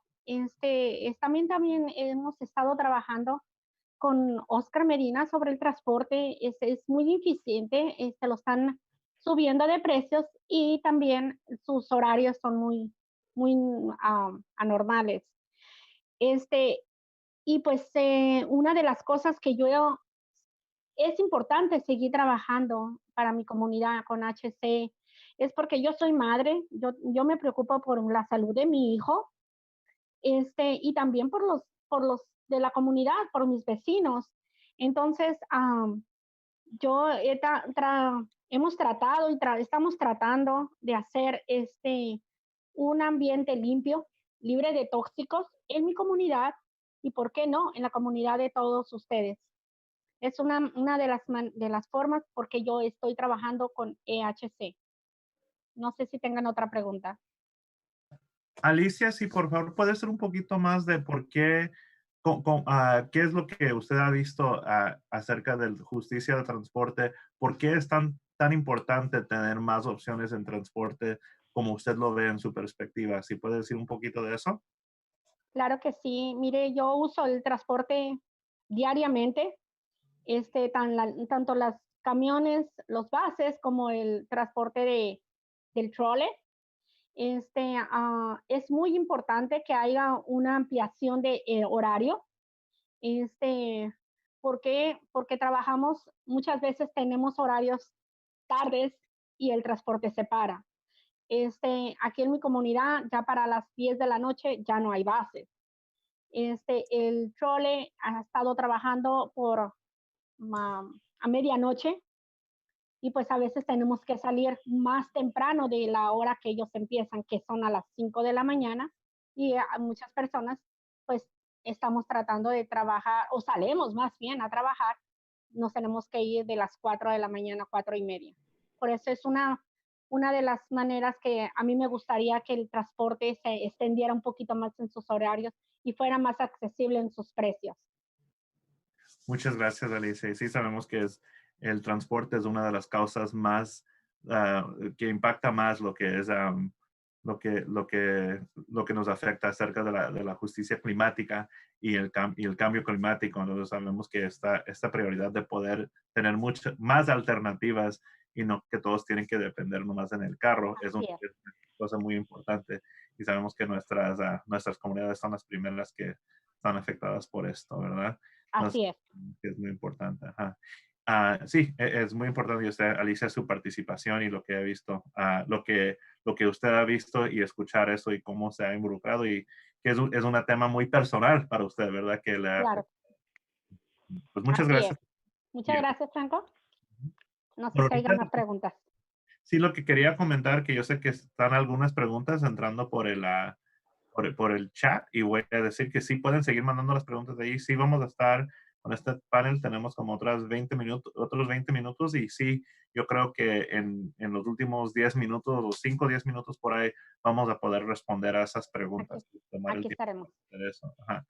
Ajá. Oscar, si por ahorita podemos, yo sé que estamos viendo si María Valenzuela, que también está registrada para estar en el panel, ahorita creo que se desconectó momentáneamente, entonces quiero ver si, Oscar, si podemos ir contigo para hacerte una pregunta y conecta muy bien, porque estábamos hablando muy bien ahorita sobre el transporte, ¿verdad? Sí, claro. Oscar, tú eres trabajas como el abogante de justicia del transporte para EHC, Justicia de Transporte. ¿Qué aspectos tiene un plan integral con una lente, tomar el lente de justicia ambiental y qué acciones pueden tomar los miembros de la comunidad en el hogar ahora mismo para tener un impacto en lo que es la justicia ambiental y acerca del transporte? Si nos puedes decir algo sobre eso, por favor. Por supuesto, antes que todo, me gustaría agradecer a los organizadores de este evento y por la invitación a estar aquí y compartir este tiempo con ustedes y saludar a los que nos están siguiendo virtualmente. Yo creo que un plan que tiene un enfoque en la justicia ambiental debería hacer tres cosas. Una, primero, antes que nada, debería de no crear más daño a las comunidades de justicia ambiental. Si estamos hablando de transporte, eso puede ser algo como no haber construcción de carreteras que aumentarían los gases de efecto invernadero que causan muchos problemas de salud y también que crean contaminación en las comunidades que ya están afectadas desproporcionadamente por esas injusticias ambientales. La segunda cosa es pues tiene que trabajar a reducir la contaminación.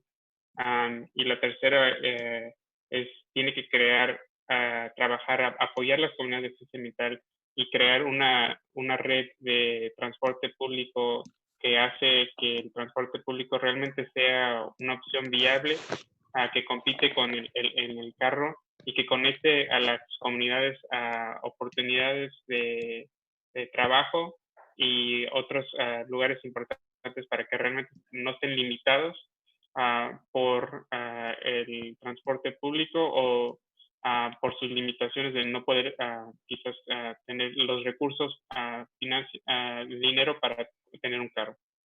Entonces son unas consideraciones de cuando estamos en cómo vemos cualquier plan de transporte.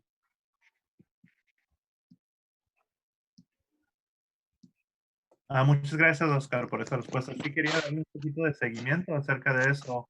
Yo sé que hay, esta región tenemos, muchas veces se ha estado enfocado en lo que es el carro y la habilidad de hacer transporte así.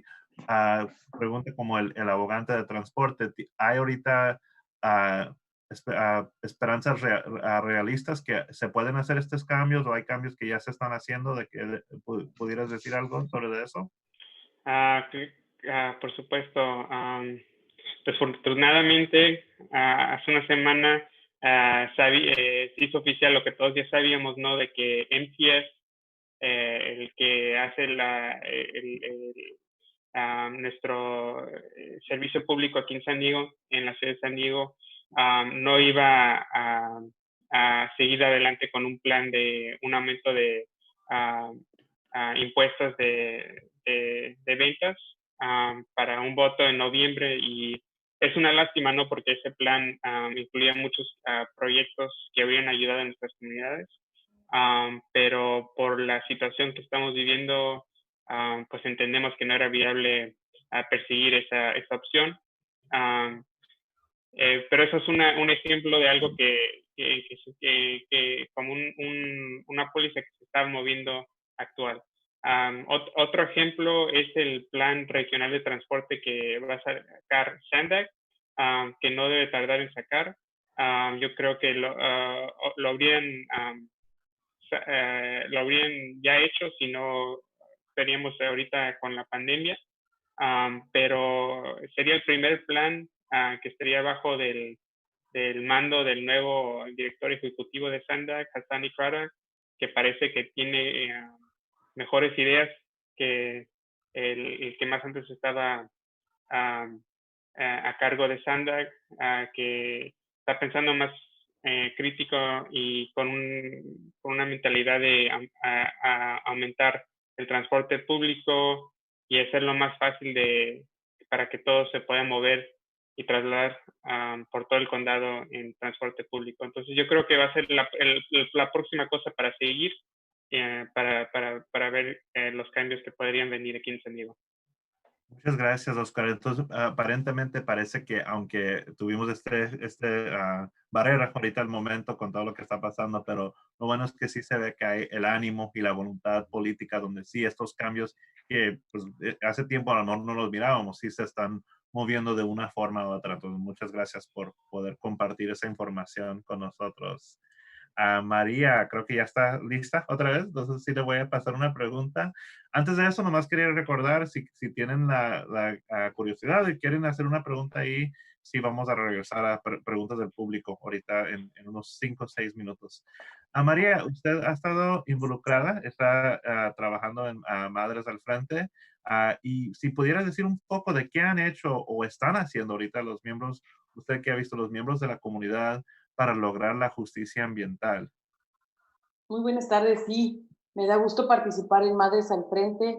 Estamos trabajando en este momento en un proyecto que se quiere empezar a emprender, que es cambiar de bases diésel a bases eléctricos.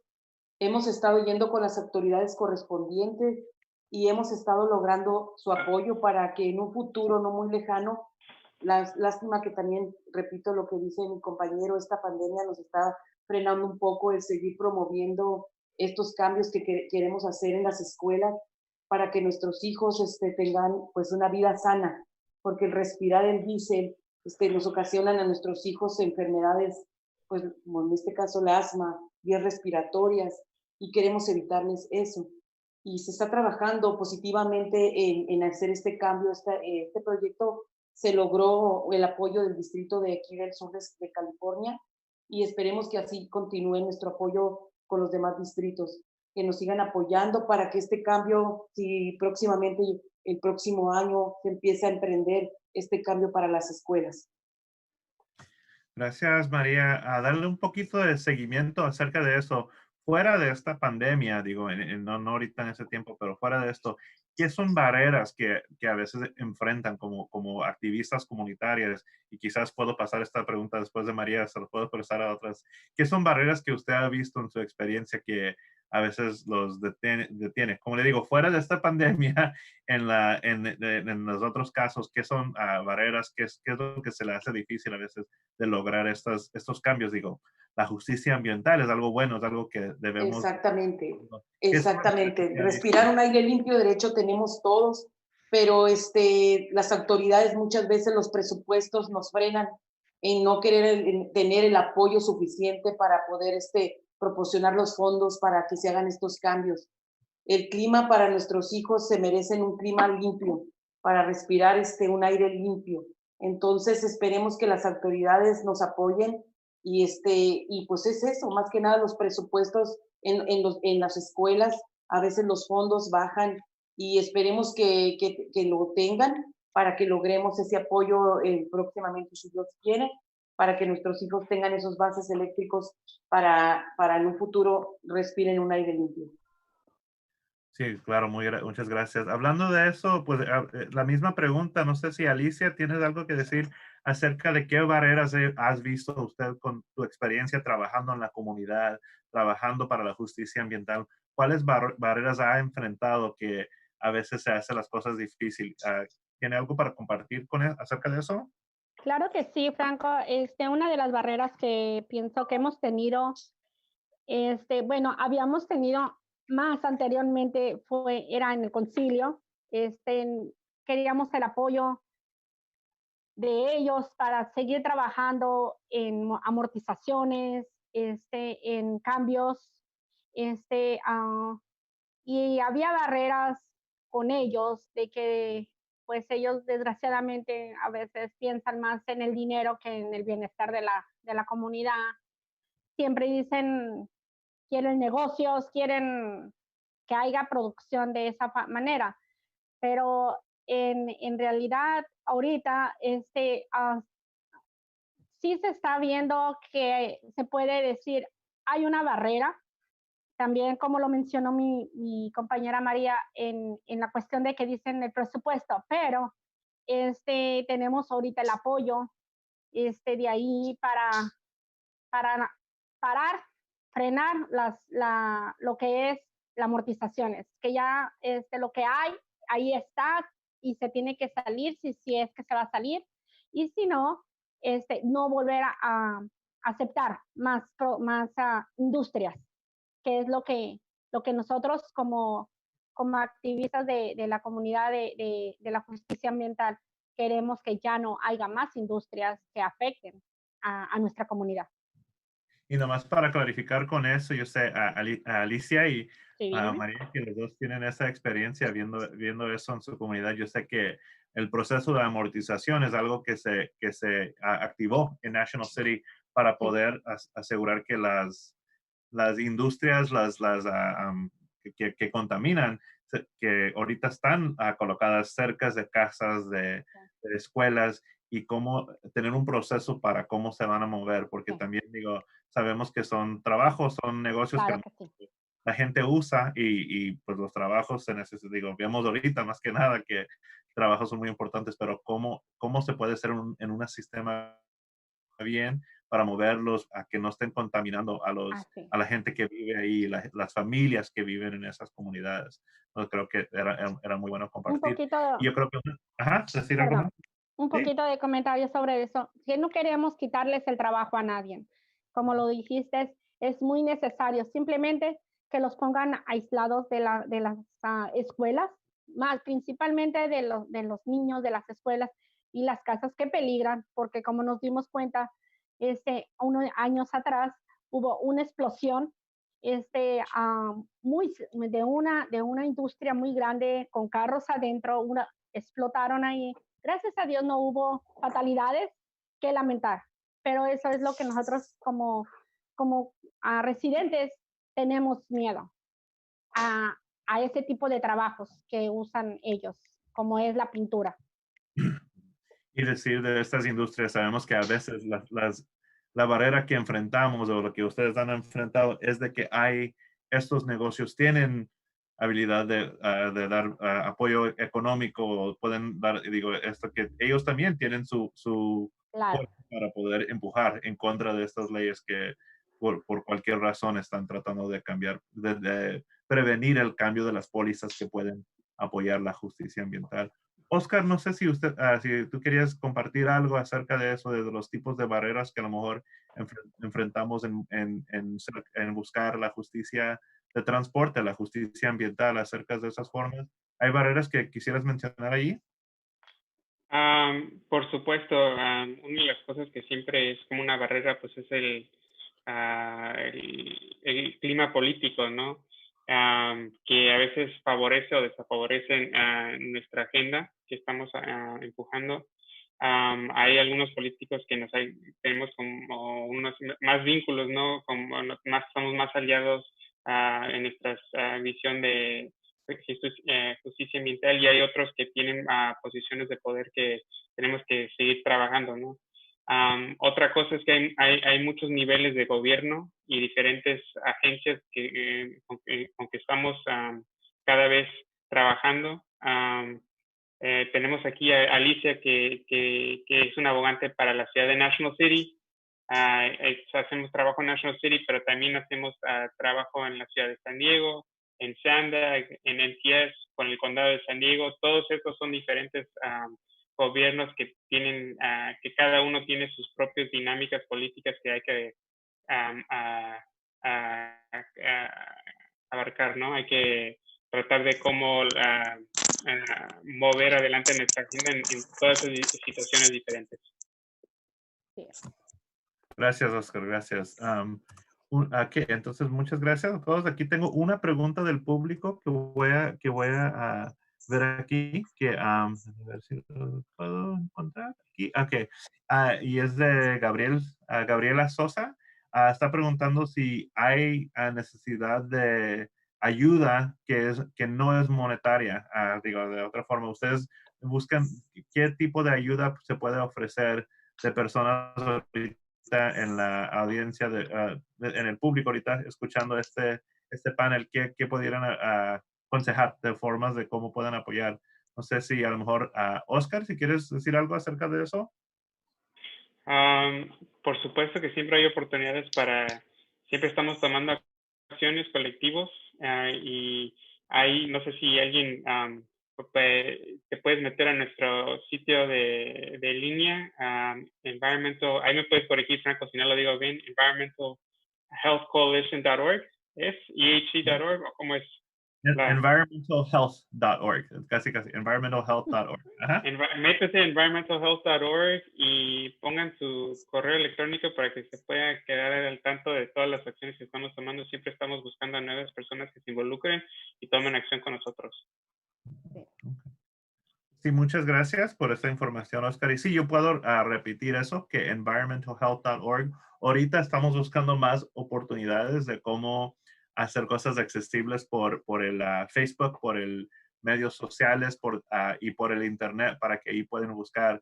Pero si ahorita se mete ahí, habla sobre la justicia de transporte, también nosotros hacemos trabajo sobre elecciones, sobre del censo, que ahorita es muy importante, hablando de que creo que antes María estaba mencionando eso de recursos para la comunidad.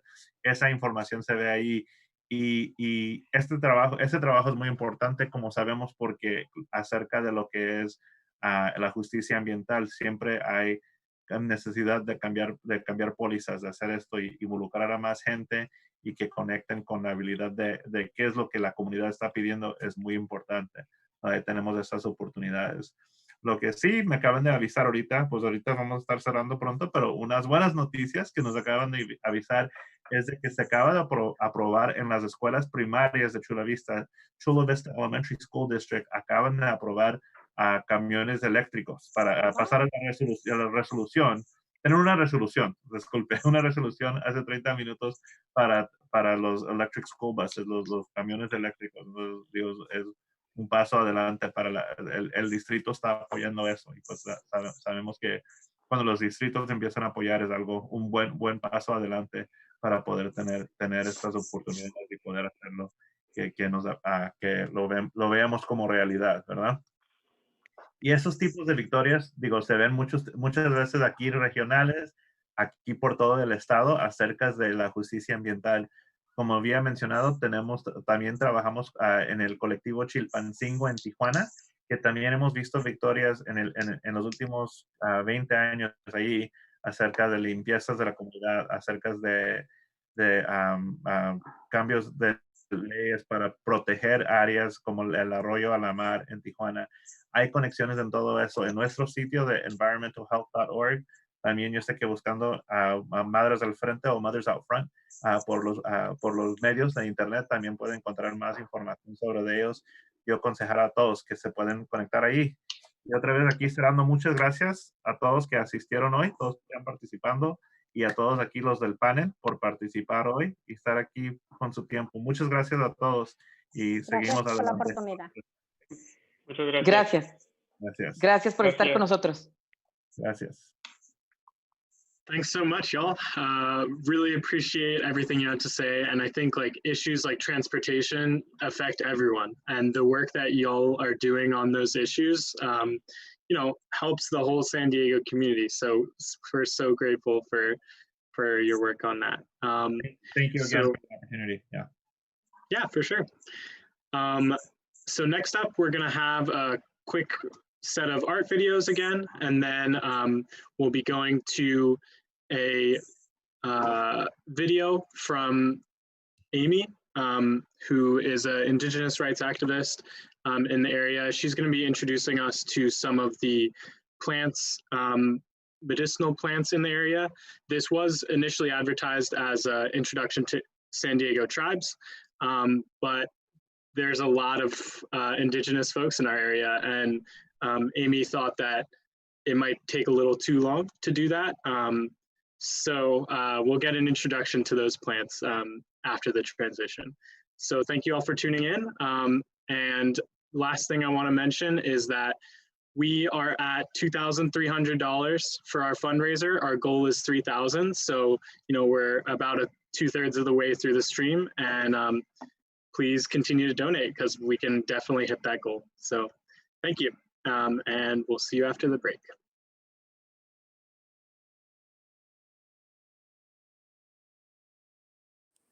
Miyoyam Chonam, Hinkchish Echlet Temet, Chamcha Alvivaktam Washkangai. Hello, everybody. Happy Earth Day. We are the Rincon Youth Storytellers from the Rincon Indian Reservation, and we travel to local schools and colleges performing traditional songs, stories, and games. And we're here today to showcase some songs that we've previously recorded for this Earth Day. Noshun Lovik, thank you.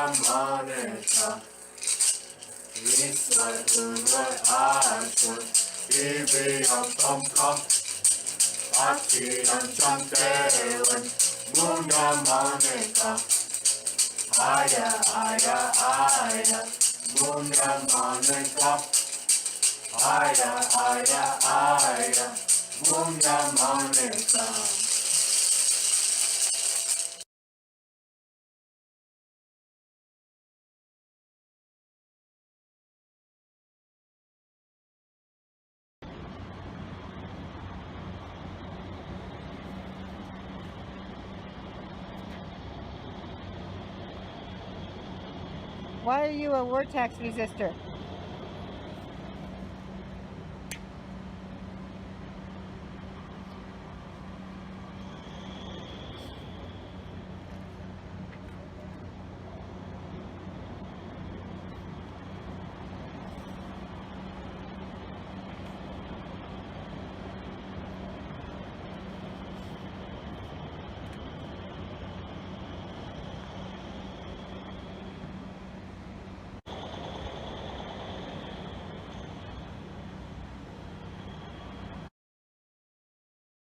I really gotta hold on.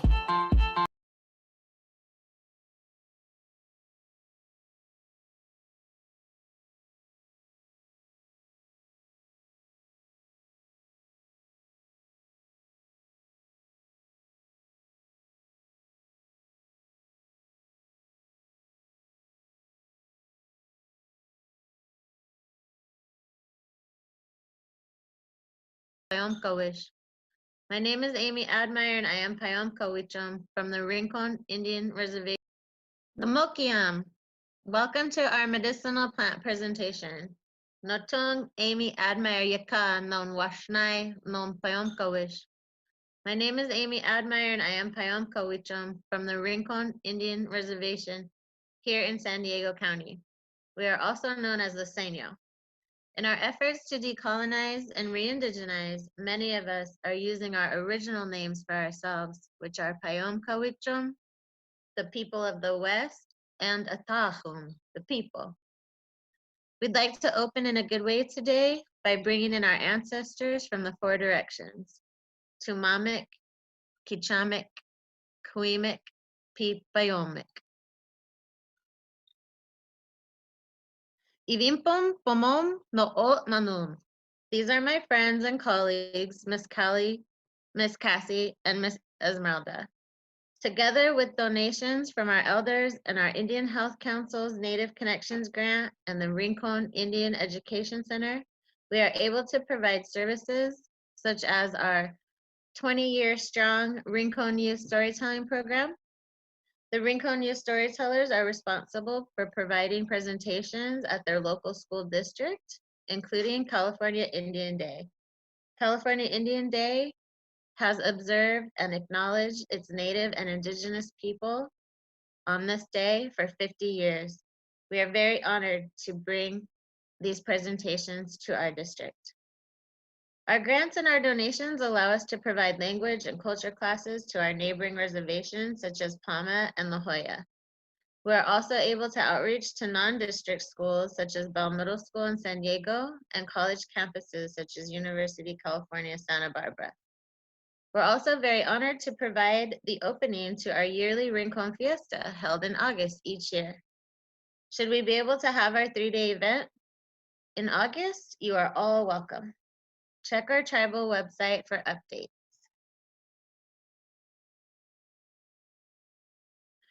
Two of our other programs are the Res Beats and Native and Indigenous Club. Res Beats is an open mic night hosted at a different reservation or college campus where our 15 to 25-year-olds are encouraged to express themselves in a safe space once a month. We are also able to facilitate a Native and Indigenous club at our local middle school where our students face disparities such as chronic absenteeism and high suspension rates. Our job is to support club members in their development of activities that create positive spaces for them on campus and allows for them to be engaged in their school. Much of the information you're going to hear today comes from my aunties and my grandma Corporatina, seen here on the left, and other relatives, seen on the right. My uncle Lucario is where we get most of our stories from, and Miss Esmeralda and Miss Cassie and Miss Kelly bring in their traditional knowledge from their ancestors as well. Our first ancestor or plant today is Wulakla. Wulakla is English, or in English is buckwheat. Buckwheat is used by our Payomkawichum people for asthma. My auntie said this plant saved her cousin's life when she was having an asthma attack and her lungs were full of phlegm. So we make a tea from the flowers when they are ripe. As you can see here, they have a reddish color. When they're not ripe, they have a white or pinkish color. They turn red more in the summertime. The tea you see in the pictures I made with the leaves as well as the flowers. And this tea helps loosen the mucus in our respiratory system. It's also known as an emetic. Our elders say you can mix the flowers with honey if you need to induce vomiting. It is also used as an eye wash. There are a lot of eye wash remedies. You can mash the leaves and mix them with salt to create an eye drop to reduce inflammation or irritation. My uncle said they would get eye strain when they were out in the sun all day, much like looking at a computer screen, I suppose. As a food, the new or fresh sprouts are eaten and can be eaten raw. Our next ancestral plant is ayayaka. Ayayaka is known as witch's hair. Ayayaka is specifically known as a black widow bite remedy, but can be used for any insect. As you can see here on the left, it also makes a good sponge for cleaning out your oyas, clay pots, or dishes. It's best used that way when it's fresh and not when it's dry. When it's dry, it would fall apart. Our elders remember that their ancestors ate ayayaka, but they can't remember why. Although I'm thinking it might be as a preventative measure, much like a vaccination possibly. We love this parasite whose host is buckwheat. The texture of the parasite is like plastic. So it's cool to the touch and it's fun to play with. Our next ancestral plant is known as tulova. Tulova. Tulova is a wild peony. Wild peony is not just pretty, and this picture doesn't do the flower justice, but typically the flower is bright red when it first emerges. This plant also has a very limited window. So right now is that window and for the next several weeks. The leaves can be eaten after being boiled 3 times, and you throw your water out each time or recycle it. And the roots can be made into a soap. The roots can also be pulverized and made into a paste and spread all over the body to relieve excess perspiration. Our next ancestral plant is cauchel. Cauchel is known as white sage. Cauchel is known for many things besides smudging. Cauchel is used on long runs or periods of time without water to stimulate the salivary glands. The leaves and the stems are chewed, and our aunt makes a note that children really like to use the sage in this way, and it turns their mouth and their tongues black and makes them laugh. White sage is also good for eczema. You can rub the skin or the leaves directly on your skin, or you can bathe in it by making sage water or a tea. Cauchel is known for helping with colds and coughs, like many of our plants. As a food, the seeds can be roasted and turned into a pignole. Pignole is like cream of wheat or a mush. The seeds can also be eaten raw. And the old timers used hollowed out stems to smoke their tobacco. We also fumigate our homes before we had Orkin or other pest control services with white sage, ragweed, and sagebrush. Miss Esmeralda wants me to also remind us that sage can be used as an air purifier as well. And we also ask and promote sustainability and responsibility when gathering sage. It is in danger. We ask or promote that people use one leaf at a time, especially when they're praying their morning or evening prayers. It's very simple to just use the one leaf at a time as opposed to using a whole bundle. Saving your bundles for a larger amount of people makes more sense. So thank you if you're already doing that. Oh, also, white sage is not recommended during pregnancy or nursing as it dries up the milk ducts. But if that is a goal, then that would be what you want to use. Nahish is our wild gourd. Nahish is used for laundry soap. Our elders praise the Nahish fibers for making our clothes white. And you can see here in the left upper picture, I washed some Enwish loofahs in the fibers when they first came out of their shell. And then at the bottom, it shows the loofahs are all brightened and of the same color. And then up at the top, you can see the gourds. These gourds are a little long in the season, so they were starting to brown. But if you collect them early in the season, those fibers should be all white. This next ancestral plant is called Enwish. Enwish is one of our favorite plants as it's very versatile. It has many uses.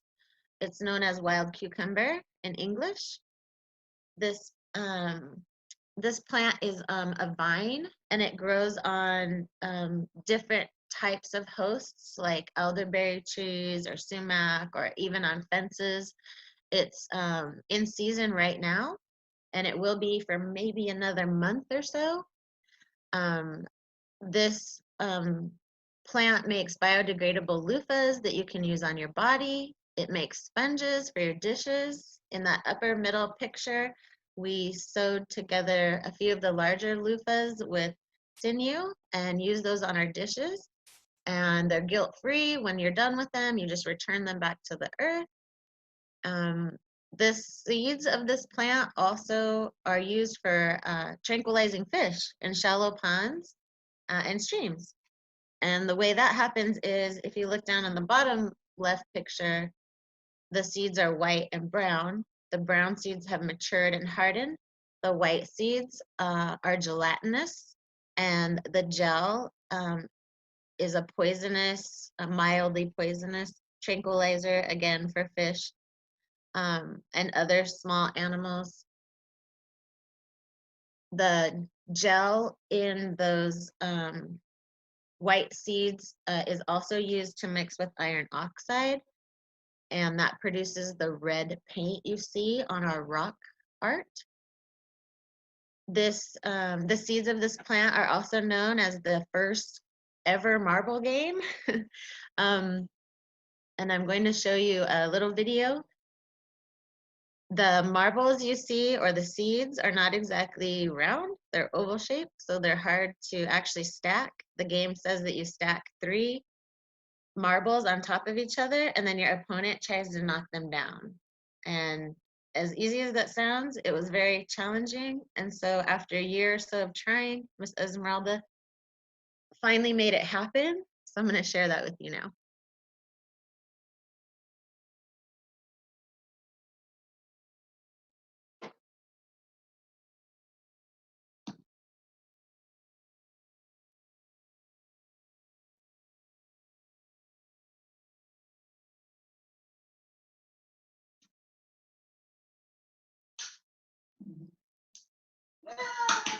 Yay! So try that if you do end up gathering this this Enwish plant. You can see also underneath that video, there's different colored seeds that are produced by the Enwish. There's green, white, red, pink, orange. The predominant color is usually brown. And so that makes for really beautiful jewelry. So again, one of our favorite plants, and it's blooming right now.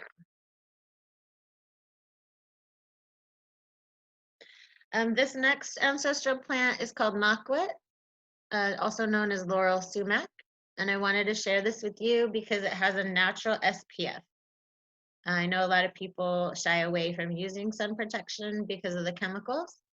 And I can't tell you how much SPF is in the plant, but I do know that our Oaxacan neighbors use the plant to keep their clothing dye from fading. So you can see in Miss Esmeralda's shirt here, she has all these beautiful colors, and that material or those textiles would be soaked in sumac water to set the fibers or to set the dye and to keep the colors from fading. So we also make a balm out of this for our after school fundraising plant project. Also the knockwit, my auntie says, is used for chicken pox. So when our children had chicken pox, they would bathe the children to reduce the inflammation and the symptoms. And I use it after gathering to wash away any oils that I may have picked up from poison oak or poison ivy. Our last ancestral plant today is called kuta or kutpat. And kutpat is known as elderberry. Elderberry is known as the buffalo of trees. We make bows with it. We make our instruments such as clapper sticks and flutes. It is also an immune system booster. It's known to reduce fevers, especially in children, colds, and coughs. The food, or as a food, the berries are eaten dried, raw, or cooked. And a lot of our ancestors, our elders, still make, they can jelly, and it's really good. We also make a tea. You can see in this picture of our containers. Any of the plants that we mentioned earlier, we have teas that can be acquired through donation if you visit our website, which I'll share with you in a little bit. The only contraindication I know for the kuta plant is that it's not recommended to use if you are currently using blood thinners.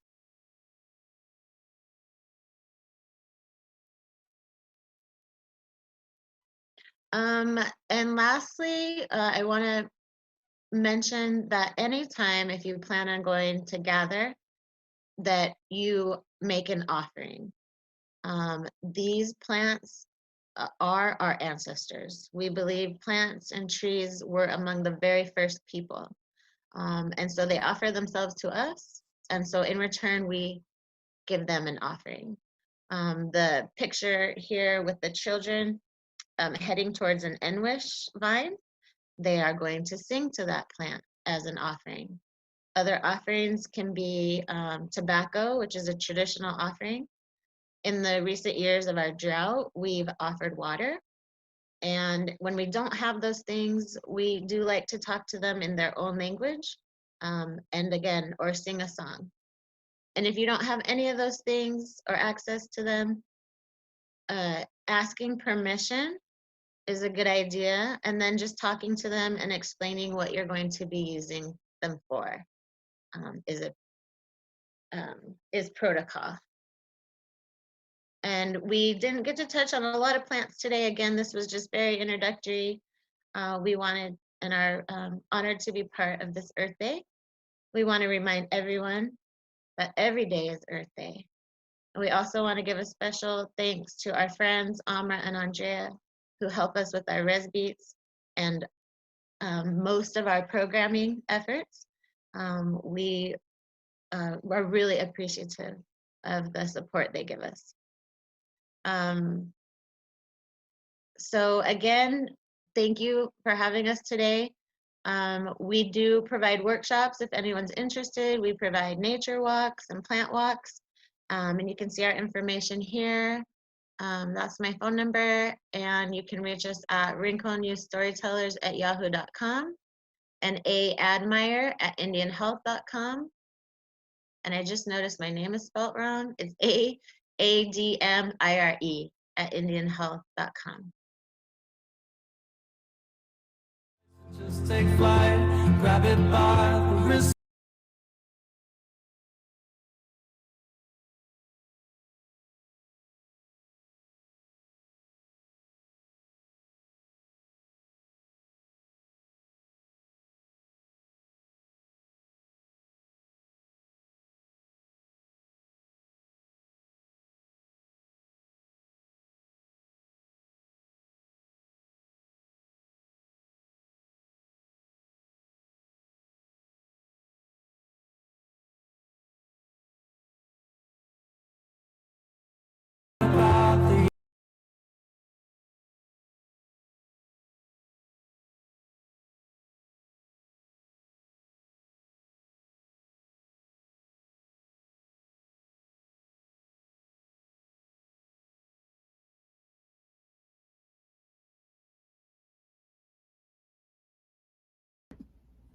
Hi, I'm Nico Demers. I'm a senior at Point Loma High School, and this is a piece I wrote trying to express that together as a community, we need to come together to make our planet green again.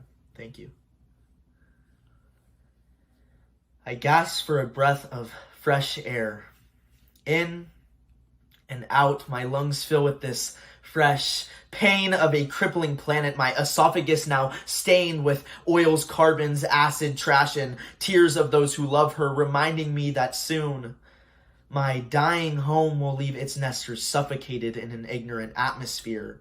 I feel my voice become static, my screams only echoing in a large room. No listeners, no changers, no lovers, no children to stop our mother from dying. Only spectators to watch her slowly lose color, slowly rot from a corrupted, constructed world. The trees not weeping in wind, but whimpering from fear of what man will make of them next. Monkeys no longer climbers, solely migrators. Fish no longer swimmers, only a full dinner. Our mother as the creator, no one wanting to fix her. Our race greedy for green paper, not greedy for green planet. No one there to stop our planet from bleeding all over. We all are here to drown in the faults of a broken society. No bandages will be left to heal helpless wounds from inability to clean our home. We swim in oceans of lies. We walk in deserts of dying truth. Together, though, we must navigate a world overpopulated by human mistakes. Together, we must take this last chance to make our earth, our home, our mother green again. Thank you. Our goal at Interfaith Coalition for Earth Justice is creating the conditions for what we will need in order to adjust and adapt to climate disruption, building communities of resistance, resilience, and transformation.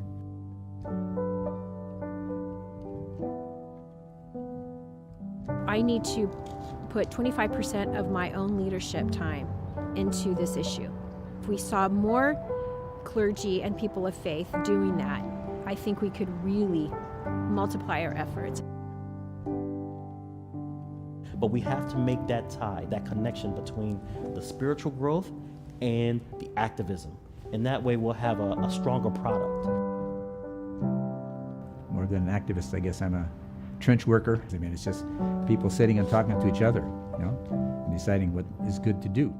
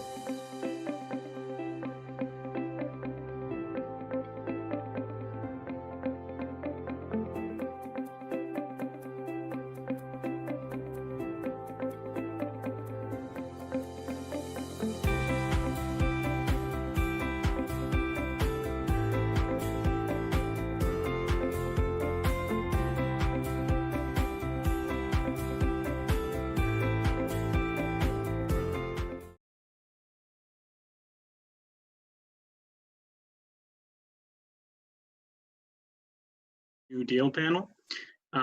This panel includes a couple people from local orgs who are working on pushing a Green New Deal in San Diego, as well as nationwide. So Malika is going to introduce the speakers. Take it away, Malika. Hello, everyone. Thank you so much for joining this Climate Uprising today and for joining our panel. Before we get started, I just want to mention that we are only $600 away from our goal of $3,000 for COVID-19. So you should see the link on the live stream. Please pitch in if you can. So now I'm going to transition over to intros. My name is Malika Marsden. I am with Climate Action Campaign.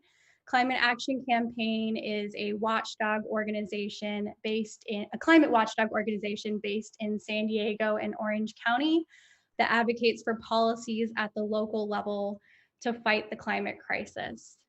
And here with me today are three other brilliant organizers that I deeply admire. We have Ryan, Nikayla, and Maria, and I will just hand it over to them really quickly to introduce themselves, starting with my sister in the climate movement, Nikayla. I'm Nikayla. I'm in the Sunrise Movement here in San Diego. And yeah, thanks for the introduction, Malika.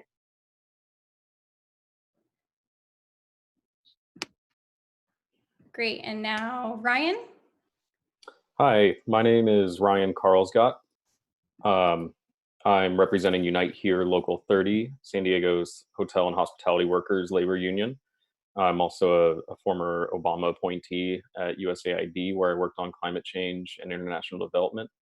And if you're wondering what hotel workers and a hotel workers union has to do with climate change and the Green New Deal, well, the short answer is we all have to do our part, but bigger than that, the hotel workers we represent frequently live in frontline communities impacted the most by the climate crisis, as well as historic pollution and environmental damage. And so we know climate change is going to have the greatest impact on those communities and the people who are least able to adapt. And so that's why we're in this fight. Great, thank you, Ryan. And then Maria. Hi, everybody. I'm Maria. I'm here as part of San Diego 350 today. You can't see my shirt, but has a little sun. You'll recognize us. And we're pretty everywhere. We're grassroots organization, all volunteer-led. So if you want to become a member, please join us at San Diego 350. I think you can just Google that and you'll find us. But we're looking to have more youth and people from all walks of life take on leadership roles because we are all volunteers. So yeah, thank you for having us today. Thank you, guys. So on this panel, we're going to do two different things. First, we're going to talk a little bit about the National Green New Deal and what that can mean for San Diego. And then we will transition over to talking about our local San Diego Green New Deal effort. So Nikayla is going to talk about the National Green New Deal first. Thanks, Malika. And I feel very honored to be on this panel with these other great organizers. So I'm going to talk a bit about a National Green New Deal. For those of you who don't know, the Green New Deal will be a policy package passed by Congress aimed to tackle both climate change and economic inequality. It's modeled after the Depression era New Deal, but the New Deal really only provided for white men. And a Green New Deal, done the right way, will create up to 20 million good-paying jobs for everyone on projects to mobilize this country to address the effects and fight the climate crisis. The Green New Deal wants to tackle the foundation, the carbon-intensive structure of America by dealing with housing, agriculture, infrastructure, transportation, energy, all of it. And in addition, the Green New Deal also knows that our natural environment really is our best line of defense against the effects of the climate crisis. And our ecosystems and habitats need to be restored after the 100 years of environmental disaster. So a lot of people are like, so this is a great idea in theory, sounds like a dream. Where is it? Let me see it. Well, good news for you. The first piece of Green New Deal policy was actually introduced in Congress back in November. The Green New Deal Public Housing Act. It aims to address both energy inefficiency in housing and housing insecurity. The idea is to build new and rebuild existing public housing units, but to do it the right way, to do it well insulated, to do it water efficient and powered with renewable energy. The Green New Deal Public Housing Act also wants to hire the right people, the people who actually live in public housing and with good family sustaining wages. So you apply this idea to energy, to infrastructure, to agriculture, to transportation, to our coastlines and our forest lands, and you get the Green New Deal. And I firmly believe that the Green New Deal gives us a chance to turn our country into a formidable opponent against the climate crisis. And it also gives us a chance to empower those people that may have been displaced in a changing economy and bring those along who have been historically left behind by offering the trainings, the tools, and the wages to sustain their family and help cut carbon emissions at the same time. The Green New Deal really is a blueprint for our future. And I think we can all agree that we need it now more than ever, coming off the back of economic ruin in COVID-19. And we've been asked to talk a bit about our orgs, as some of the panelists did earlier during their introduction. So how our orgs advocate for Green New Deal, I'm in the Sunrise Movement, and I feel like our biggest strength is our ability to make that emotional connection to the Green New Deal by organizing actions, marches, protesting, taking over offices, and really articulating why climate is such an emotional issue for us with storytelling and public narrative. I firmly believe that the path to change and accomplishing something like the Green New Deal, it's more than just changing the minds of people. It's changing their hearts and getting them to understand that their lives and the lives of everyone they love are at stake in this fight. We advocate by saying, which side are you on? Are you on our side, your kids, or the fossil fuels? And 9 times out of 10, they give the right answer, which you know what the answer is because you're here. And then we say, here, we have a solution. It's the Green New Deal. So now I'm going to pass it back to Malika, who's going to talk about what that means for us here in San Diego. Great. Thank you, Nikayla. So eloquently said. And Sunrise has been doing a lot of really great work to build the political will for a Green New Deal. So transitioning to the San Diego Green New Deal, this is a local effort to achieve a zero carbon region in the San Diego region by 2035 in a way that creates good family sustaining jobs and prioritizes justice and equity for working class communities of color. So just a little bit of history and background on this effort. Our 4 organizations and several other organizations about a year ago came together to talk about the idea of starting a local Green New Deal. And this was around the time that the National Green New Deal was gaining a lot of traction and momentum. And we were really inspired by the idea that the path to a sustainable future can also be the path to more equitable and just communities. That these 3 issues of climate, jobs, and justice can all be one fight. And then this was also shortly after the UN IPCC report came out, stating that if we are to avoid the worst impacts of the climate crisis, we need to achieve carbon neutrality by 2045 or 2050 at the latest globally, and also achieve negative emissions thereafter. And we realized none of our cities in our region are planning at all for carbon neutrality or zero carbon. And so we knew we needed to do something bigger and bolder than ever before. And we also felt that we couldn't afford to wait for Washington. We needed to do everything we could here at the local level to start on the path to a zero carbon future, and also build the political will, the momentum for a national Green New Deal. So to embark on this effort, we hosted this 3-month community planning process where we invited community members to come and help shape the vision and next steps forward. We had a lot of really wonderful minds together in one room. And from that process came this 3-pronged approach. So building awareness and support, transforming political power, and implementing policy change. And out of that has evolved some working groups for community members to get involved and help us use the tools that we have to push this effort forward. And we really urge anyone out there who wants to be a part of this movement to reach out and join us. And then we also have an alliance of several organizations that are also dedicated to this vision. And so please, if you're an org, an individual, please reach out and join us in this effort. Now I'm going to transition it over to Ryan to talk a little bit more about our effort. Sure, thanks, Malika. So like I said, Unite Here Local 30 is a hotel and hospitality workers union. We represent some 6,500 workers in the region. And Unite Here is a part of the San Diego and Imperial County's Labor Council. And that bigger Labor Council is more than 130 unions, I think, and something like 200,000 working families in the region. And actually, the San Diego Labor Council is one of the most progressive on climate issues in the nation. We were one of the first labor councils in the country to pass a resolution of support for the Green New Deal. And I'd like to give a shout out to the other unions locally that are pushing the ball forward on climate change, like American Federation of Teachers, AFT, the California Nurses Association, UPTE, the UCSD union, professional and technical employees, and others. And you may not realize it, but labor unions and environmentalists and community groups were actually natural allies in this fight.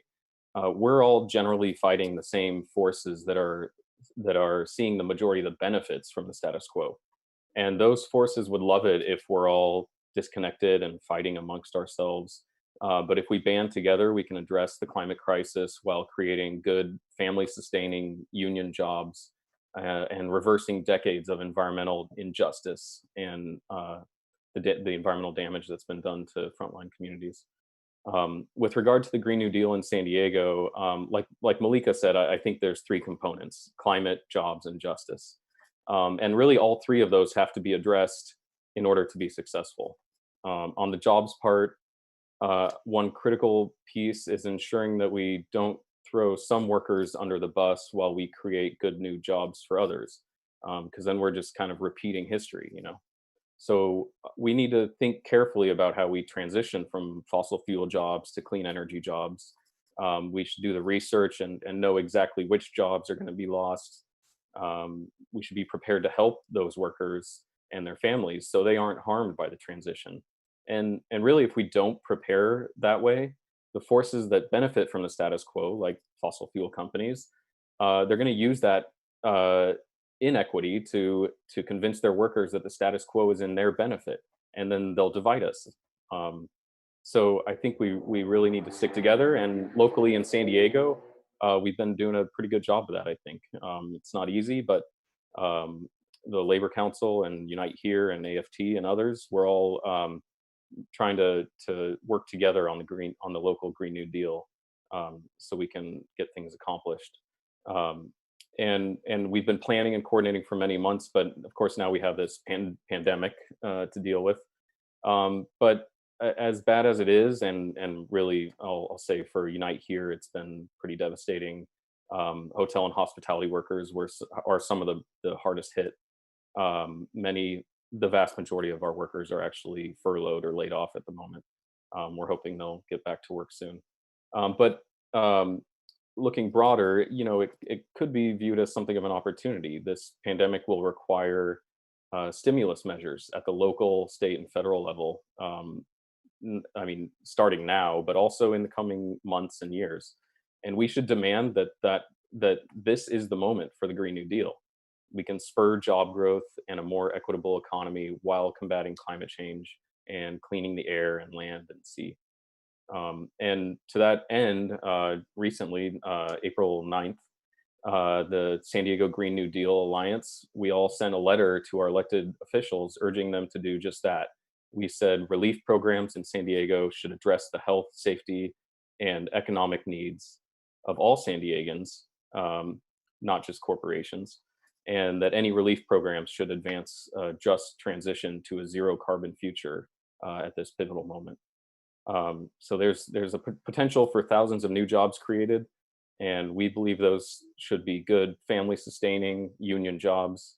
And at the front of the line for those jobs should be not only those who lose their job in the transition, but also residents from underserved communities and frontline communities who have been hardest hit over history.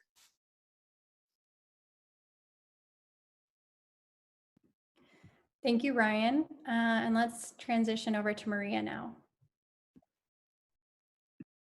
Okay, hi. So I do want to say Happy Earth Day, everybody. This Earth Day is special because for many reasons, but it's 50 years, right? Anniversary. So that's 50 years of people saying we need to pay attention to the environment. It's special because we happen to be dealing with a global pandemic. And thinking about that, there's a lot of lessons to be learned. One that I see is that we realize it's going to take everybody. It's going to take everybody reaching out to what actions are happening in the local scale. And, make no mistake, the local work is where the action is. That's where things are happening. So we definitely, people are starting to realize that we need to think in the long term.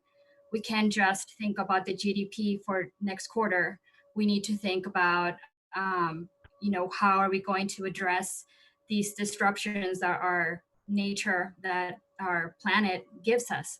And so these are big challenges, but it's also special to me because we finally have a policy that's at the scale, I believe, and many people do, that addresses climate change. So unless we think about our workers, unless we actually take a look at what our systems are doing, the way we produce things, and the way our labor force is sort of safeguarded or not, the transition to a clean energy, to an energy that can not cause so many environmental impacts, is not going to be one that everybody can live through.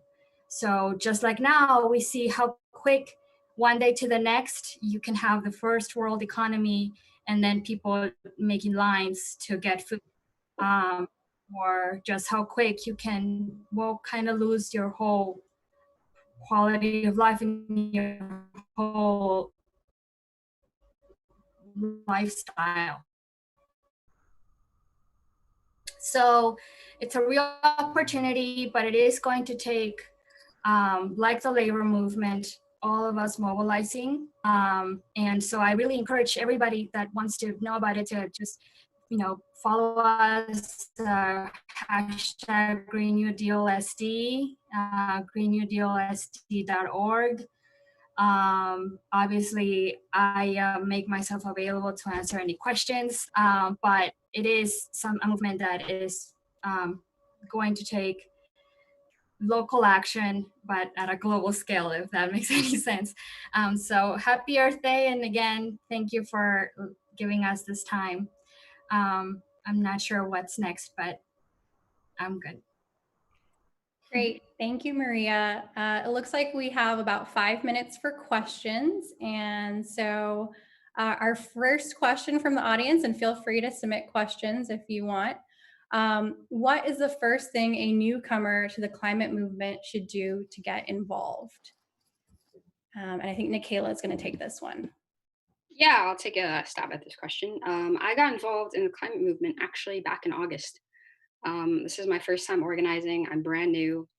And I have to say, I looked at the organizations and kind of what they were pointed at. And I decided that I wanted to be more involved in actions. So I decided to join the Sunrise Movement. But for someone who maybe wants to be more on the policy side of things, there are organizations, and a lot of them helped organize Earth Day that could definitely use your skill set and your voice. So I would encourage you to look around at what organizations are best fit for you.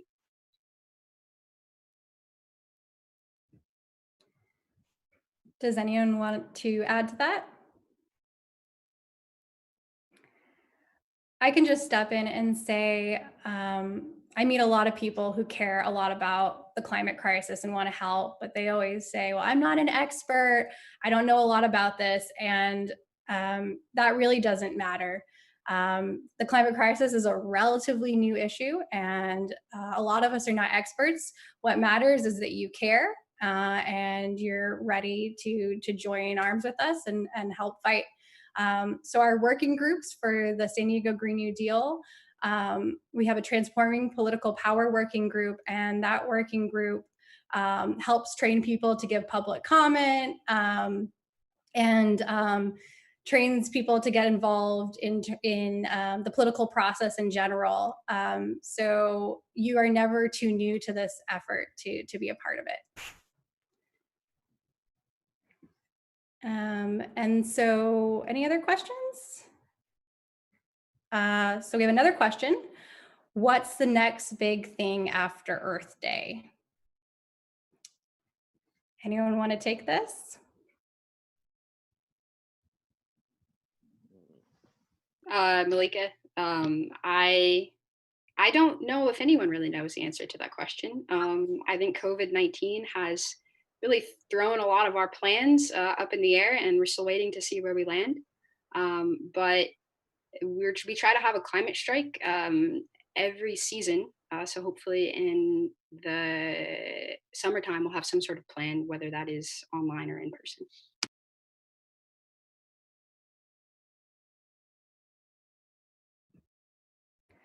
And then I would just like to add that Ryan mentioned our San Diego Green New Deal Alliance is actively making sure that stimulus dollars do go to rebuilding a more sustainable economy in a way that creates good unions, family sustaining jobs. And that is an effort that is happening right now. And we need to hold the line at every level of government, and we need people to help us. So to get involved, you can go to greennewdealsd.org, and we have a form there where you can sign up. And then you can also follow our Twitter, which is Green New Deal SD. And then we have another question here. Looks like we have 2 minutes. What inspired you all to join the movement?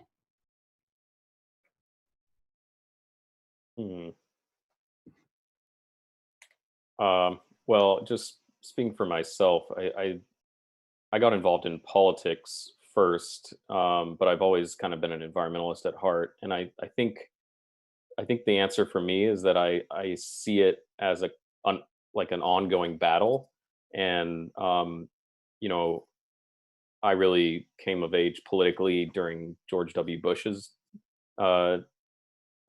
presidency, and I just I found it so aggravating, the poor decisions that were being made, that I wanted to get out there and be in the fight, and you know, whether it's locally, nationally, you can really make a difference. I've learned. So I never looked back, and it's you know, whether it's politics or policy or environmentalism, it's worth getting involved. Great, thank you, Ryan. So I'm just getting word that we had $400 donated in the last 30 minutes. That is amazing. Thank you. A big shout out to everyone who donated. We are now at $2,805, very close to our $3,000 goal. So please chip in if you can. Thank you so much. And I think that wraps up our panel. Thanks so much for joining us. Thanks, All guys. right, thanks, y'all. I think the Green New Deal is super important. It's like a big piece of policy that, you know, we can all focus on supporting. So the fact that y'all are doing some really good work on that is so dope. So next up, we are going to have a couple people talking about stuff we can do now to support the climate movement. So that'll be Ann Barron and Trung Nguyen from San Diego 350. And there we go, there's Ann. So Ann, you're gonna be screen sharing your presentation? I guess so. Yes. Hi, everybody. Hello, San Diego. I have a book for you all to read while you're staying inside. It says, I don't know if you can see, This Changes Everything by Naomi Klein. Just wanted to share that as we get started. So thank you for rising up, San Diego. Today, right now, actually, is the uprising part. We're going to be doing some advocacy. We're going to be doing phone calls and emails, so get your phones out if you have your cell phone, and also get started with your email account. Make sure you're logged in. One of the things that I did really want to thank, the title of this today is called Moving Your Money. That's our advocacy. We're going to be advocating for the government to move their money. It's actually our money. And I want to thank all of the donors who've been giving money, moving their money to support people who are going through the COVID crisis. So thank you very much for those donations. So let's get started. If we could, let's see, we're going to get started with we have a PowerPoint with slides with the demands on it. Don't worry if you don't get all the information from this. We only have 20 minutes to go through 5 demands. So don't worry, because we'll be loading it up on the PRC Peace Resource Center Facebook page, as well as I think we'll be loading it on one of our, we'll find out, but we're definitely gonna be loading on the Facebook page for the PRC. And I can share my screen. I have it up if you'd like. Sure, that works great. Thanks, Riley. All right.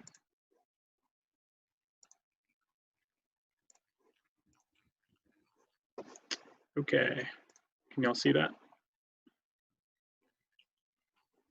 So the first we're going to talk about is the people's bailout. Next slide. Yeah, so there are 5 major tenets to the people's bailout. And the first one is that health is the top priority. So the people's bailout is kind of like the newest iteration of the Green New Deal. With COVID happening, everything has changed. So we need to focus on creating policy that deals with COVID and the structural problems in our society.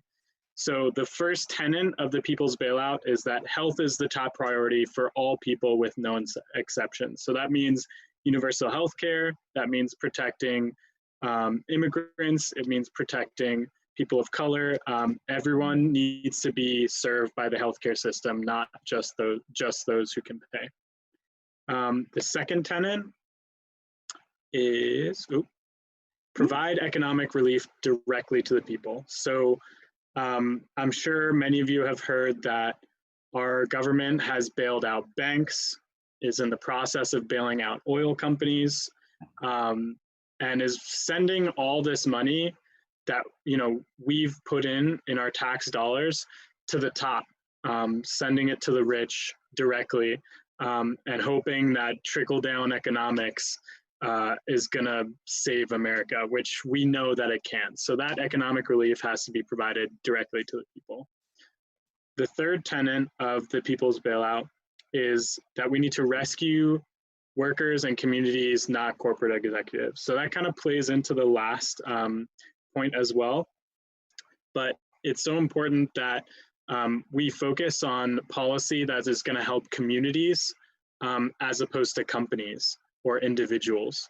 Because when we raise up our communities and our workers, then we know that that policy is going to be good for everyone. Next up is we need to make a down payment on a regenerative economy while preventing future crises. So this point really plays into the fact that our oil drilling is not regenerative. When you take oil out of the ground and burn it, that resource is gone forever. And any kind of economic gain that you made from that is a one-time thing. Whereas if we build regenerative resources, like wind power, as shown in this photo, or anything like that, then we know that that will keep the economy going for a long time to come. And the last tenet is to protect our democratic process while protecting each other. And this is a pretty important point because it's the reason that it's so hard for us to change the system right now when we have so many people and communities behind this change is because money is so key to our democratic process right now, and it's making it completely undemocratic. Right. It means that the wealthy can just buy elections. So we need to make sure we protect our democracy by taking the money out of politics in that way. So we are asking everyone on the live stream today to consider going to thepeoplesbailout.org/call-Congress.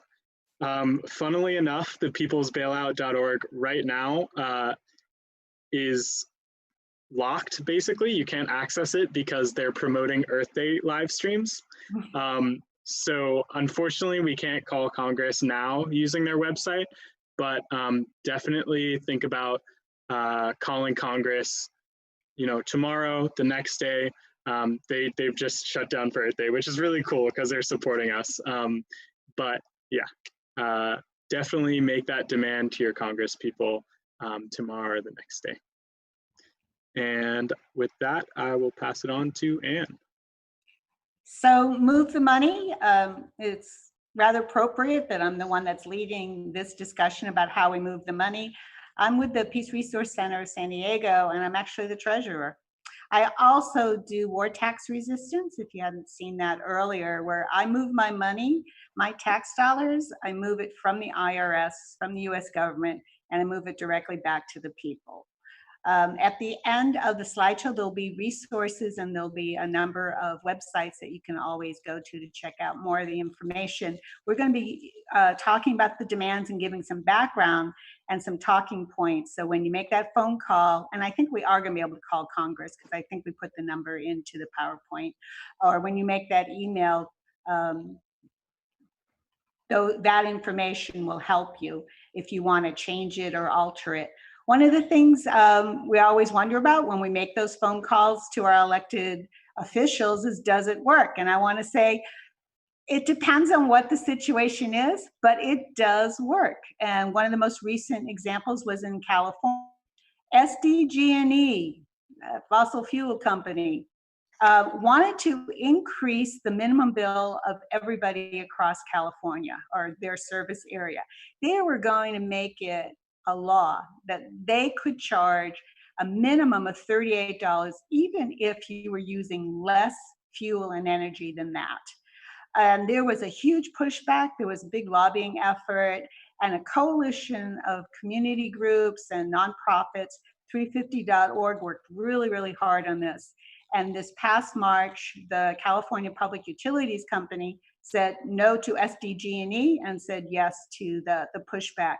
This minimum bill would hurt people, working class people, much more than anyone else. And it again puts the cost of programming on the backs of poor people. Not acceptable. So yay, it does work. You just have to have consistency and keep doing it. So move the money. Next slide, please. So if we think about our national priorities, we also think about how we got here, and we want to change that conversation. So you look to use graphics or personal narratives. So we're going to try both when we're doing these phone calls and emails today. So our priorities, you can look to the left, that chart is really the priorities of the United States. That's the United States budget, and you can see how much the budget is budgeted towards war. And that's just an incomplete accounting of all the money that we're spending, the over trillions of dollars we spend on war, because we're only looking at the budget. We're not looking at what's actually spent. So we need to be very clear, very persistent, very loud, and rise up about our own priorities. We are all in this together. We hear that often enough from elected officials. Let's make it real. Equal access to health care. So you can see the things that are on our list of priorities. My favorite, and the one I really believe in, is change the status quo. So how do we do that? A lot of different techniques. Today, we are going to rise up by making those phone calls and those emails to the people that are supposed to represent us. If they don't represent us when their vote comes, then of course we can always elect them out of office. Next slide, please. All right, so our advocacy goals today, we have 5 demands to move the money. It's a course correction. So who are we going to be calling on? So Mayor Faulkner, the County Board of Supervisors, Governor Newsom, and our California Senators, Kamala Harris and Dianne Feinstein. Next slide, please. So the first call is set them free. We've been talking a lot about those people impacted by COVID. The prison now, COVID has entered the prisons in the California state system.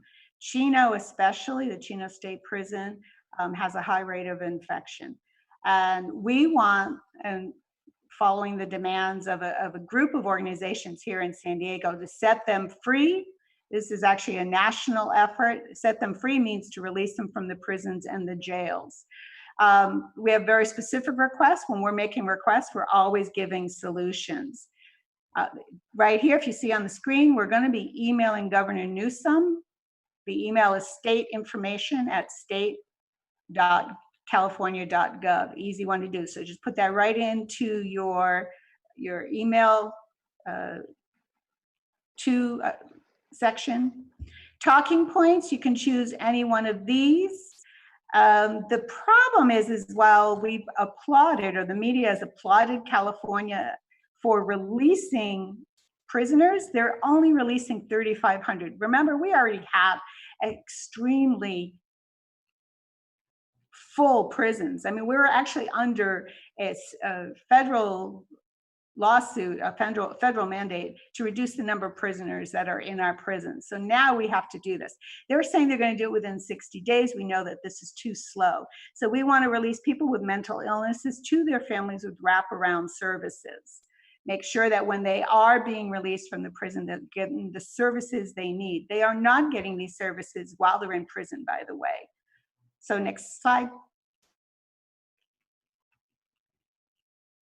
I wanted to share this email with you. This comes from a friend of mine. I met her through All of Us or None. She's also a board member at the Peace Resource Center, and she wants to share this with folks. This is her email to the governor about setting her son free, and talks about the conditions in the prison.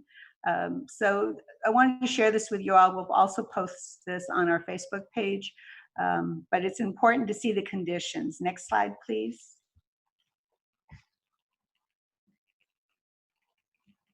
Next slide, please.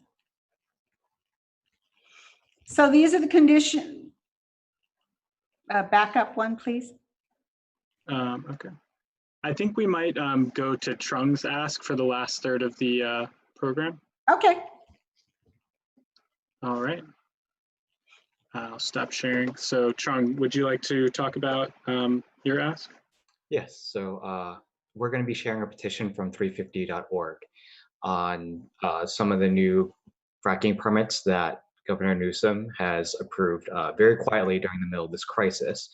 We all know this is not the time to be issuing permits for the destruction of our environment, especially environmental destruction that only leads to more and more health concerns for so many vulnerable communities in the midst of the worst pandemic we've seen in 100 years. So we're sharing a petition from 350.org that we help sponsor and put together for everyone to sign with a message that they can put their name in. Because again, we have to make sure that we're not letting this pandemic distract us from our duty to make sure that our government is doing exactly what they said they would. They did a moratorium. New York has upheld that moratorium on fracking. California needs to do the same. We cannot have more fracking right now when we need to be taking care of our citizens first. All right, and is there a link that they should go to? I can make sure that's dropped in the chat. I just sent it over to the team, but I will send it. Perfect.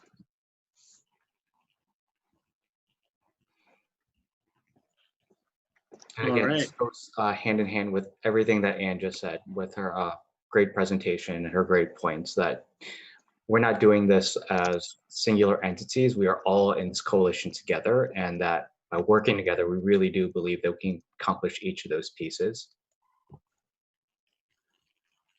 Yeah, I think one of the things I really appreciate about this movement is that we are so focused on like coming together as a coalition so that we can use our strengths in different areas. So we've got anti-war and helping out prisoners. We've got the People's Bailout to help out workers. We've got CA Youth versus Big Oil to protect the environment and the climate. So it's really good to have a coalition like this for that kind of thing. And I just received word that we have surpassed the fundraising goal. So thank you so much to everyone who has donated throughout today. I think we can finish out with Anne's demand for the mayor. Okay, so if we could cue up the slide for that one. So we just heard on Friday, we were alerted by activists in the community that the mayor has created a San Diego Economic Recovery Advisory Board. And it turns out, funnily enough, it's the same old players as before. And there is not one green voice among them. There is not an attempt to bring in the environmental perspective and the need to deal with climate change. So the demand is, and if we could call up that slide, I'm pretty sure. Yeah, I'm working on it. But the demand is to call or email the mayor and demand that they put some color into the advisory board.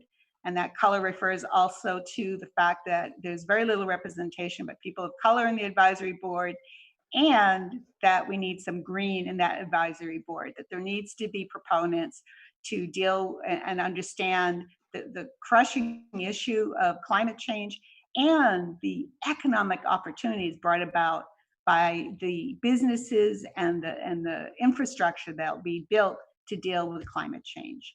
So you can call the offices of the mayor of San Diego. The numbers are right there. Thanks, Riley.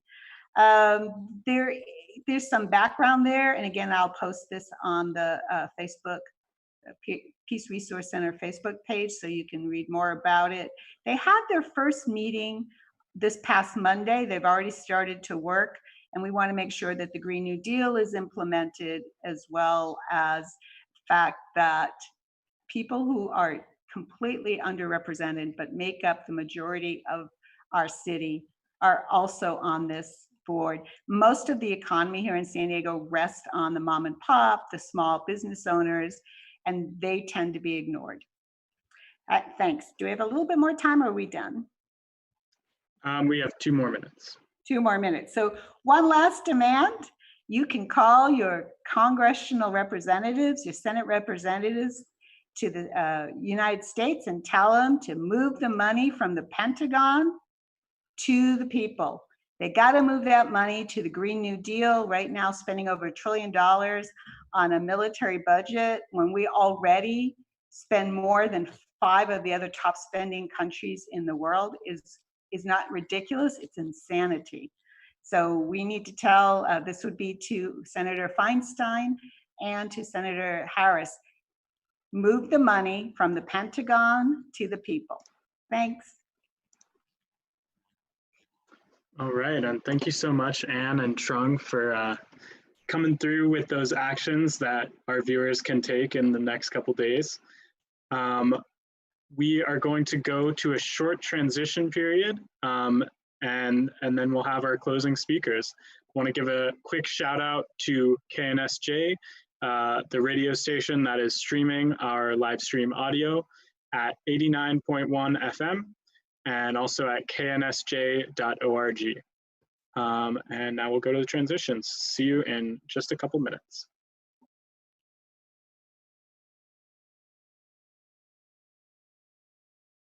My name is Willie, and this is Shouldn't Take a Lifetime. My name is Willie, and this is Shouldn't Take a Lifetime. That's my desk by the engineer. Started this thing 3 years ago.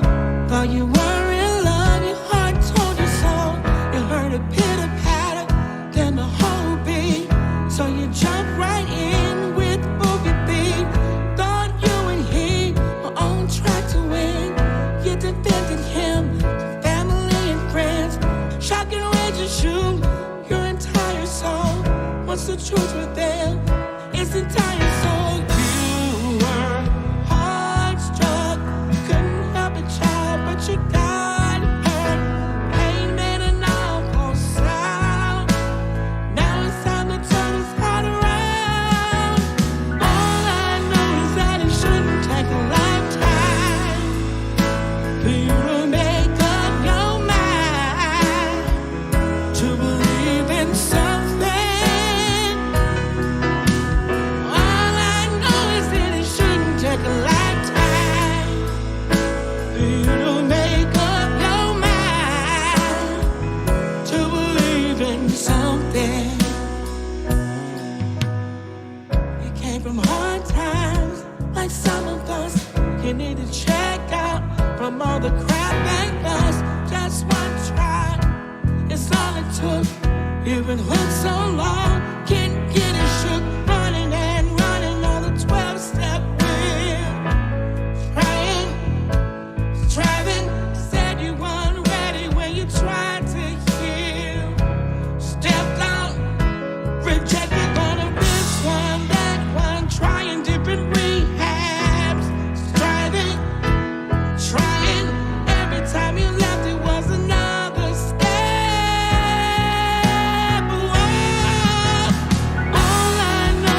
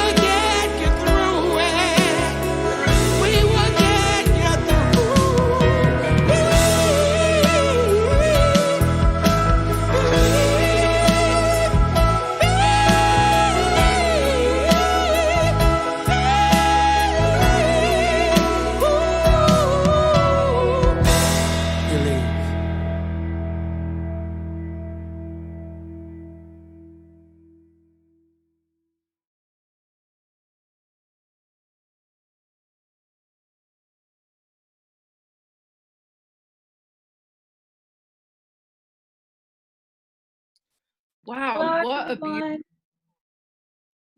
hi everyone. What a beautiful song, Halia. Just we Yes. can so true. We can together, Our last segment was just talking about how, this beautiful coalition of organizations are just coming together to take action. And, together we can resist, together we can change the system. And I think that's true more now than ever. Yes, I agree. Today has been filled with so many inspiring and wonderful speakers. I really feel like I learned a lot today, and I'm so glad to see this kind of involvement in our community. So that was really inspiring. I really enjoyed learning about all the medicinal plants, and the yoga I thought was really good. I love to see that kind of like accessibility stuff that we're trying to do for everyone. So that was really cool for me today. How about Yeah, you? I totally agree.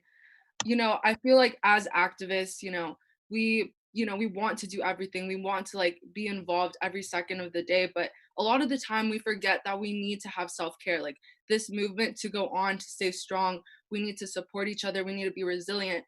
And you have to have self-care. You have to take some time for yourself, focus on your breathing. And so, I really enjoyed that as well. I think self-care is something that oftentimes we put off for a long time, and then, but we have to have self-care. But yeah, I'm just so inspired, especially by the youth high school activists.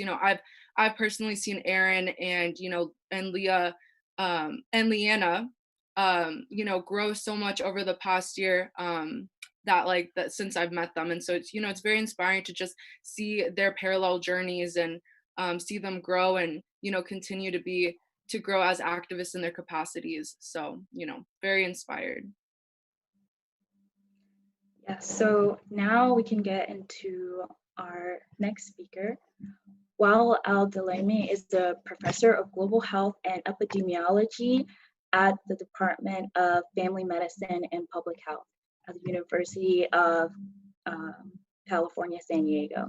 He is a co-founder and associate director of the UCSD Institute for Public Health and developed the Institute's Climate, Environment, and Health Working Group between 2014 and 2018. His research has focused on chronic disease among children and adults and worked on studies of respiratory illness, cardiovascular disease, diabetes, and cancer. He has led teams of researchers on large projects. He participated in the development of a report on air pollution, mitigation, and its health impact in India. He is the lead editor of the upcoming book of Impacts on Climate on Health by Springer.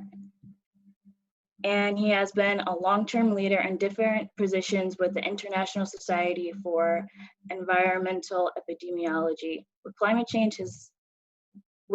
change, his focus is on mental health and policy. He has published more than 100 peer-reviewed publications, and his recent work involves developing evidence-based policies and research ethics. And here's Wael Al-Dalemi. Thanks, Leah. Thanks for the introduction. I wanted to kind of have a brief outline of the topic of climate change health impacts. I know many of you probably are very familiar about this issue, but I think the general public are maybe less focused on the health impacts of climate change. And with today's event on Earth Day, I think it's very important that we try and address this. In terms of the climate change, everybody knows that the greenhouse effect and what it has had as an impact over the years leading to global warming. But really, climate change is one component of what's called the Anthropocene. And the Anthropocene is the collective impact of humans on the Earth system. So it's not just climate, it's climate, water, ecology, agriculture, overpopulation, energy, overuse, and so on and so forth. So this is just one component that is really becoming the detrimental effect of our existence on this earth. In the last just few decades, there has been exponential increase in energy use, water use, unsustainable agricultural use, and all of these aspects are leading as components impacting health. So the effects of climate change, such as flooding, um, infectious agents, heat, extreme weather, the economic impacts, all of these are related to health. And even the COVID-19 that we are experiencing is going to just increase the suffering of those most vulnerable who are already going to suffer more from food insecurity, added burden, and the infectious agents that are spreading, such as malaria and other dengue fever that are caused by climate change, are going to make it even more difficult for those people who are suffering from COVID-19. So the situation is unfortunately just going to get worse. We are expecting a very large number of people to die as a result of heat waves, almost a 2,300 2300% increase in death from heat waves. And then the most vulnerable are those who are low income, even in the more developed communities. We found in a study in San Diego that those who are without air conditioning are the most affected by heat waves, for as an example. But it doesn't stop there. The wildfire, the droughts. Just in one wildfire event, 19,000 buildings were destroyed in the Paradise. So all these components are something we really have to come together around and address it beyond all the politics, beyond all the kind of disagreements, and so on and so forth. And the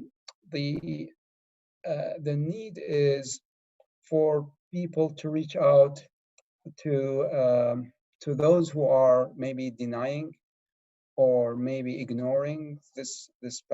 And I think everybody cares about their health, and if not their health, the health of their children and grandchildren. So I think that could be a factor to bring people together. And with this COVID-19, it also became a wake-up call where everybody now knows that they're not immune from this. Everybody can be affected, no matter who they are. And the same really applies to the health impacts of climate change. Everybody will be affected one way or the other, whether it's wildfire or extreme weather. Nobody can be protected. As part of our effort in terms of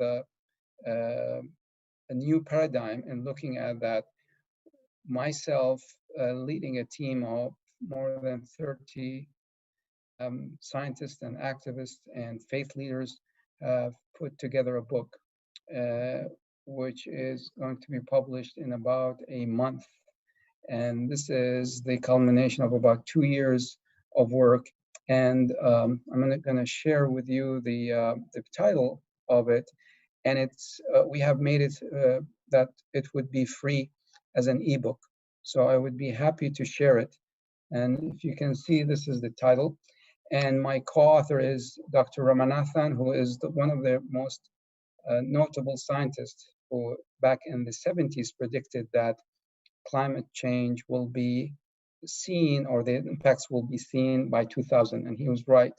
And my other co-author is the Chancellor Sorondo, Chancellor of the Pontifical Academy, because this book was a collaboration with the Vatican, as well as health scientists, physical scientists, social scientists, and others. And you can see here the title is On Our Responsibility. So it's all about action items, how we can do, what we can do in each of the issues that are related to the health impact. I would love to engage you, involve you with some of my plans that I want this book to be the kind of the reference for actions, evidence-based action. So I'll stop here and given the time, and allow others maybe to continue this closing session.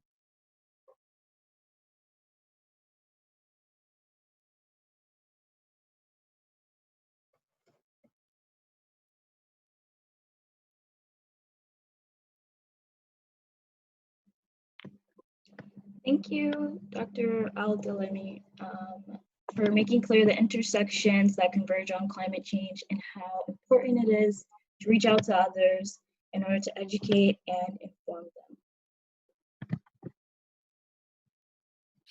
Yeah, honestly, so important. You know, I'm very excited for that book to come out. I definitely will read it. I think it's super important to learn about how climate change specifically impacts our health.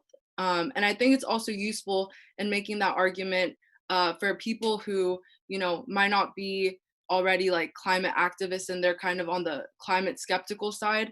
It would be a good way to kind of bring them in by talking about how climate change will affect them and how, you know, it will affect the people around them. Because like you said, doctor, climate change will affect everyone. And, you know, it's here, it's now, it's not a problem of the future. It's happening, you know, Black and brown communities are on the forefront of it. And so, you know, we need to take action. And we need to also bring in, have these conversations with climate deniers so that hopefully, you know, they will become part of the side of action and not inaction. Okay, so with that, I'll introduce our next speaker, who is Yusuf Miller. He is a 24-year Navy veteran. Thank you so much for your service, sir. He retired in 2011. Since then, he has fully committed himself to the advancement of social justice issues, including earth justice.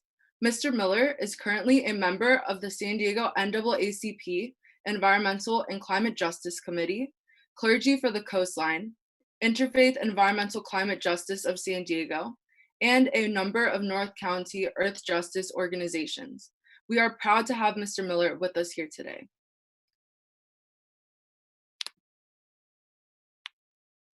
Thank you for that wonderful introduction.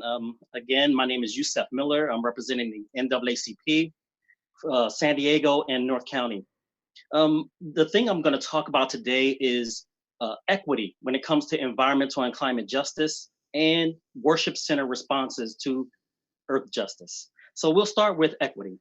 Equity is the issue that Black and brown people in this country, they have a higher impact from pollutants in this country. And we need to understand that and relate it to Black and brown peoples to a way that speaks to their experience. And a lot of times we miss that component.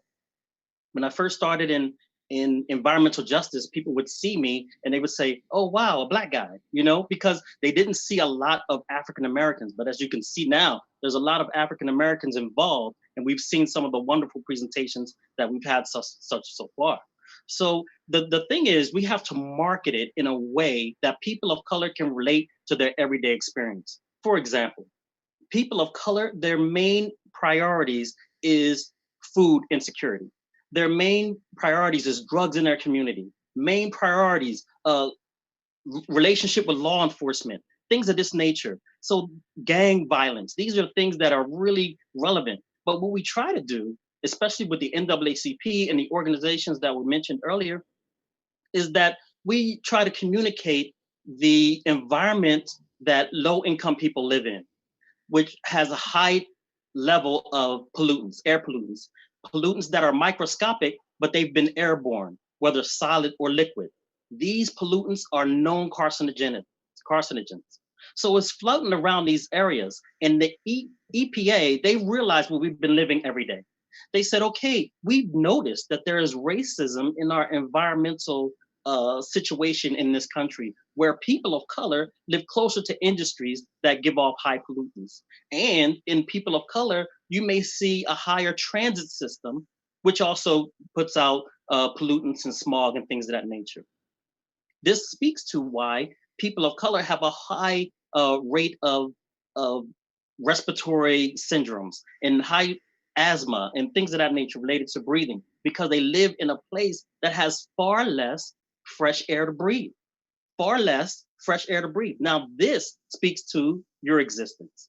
It doesn't speak to something that's happening 1,000 years from now, 100 years from now, at the turn of the century. It speaks to your everyday life now. Now I can get engaged. I don't feel that I have to understand what parts per million I need to look out for. I don't need to understand how greenhouse gases even affect people. I need to know that every day when this bus drives by my community, it's leaving a trace of pollutants and carcinogens. This pressure on the body, as our previous presenter said, it's stressful on the environment, it's stressful on your mentality, it's stressful on things that you can't even imagine and you can't see it with the naked eye. Also, with all of that, with the pollutants, the smog, the soot, everything that's floating around in the air, decreasing the amount of fresh air, then you have the concrete jungle that we live in low income areas. You see that we have less greenery, as in trees, grasses, flowering plants, less of that, less cooling, cooling sites, pools, man-made or natural lakes, rivers, streams. Water has a very unique quality where it absorbs heat at a high capacity and it cools off the environment. So now you have an environment with less breathable air, very hot, no way to escape the heat and the pressure is being retained by the concrete, and you live in this every single day.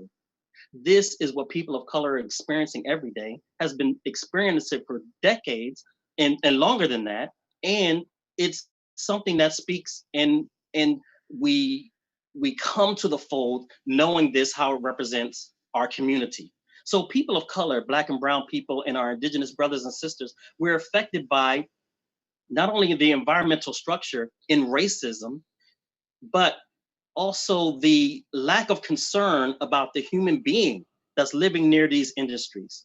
Our indigenous brothers and sisters who we live on their land, and I want to give a love and a shout out and a hug to all of my indigenous brothers and sisters, North, South, and Central America, to the Kumeyaay tribe, who we love and support. And thank you to the Kumeyaay tribe for keeping us righteous when it comes to earth justice. They've been doing this for far long before we even caught up. They have not been detached from their relationship to the planet, and we have.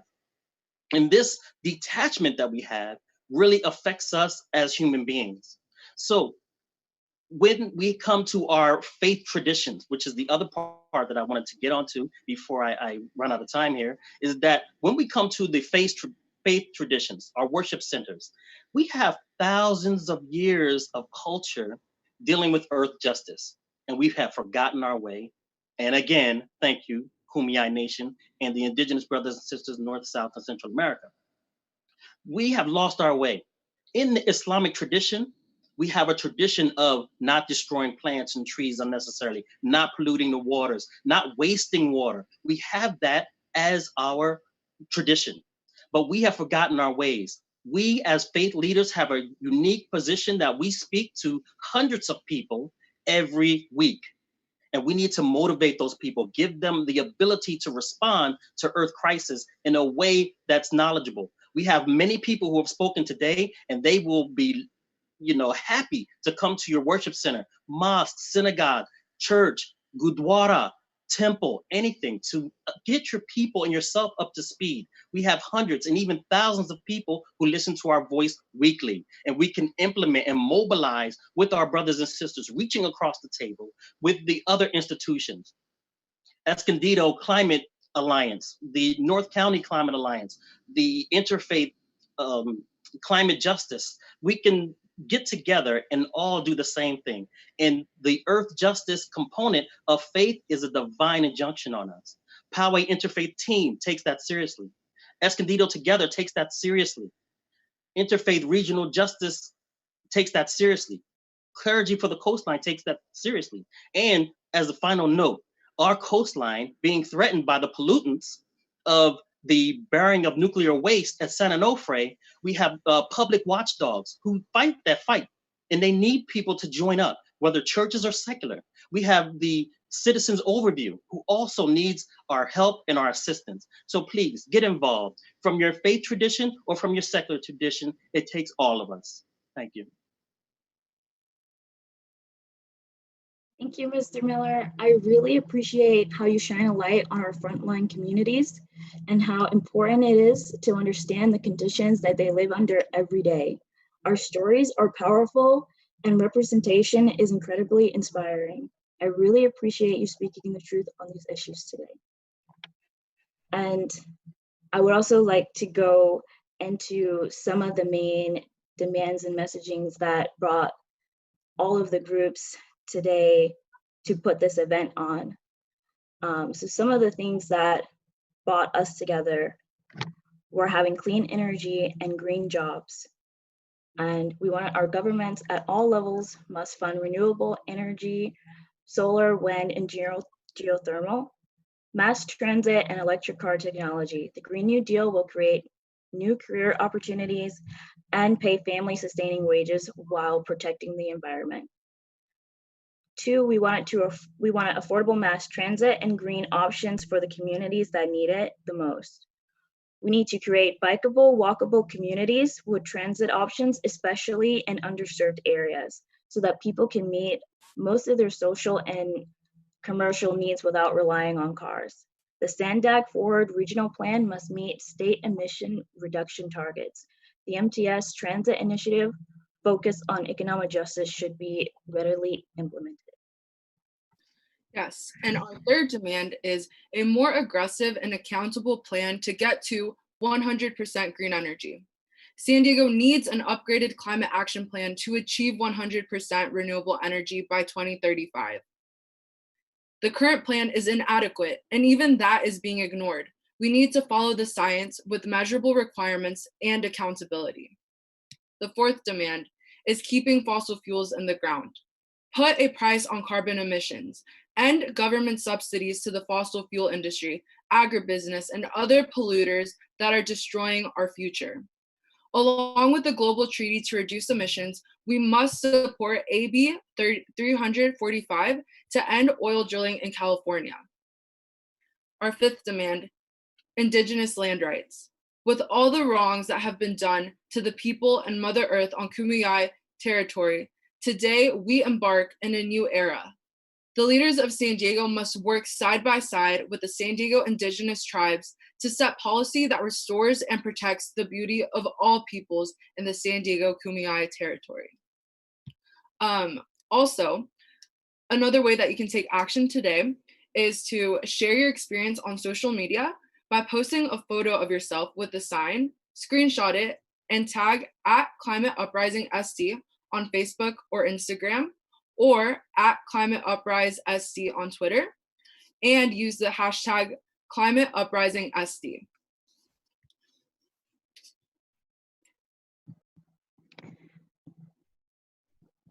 So now we will hear from Rosa Ologaska Vidal. She was born and raised in City Heights, San Diego. Rosa first got involved in community organizing when she was 12 years old with Mid-City Can's Youth Council. After years of organizing, Rosa, along with the Youth Council members, successfully got City Heights a skate park and plaza. Rosa graduated from the University of San Francisco with a BA in politics and minor in legal studies and Chinese and Linux studies. Currently, Rosa is a resident of Paradise Hills and a community organizer at Mid-City Can. Rosa is organizing for transportation justice, for youth opportunity passes. Currently, Rosa represents District 4 and San Diego's Mobility Board. Here's Rosa. Hi, everybody. Good evening. My name is Rosa Lasquada, and I am the community organizer for the Improving Transportation Momentum team with Mid-City Can. Thank you so much for participating today and gathering together in this unique way of building community during a crisis. Today, many of you heard of different stories that tied us together in the fight for a cleaner and healthier environment. Every day, more and more people join the movement, but as we continue to grow and push for change, we cannot forget how important it is to center our frontline communities. I think our last speaker did a very good job on highlighting what the difference it is when you're identifying these communities. These are communities that have been historically oppressed and are going to be the ones that will be mostly impacted by the climate crisis. Currently, we're living through unique times and many uncertainties are coming our way. But something that we can't forget is that right now, our communities of color are being impacted the most and need us to support them. COVID-19 is shedding light and showing a glimpse of how our communities of color will continue to be disproportionately impacted during times of crisis, and especially during the climate crisis. Working families of color are mostly impacted by COVID-19 because many have lost their jobs and now have to prioritize food and housing during the COVID recovery period. Transportation will even be a greater burden and barrier to stay connected to school, jobs, healthcare, and food. So as we move forward in the relief and recovery of COVID plans, we need to continue to hold our elected officials and government agencies accountable in prioritizing the needs of our communities and not continuing business as usual. MTS, our local transit agency in San Diego, can make a difference in the response to COVID-19 and the recovery by ensuring transit-dependent communities, especially our young people, can access transportation safely and without costs.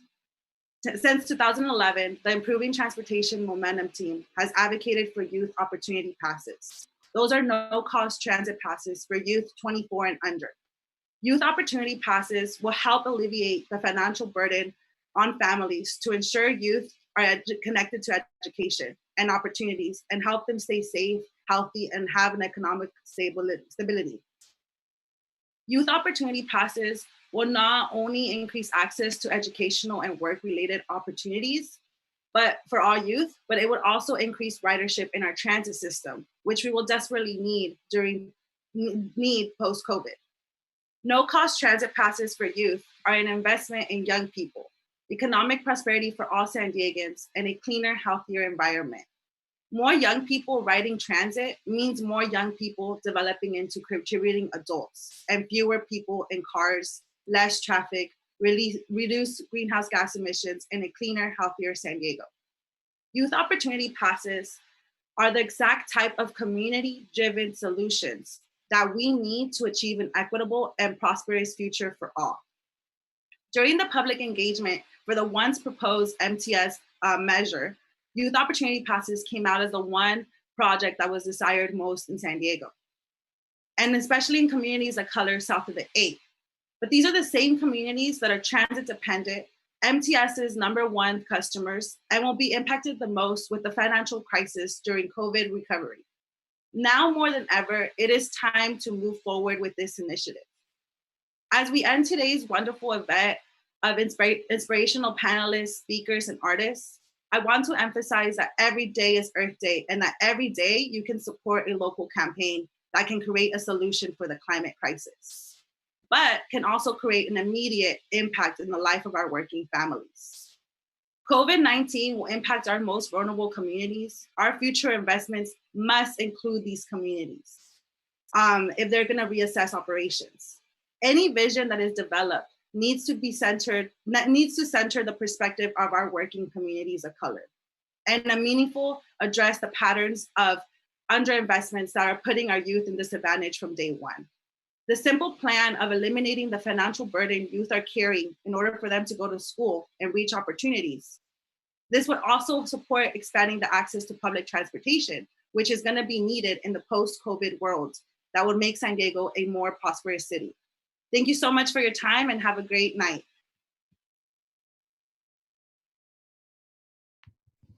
Thank you so much, Rosa. Communities of color are disproportionately affected by climate change and COVID-19.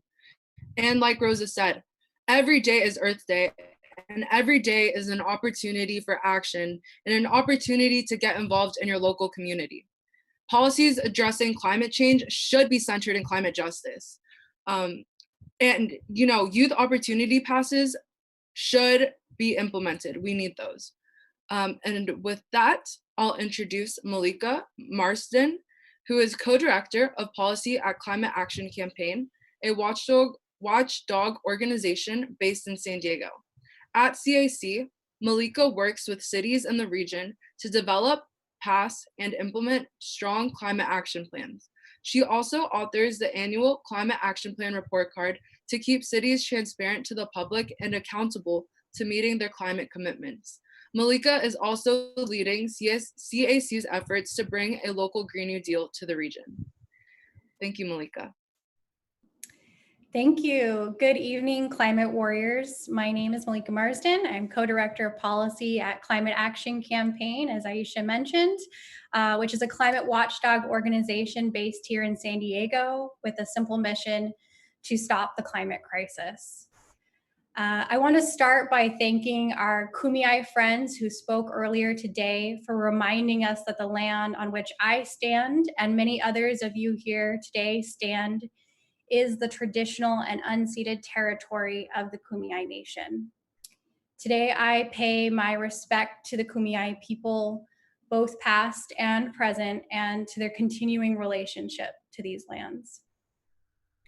And secondly, I want to thank all of you for being here today and participating in this climate uprising.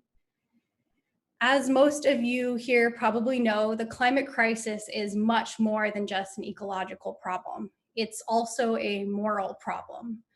Those who have contributed the least to the climate crisis, including disadvantaged populations, indigenous peoples, small island nations, and low-income nations, are poised to suffer the most from the consequences of a warming climate. Which is why when we are fighting to stop the climate crisis, we are fighting for justice. In general, I consider myself a pacifist, as probably many of you do. I only eat plants and I can't kill a spider. But the truth is we are at war. We are at war for a livable future for ourselves and for our children and for others that we don't know. And to win against big oil and gas and their disinformation campaigns and deep pockets, we are going to need a large, vocal, engaged, broad-based, people-powered movement that won't settle for anything less than a just and livable future. And it's obviously not going to be an easy fight. Fighting against greed and power never is, but time and time again, history has shown us that people-powered movements are the mechanism to achieving systemic change for a more just world. Right now, our families, our friends, our communities, our brothers and sisters around the world are suffering from the shock waves of COVID-19. But as we rebuild, we must fight to build better. We must fight to make sure that stimulus dollars are invested in creating communities that exist in harmony with our planet, rather than harming our planet, and also in creating communities that are healthy, equitable, and inclusive. And that starts with directing investments into working class communities of color most vulnerable to the effects of both COVID-19 and the climate crisis. And with that, I want to share with you the top demands of today's Earth Day climate uprising. First, we need governments at every level to fund clean energy, mass transit, and the creation of good, family-sustaining green jobs. Second, we need affordable, efficient transit and bikeable, walkable neighborhoods, especially in working class communities of color. Third, San Diego needs a path to a fossil-free future and strong, legally binding commitments to doing so. Fourth, we need to keep fossil fuels in the ground by ending fossil fuel subsidies, banning oil drilling, and pricing carbon emissions. And lastly, we must fight to restore and protect Indigenous land rights, including here in the Kumeyaay territory. And we demand that San Diego leaders work side by side with San Diego's tribal communities. As you can see, we've got a lot of work cut out for us, but the good news is it is all worth fighting for. Today, we came to stand in solidarity for Mother Earth, environmental justice, and a livable climate. And now, as we end the day, I implore each and every one of you watching tonight to continue with us in this fight. The organizers of this day have worked really hard to make this an amazing day. And the best way to thank them is to reach out to their organizations and get involved. It's going to take all of us. Thank you so much.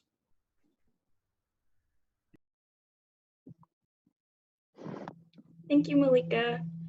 Thank you again for bringing attention to the fact that those who are being the most affected by the crisis are also the ones who contributed less to the crisis, and how significant it is to have warriors that are willing to remain strong and encourage others to join and demand justice.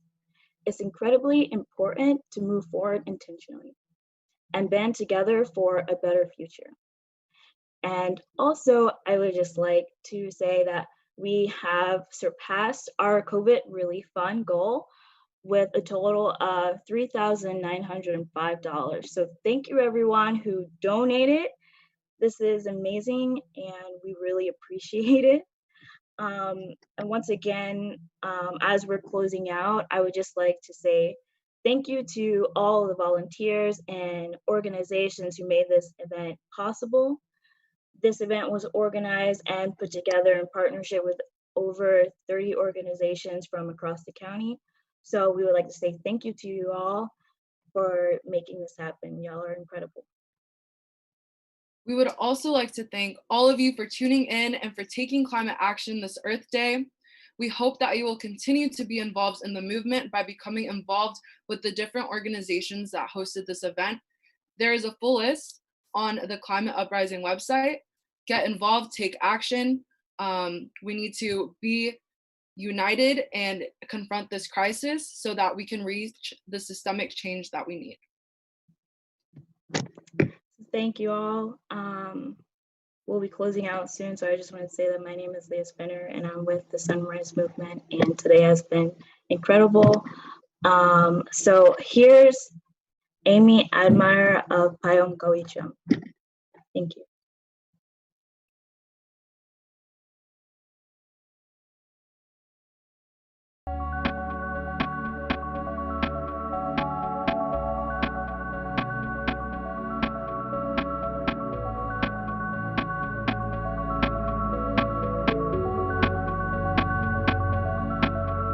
The roses are wilting, they're struggling to breathe.